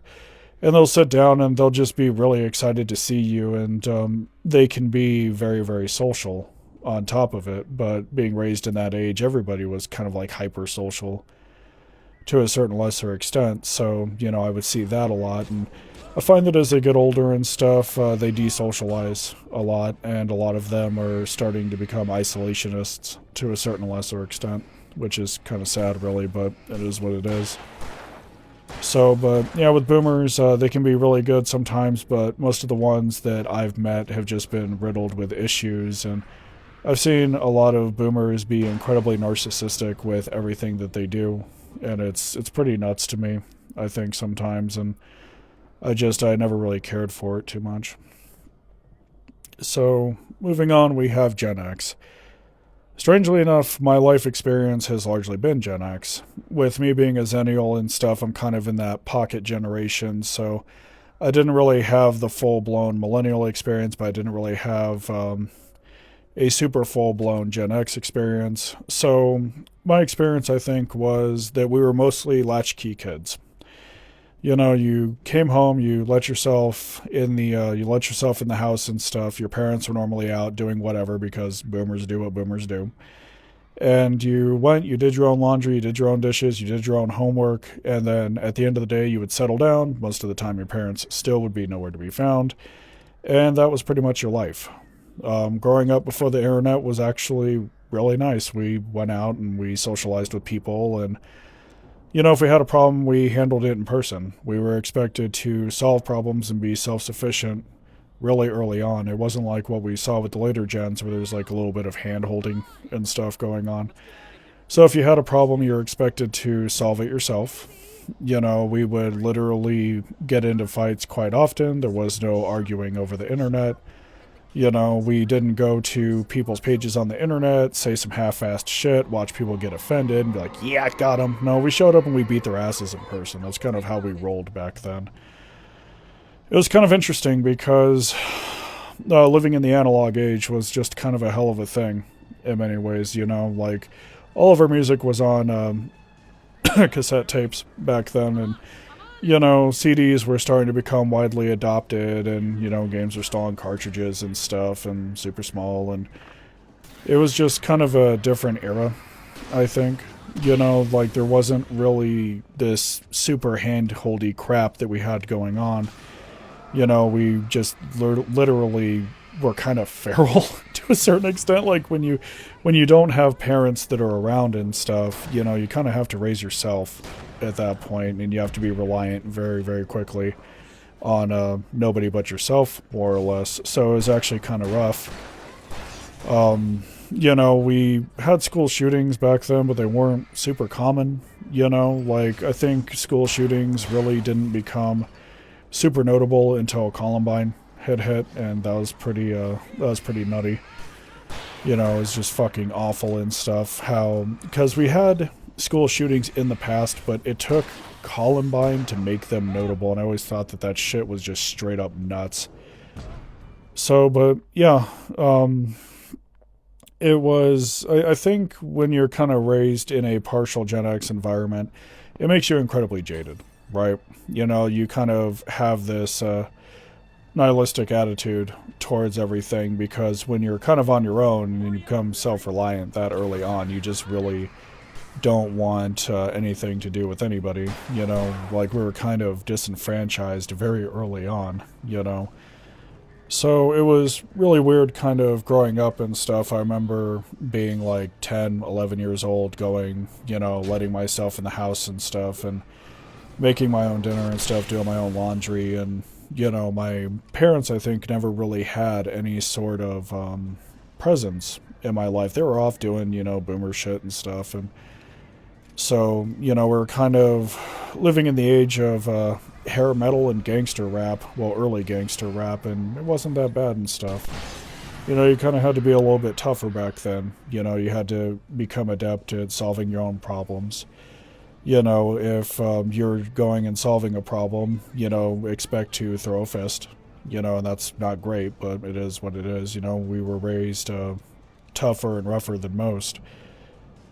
So the generation is largely plagued with mental health and drug issues. That is a problem that most, if not all of us, have to a certain lesser extent. You know, depression is a thing with us. A lot of us are very hesitant to reach out to any sort of mental health support, because when you're shown from a very young age that you kind of don't matter, you kind of become pissy with everything, and so that leads to a lot of alcohol abuse, drug abuse, things like that. And it's just something I think we've all had to reconcile heavily over the years. Suicide rates with us are pretty high for the most part. You know, I've lost quite a few of my friends as the years have gone by to mental illness, drug use, things like that. It was interesting watching the rise of the internet go from basic pages to modern HTML and stuff, and it was kind of like the Wild West back then, a fair bit. And so I think the main problem that we had was that we were never really super adept parents. And I say that because, you know, we didn't really have any sort of proper examples back then on like how to raise kids. So what we had a tendency to do is we looked at how we were raised and we said, fucking hell, this is awful. And so this would give rise to bullshit like helicopter parenting and stuff, you know. And you have to remember that we were ignored so heavily back then that we literally had little tiny adverts in the evening. We had two of them, sometimes three, depending on what city you lived in. You would have, it's 7 o'clock, do you know where your child is? It is 10 o'clock, do you know where your child is? And it's 12 o'clock, do you know where your child is? Because boomers literally thought of us so little back then that they had to be reminded of the simplistic fact that they have kids. And so it was just kind of an interesting era to live in, you know. Looking back at it, I think that a lot of us have heavy amounts of damage that we kind of carry down, and a lot of us had raised our kids with, had raised Gen Z with, primarily. And so a lot of that damage kind of just recycles and loops, if you would, and that's not really that great. You know, in many ways, I think we just really, until that damage was resolved, we really just didn't have any sort of business being parents. Now, that's not to say that every Gen X and Zennial that you see is going to have these issues. You know, on contrary, some of us are actually pretty goddamn good parents, but the mass majority of us are entrenched with so many issues and stuff that we just kind of struggle with it. You know, like we kind of are going the same way as boomers because quite a few of us don't really understand a lot of the changes that are going on. I've actually done pretty good, I think, going and keeping up with the whole mess that everything is. But I know that many of my fellows have literally just not kept up with any of it. You know, like we literally, the mass majority of us really don't care. We don't really give a shit about politics too much. You know, we kind of, in many ways, we were raised in such a caustic environment that we kind of quit before it started. You know, like we were just kind of like, okay, we're not going to want to get involved with too much of any of this shit, you know, so we're just going to say fuck it and we're going to stop before we start. And that was a really bad way of going and looking at things. A lot of us can be incredibly hostile and incredibly bitter, and that's never really been a good attribute of us either. It's always been kind of weird because a lot of people, they'll try to crawl up our asses. I know with boomers, they're like, you know, you guys could have done better, and, you know, we don't really tell them to fuck off. And then we have Gen Z going, and they've always wanted a piece of us, but what they don't realize is we will rip them to ribbons. We do not give a shit. And so at the end of the day, a lot of us, myself included, we just kind of want to be left alone. You know, we're kind of off like doing our own thing and stuff. We don't really give a shit about much of anything.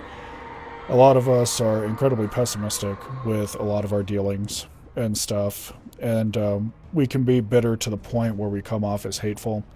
This is where the terminology of Karens comes from and stuff. You know, like a lot of people don't really understand that back then, the mass majority of us were not raised by our parents. We raised ourselves. We solved our own problems. We handled whatever issue that came up and stuff. And when you're kind of neglected that early on, it has a tendency to make you incredibly pissed.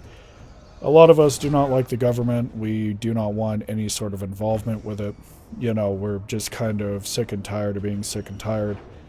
And now that the oldest of us are in their 50s and stuff, we're kind of becoming incredibly bitter because as we get older, we realize that, as this age hits, we're going to have to give something back, right? As we typically see with the older generations, that transfer of wealth and kind of the changing of the guard, if you would.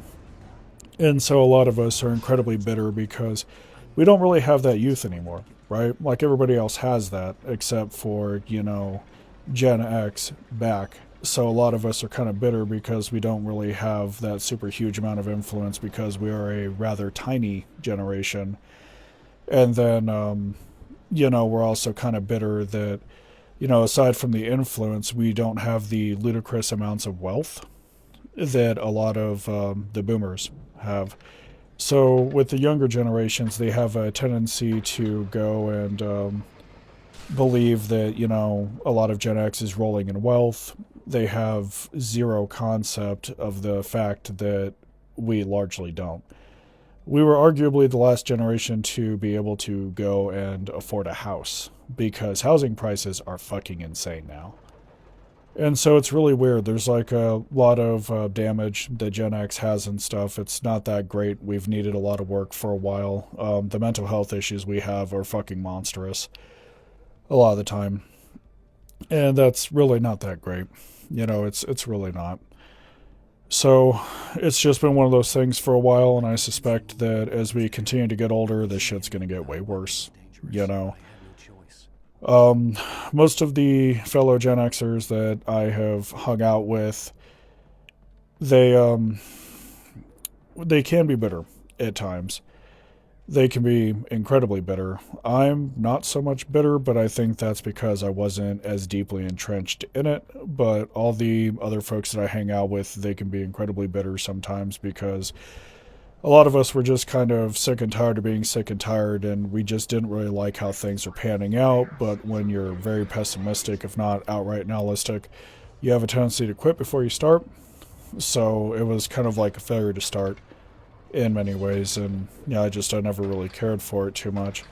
I love the culture, I love the music, I love that point in time. It's very, very nice. I miss analog heavily, but we could have done better in many, many ways, you know.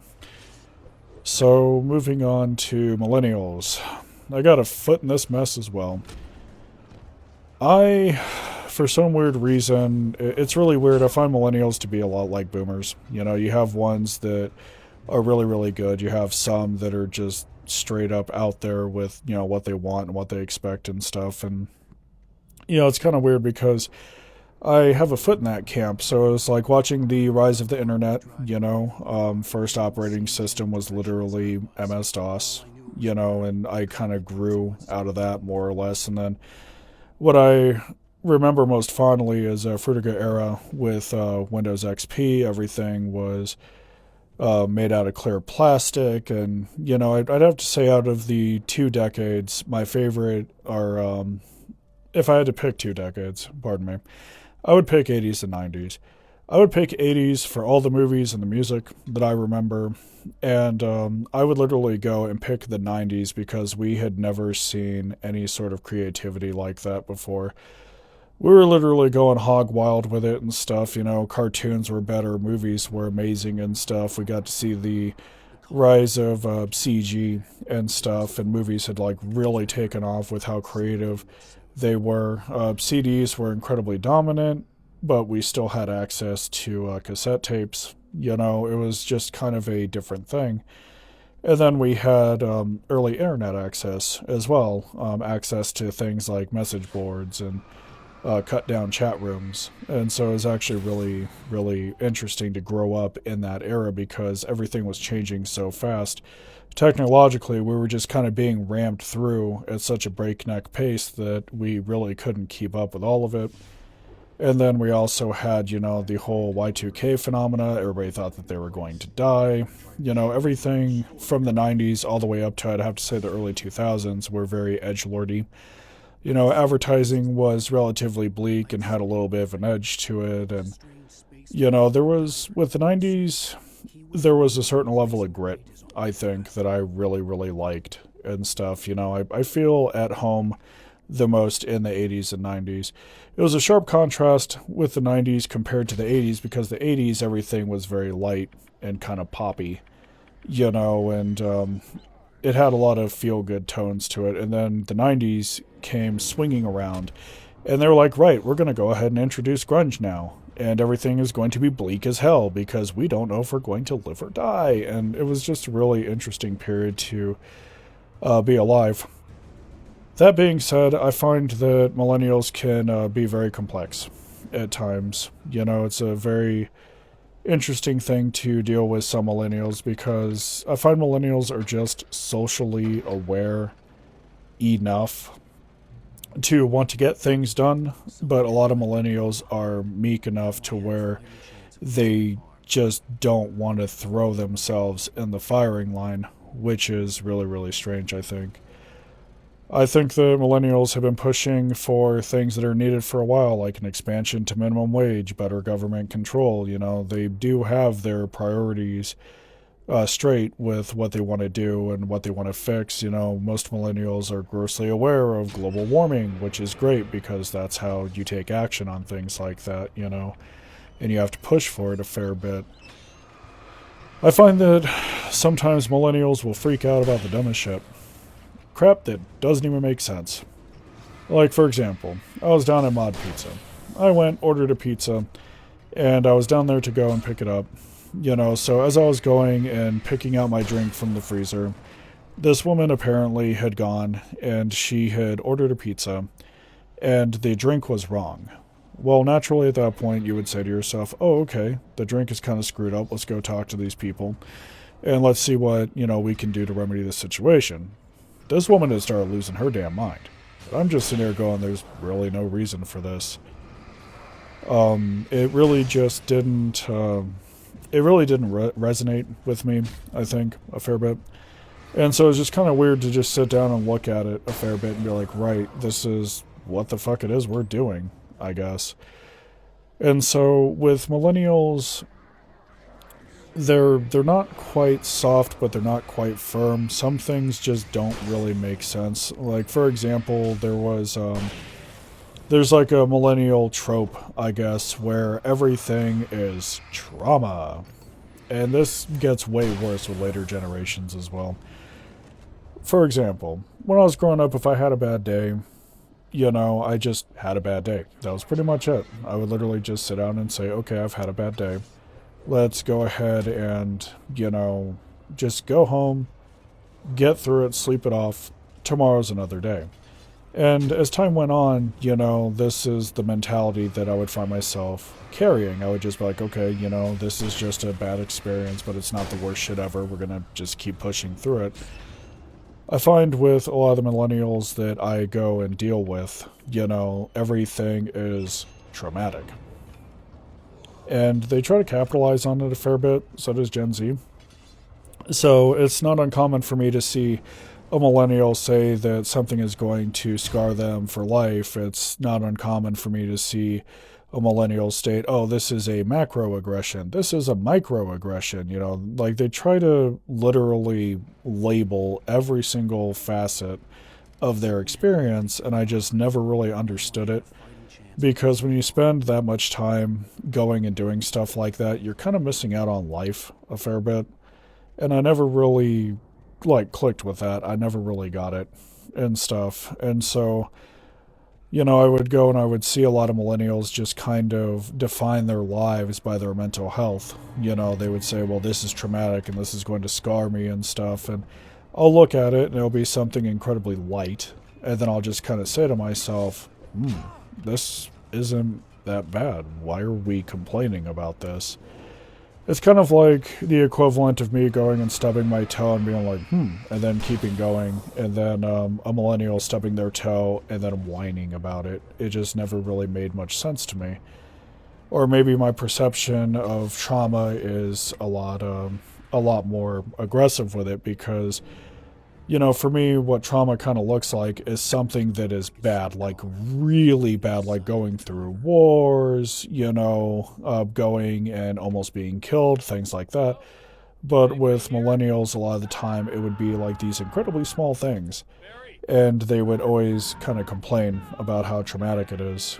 I've seen so many millennials literally go and encounter a slight inconvenience and then go and have to take the day off because something small had happened. And I just always thought that it was kind of weird. It's good to take days off for your mental health and stuff, but when it's defining your entire existence, that's kind of an issue, I think. So millennials, they do a lot of things right, but they also do quite a few things wrong, and I find a lot of millennials really kind of struggle to handle things. They've done well considering all of the once in a lifetime quote quote events that they've had to go through, especially with regards to the economy and 9/11 and wars and just everything. They have been ran through the ringer, but it's really weird how every single slight inconvenience just badgers the hell out of them. But I also see people like that in my camp as well, you know. So it's really just kind of something that goes on, I guess. I find that millennials are a lot better about their mental health. They want to take care of themselves better than previous generations, and I get that. There's nothing wrong with that. But the thing is like whining about every little thing really just does nothing, nothing to you, aside from kind of drag you down, more or less. And so they don't really have, a lot of them don't really have any sort of resistance to much of anything. They're kind of always constantly bothered, which is kind of strange to me.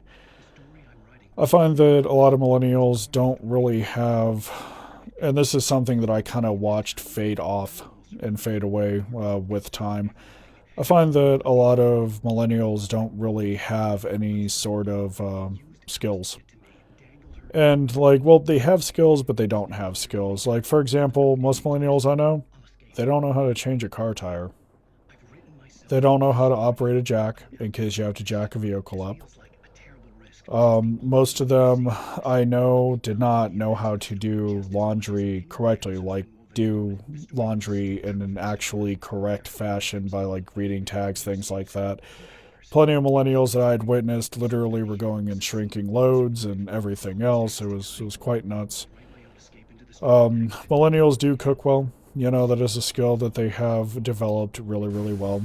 And then there was also a distinct change where we went from owning music to somewhat owning music. Like the other generation that I have a foot in was all about owning media because that was the only way you could get things back then. And then with millennials, it was the rise of everything is on an app. And that's really not that great, at least not to me, because I don't want to be milked to death for the rest of my life on a subscription service. So all of my physical media I still have, and then I made digital copies of it so I could just take it with me. But I find it kind of weird. A lot of millennials that I see are actually very progressive. But the problem that they have is they want to be active in government, but they honestly feel past a certain point that there is nothing that they can do. So it's like they want to be active, but they feel like they have no power, which is kind of weird. But yeah, I find that millennials are kind of lacking a lot of skills. We kind of we had kind of started seeing the erosion of learning around this point as well, because a lot of millennials I know can't really write correctly. They can't really spell correctly. It's really, really wild to me. Most millennials I see cannot read anything that is not in print. I was raised on print and cursive, well, most of us were. So it's just kind of strange to go and witness that a fair bit. But a lot of millennials are creatures of comfort as well. Most of the millennials I see, they literally go and they order in food all the time, have it delivered, whereas me, I don't mind like leaving the house, going all the way down to the establishment, picking up my food, coming back. The culture has largely changed.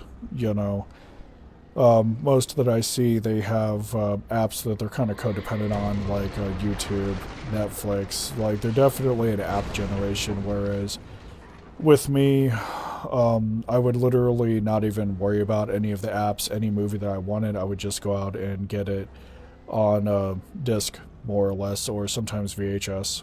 depending on what movie it is that I want to actually go and, watch. So it's really weird. Millennials are more of a digital generation. They're not completely codependent on it, but they are heavily governed by it. So it's just kind of one of those things. But as far as whether or not they're pleasant goes, I find that a lot of them can actually be quite nice most of the time. Some of them can be incredibly bitter. It's kind of strange because I feel like Gen X and Millennials kind of go hand in hand because both were raised by boomers. Especially when you start looking at older Millennials and, of course, Zennials on top of it. But, yeah, it's just been one of those weird things that I've noticed with them and stuff, and they're not a bad generation, but it's going to be interesting when we see millennials come more into power and start getting involved in government and stuff because they have a much stronger presence already that we can see compared to Gen X and such. So moving on to Gen Z. I feel like with Gen Z there's so much to take into consideration, but I think Gen Z is kind of where we flopped. And I'm going to go ahead and explain why. So, most of Gen Z I see is there's just so much going wrong that it's unreal. A lot of Gen Z that I see, they're addicted to the net. If you literally go and cut out the net, they panic. I mean, I've got, god kids that are Gen Z and stuff, and they freak out whenever they don't have access to the net. It took me a really long time to go and break that habit, but, we finally did, and it's good to have the internet, right? Like, I think it's great because the internet's a hell of a tool. So much information at your fingertips, and you can use it for just amazing things, but I find that they're codependent on it. They can't really function without it. They don't really appear to have any sort of skill sets that aren't codependent on the internet. So it's really strange because Gen Z is largely raised by Gen X. And so, a lot of helicopter parenting, things like that, just crap that should not be around.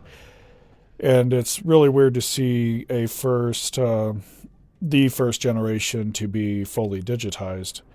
A lot of Gen Z has no idea what the hell a cassette tape is. They've never seen it. A lot of Gen Z doesn't own media.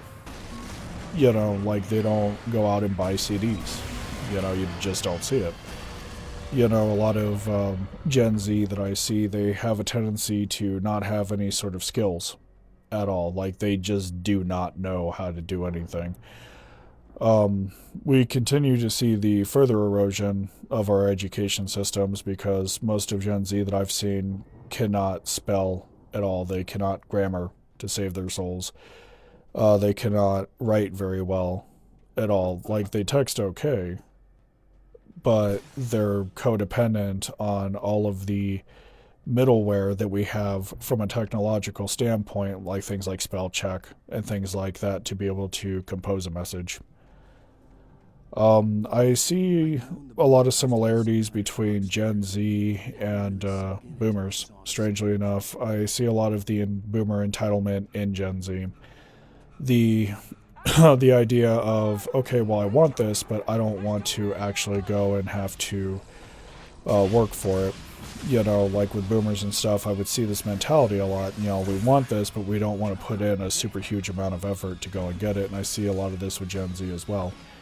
And I don't mean like being underpaid, right? Like, I'm not going to sit here and say, oh, nobody wants to work anymore, because the full phrase is nobody wants to work for nothing anymore. But I've seen a lot of people from Gen Z, like, they'll go and they'll get a job that's like 20 an hour. That's not bad. It's pretty fucking good for what it is.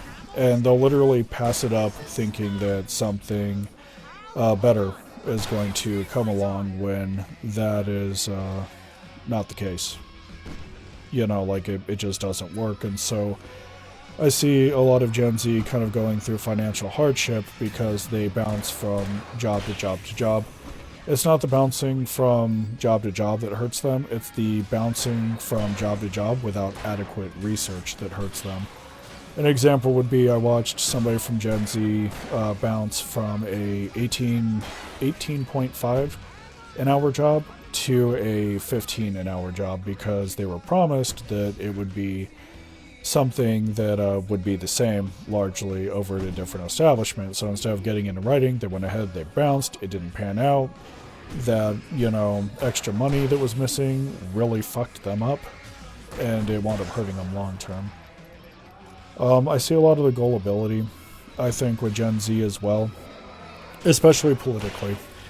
When with the last couple of elections that we've had, everybody was kind of like, we're going to fix it, and then a lot of Gen Z had latched onto that hope, and then they very quickly figured out that politicians lie.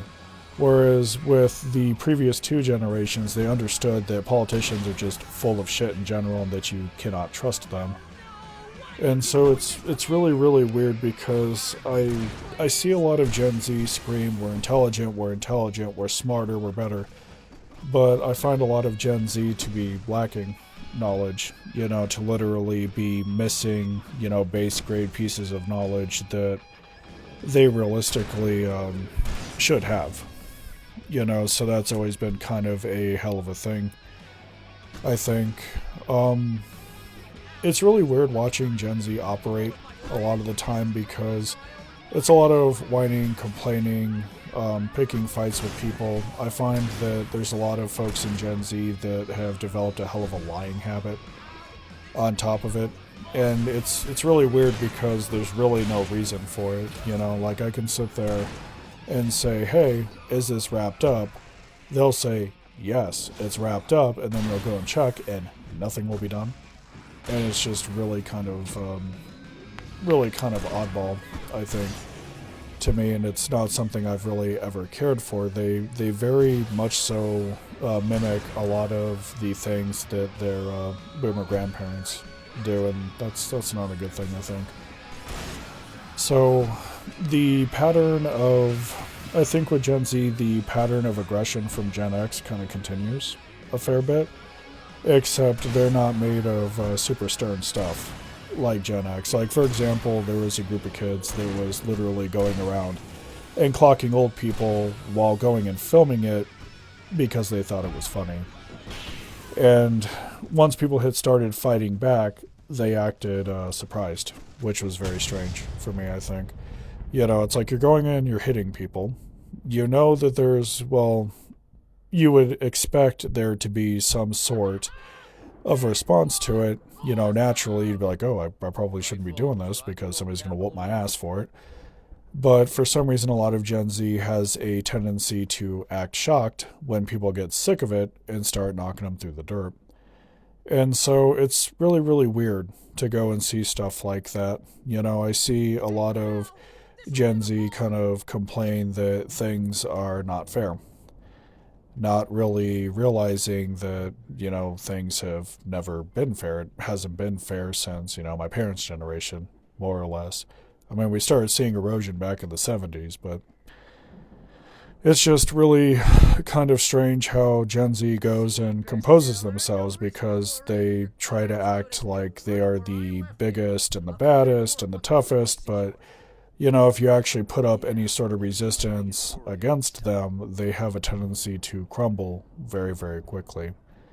And that's, it's not that great. That's pretty shitty, I think.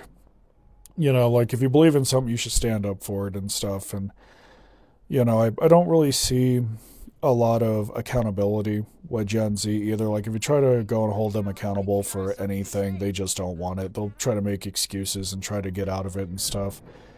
I mean, granted, a lot of Gen Z is still, like, really, really young.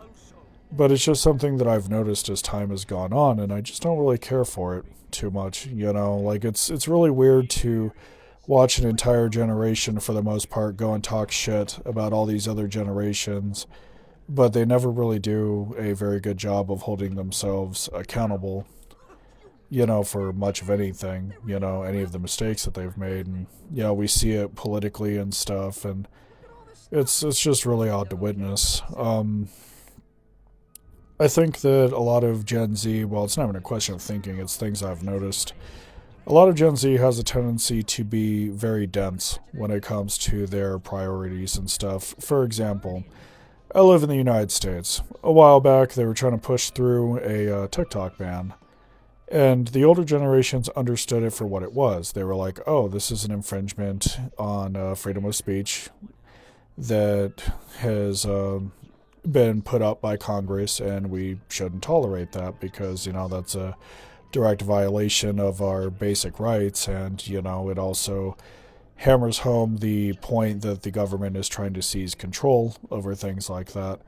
Instead of realizing this, a lot of Gen Z that I had noticed at the time were literally whining that they wouldn't be able to go and access funny videos that they enjoyed. And like they didn't really look at how bad the consequence was for it as a whole. They just kind of, their brains kind of translated, oh no, my favorite app is going bye bye, we should get pissed. And then the attention span for that issue was also incredibly short because the ban is still, it's still hitting, but Gen Z had gotten pissed off, I think, for maybe 2 months, and then everything flatlined. And it was really wild to me because I was like, if this is actually an issue, you need to keep the heat on, right? You need to keep the heat on to enforce the point that you are not going to tolerate it, that it's not going to be humored, yada, yada, yada. And I think with Gen Z, they just kind of caved fast on it. Like they want to be perpetual rage machines, but the problem is that their outrage is very superficial and incredibly short-lived. For example, the ban was brought up, they raged about it for 2 months, and then another problem popped up, they raged about it for, a couple of weeks. Like, they have a tendency to trend hop. And so a lot of their outrage, I think, past a certain point becomes incredibly disingenuous.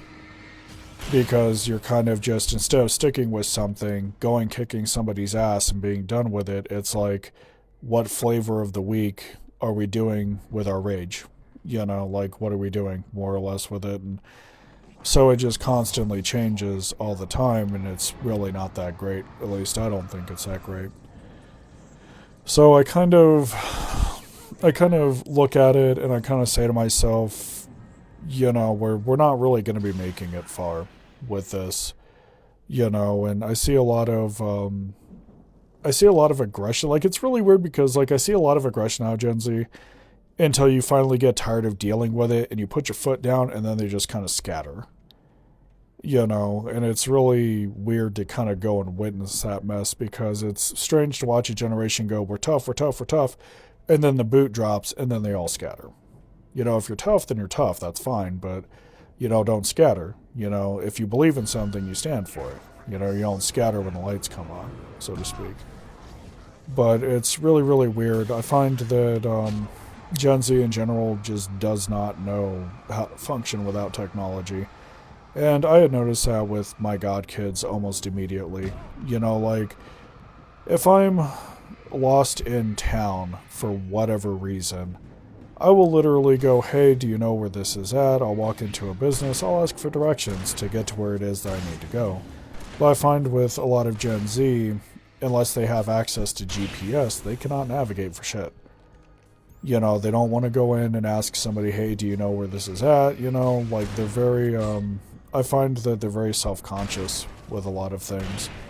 And it's very strange to go and see that, But I get kind of disappointed, I think, with it because there's a noticeable level of decay there. And it's very easy to see, it's very in your face, I think, but there really is no way to go and solve it. In many ways, we could kind of place the blame on my generation's raising of them. I mean, granted, I didn't raise mine like that, but, we could go and we could try to set the blame on it, but I don't even think it'd really be, like, super accurate or anything. I just don't really... I think out of all the generations, Gen Z is probably the one that I try to stay away from the most because there's normally like a lack of a lack of relatability, a lack of skills, just a lack of pretty much everything. The entitlement, I think, kind of kills me the most with it. They really remind me of their boomer grandparents, and I've just never really had much of a taste for that. It's weird because when I go and I notice what a lot of Gen Z does, I notice they cave very quickly. And I saw this with the last couple of elections that we've had. Like for example, I'll see a lot of Gen Z scream that we're the force for change, and with the last election, they literally the guy that got into office literally is a known fascist, and his two biggest voting demographics were literally boomers and Gen Z. And so now we have to contend with fascism because they thought, based off of a lie, mind you, that this man was going to lower the cost of groceries. So they don't really do the research on much of anything, and it's really just kind of embarrassing, I think. So I've been trying to take the generation seriously for a while now, and it's just not really happening. I kind of notice all these problems, and I just go, oh God, this is what we're dealing with, more or less. So I've kind of, with Gen Z, I don't really, I want to have faith in them, but I feel like I can't when I look at, a lot of the maneuvers they make and realize that a lot of those, well, damn near all of them have been bad. So we could sit here and say, well, we're waiting for them to mature, and, yeah, that could be the case as well, but, it's really, one of those things. So it's weird watching them be addicted to social media. I know with a lot of Gen Z kids that I see these days, they kind of just get on social media and they drown out and kind of start drooling on themselves. But all jokes aside, it is a noticeable, pardon me, problem with Gen Z where you just kind of go and you realize they're addicted to TikTok and Twitter and Facebook and YouTube, and there's no real disconnect from it, if you would. So it becomes a problem, and then there's also a growing attitude amongst Gen Z, I've noticed, where manual labor is perceived as, bad, per se. I've seen a lot of them act like manual labor is beneath them, and I always felt that was really trashy because it's actually manual labor that makes the world go round. you know and so I've really, as time has gone on and as I've had to go and work with more and more people that are from that cohort, I've kind of lost my taste for them. The amount of disrespect that they show people on a regular basis is truly awe-inspiring, and then the complaining they do when people say, hey, I'm not going to be disrespected, and smack them back into line is it's pretty brain damaged. I find that they're incredibly susceptible to scams, much like their boomer grandparents. They fall for scams quite easily. I have no idea why. Because it's common knowledge that, the Saudi Arabian prince in your spam folder is not looking for you, you know. And so it's a weird mix because it's like the pseudo-aggression that we see with Gen X. It is most of the baggage that we see with boomers. And, nobody really knows what to do at that point because it creates such an oddball kind of environment for them to exist in with all those mannerisms and stuff that it creates more issues than solutions. But yeah, I've seen a lot of Gen Z go and put a ludicrous amount of self-importance on themselves.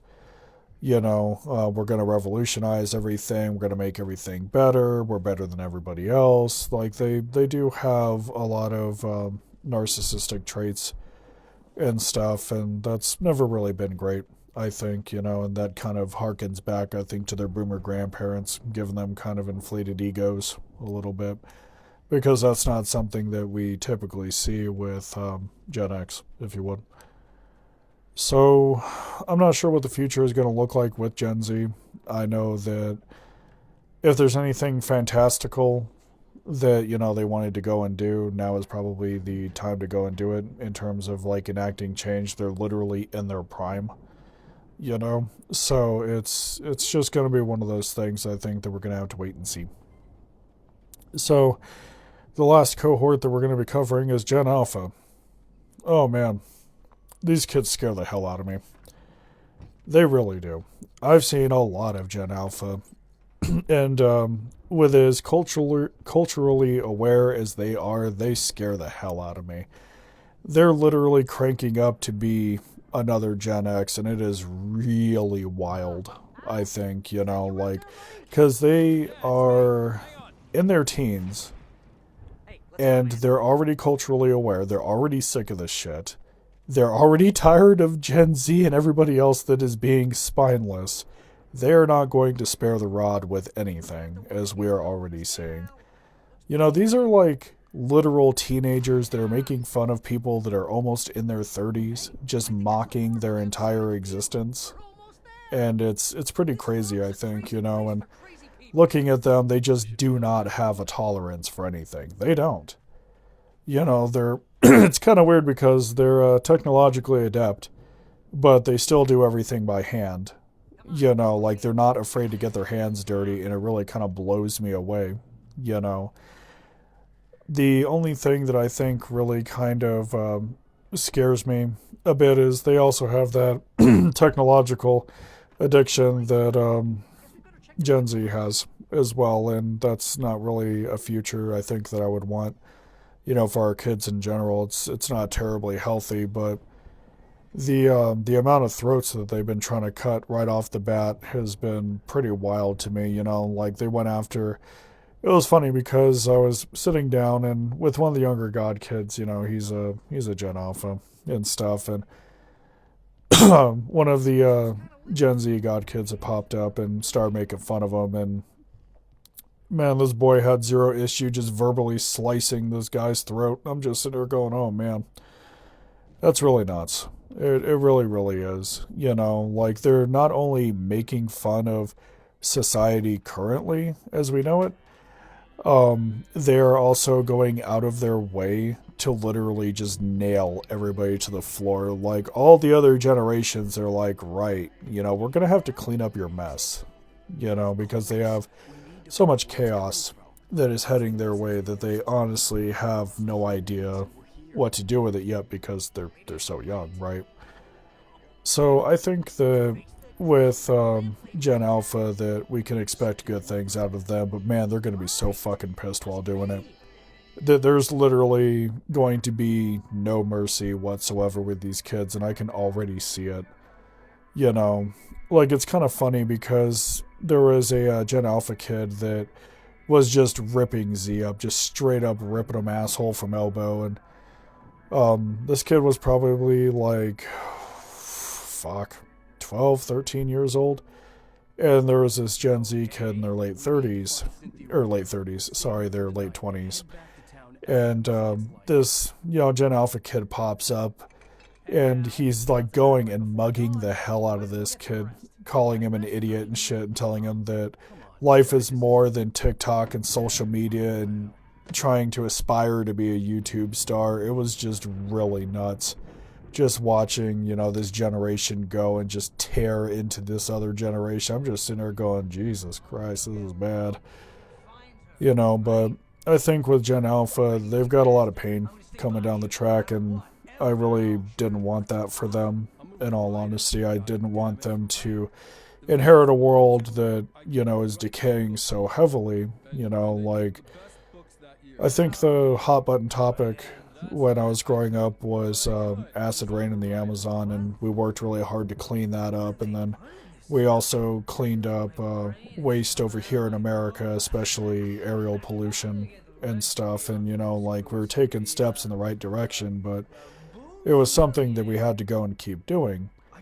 And it's something that kind of failed in between Gen X and millennials, because millennials care about the environment, but they're not hardcore pushing for it. And so we've seen this progressive decay just keep going on because Gen Z has their own fair share of issues with, not being able to afford to live, which is, corporatism and corporate greed in general is their issue that is defining their generation because they can't afford houses. They just can't afford college. Rates on loans for everything is just fucking insane. And so all of these issues that everybody's been having to deal with is drifting down to Gen Alpha, and it is going to make them hard as hell. They're going to be the equivalent of another World War II generation, I think. And I kind of hate that because I think that every generation kind of has like an obligation to go and leave the world in a better place than what they found it. And I noticed from X forward, we kind of kept routinely dropping the ball. And a lot of that can be attributed to boomers in general because when you have a cohort that is that big and has a death grip on the government like that, you're not going to see very much progressivism. And then with boomers, a lot of them have a very high tendency to go and be conservative as well because they honestly believe that it works when it doesn't. So it's always been kind of a hell of a thing. And so I'm looking at these new generations that are rising and stuff, and I'm saying to myself, they have such a long road ahead of them, But as far as my opinions on Gen Alpha, I haven't had any issues with them. They're actually pretty fucking funny most of the time. The main issue that I think, if I even had to give them an issue, would be that I do not understand the slang. I am sorry, this old bitch does not understand no skibbity toilet bullshit. She really doesn't. But, yeah, they're very, very aware and stuff, but at the same time, they're also hyper empathetic with a lot of things. But they're also incredibly fucking mean with others, as you can see with, dealing with social issues and stuff. But as far as the generations go, they all have their fair shares of strengths and weaknesses and things like that. I think the one that's kind of suffering the hardest mentally is Gen X. The one that's suffering hardest financially is easily Gen Z, because that's gotten worse with time. I think that when it comes down to millennials, they're going to have to deal with the fact that they're most likely going to be renters up until they die. That's going to be an issue that they're going to have to go and tackle, because if they don't, that's how that's going to stay, more or less, and that sucks. And then with Gen Z, it's mainly the upheaval of society, dealing with change, coping with consequence, everything like that. And with Gen Alpha, they literally have to deal with raw decay and collapse. So they all have issues that they need to tackle and stuff. And boomers, I would have to say it's failing to adapt to and understand the times, but, most of them are in their 60s and 70s now. And then the silent gen, they don't really have much to worry about because most of them are largely dead now. There's not too many that are around anymore. They're becoming rare. There's not going to be any left by the time this next decade is up. So. You can write her back. The story will come true, and all will be well again. She had Alice, and the manuscript was the ransom for her.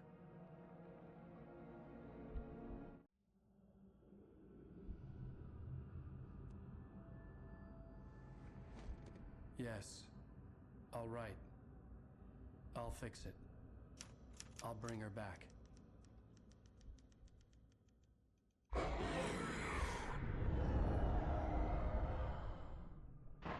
No. I wrote it. I remembered it all now. In the dark, I'd written for days, a week, almost a complete manuscript of a novel entitled Departure. Jagger had been my editor, whispering in my ear, making sure that the unfolding story would make her more and more powerful. I thought I was saving Alice. Even with the cobwebs she put in my head, some part of me had been aware enough to write my escape into the story, to bring a light into the cabin to release me before I could finish, to interrupt the horror story before the ending. where darkness consumed everything and everyone. Zane was weak and far away, but I had written him into the story, and his light had been enough to set me free.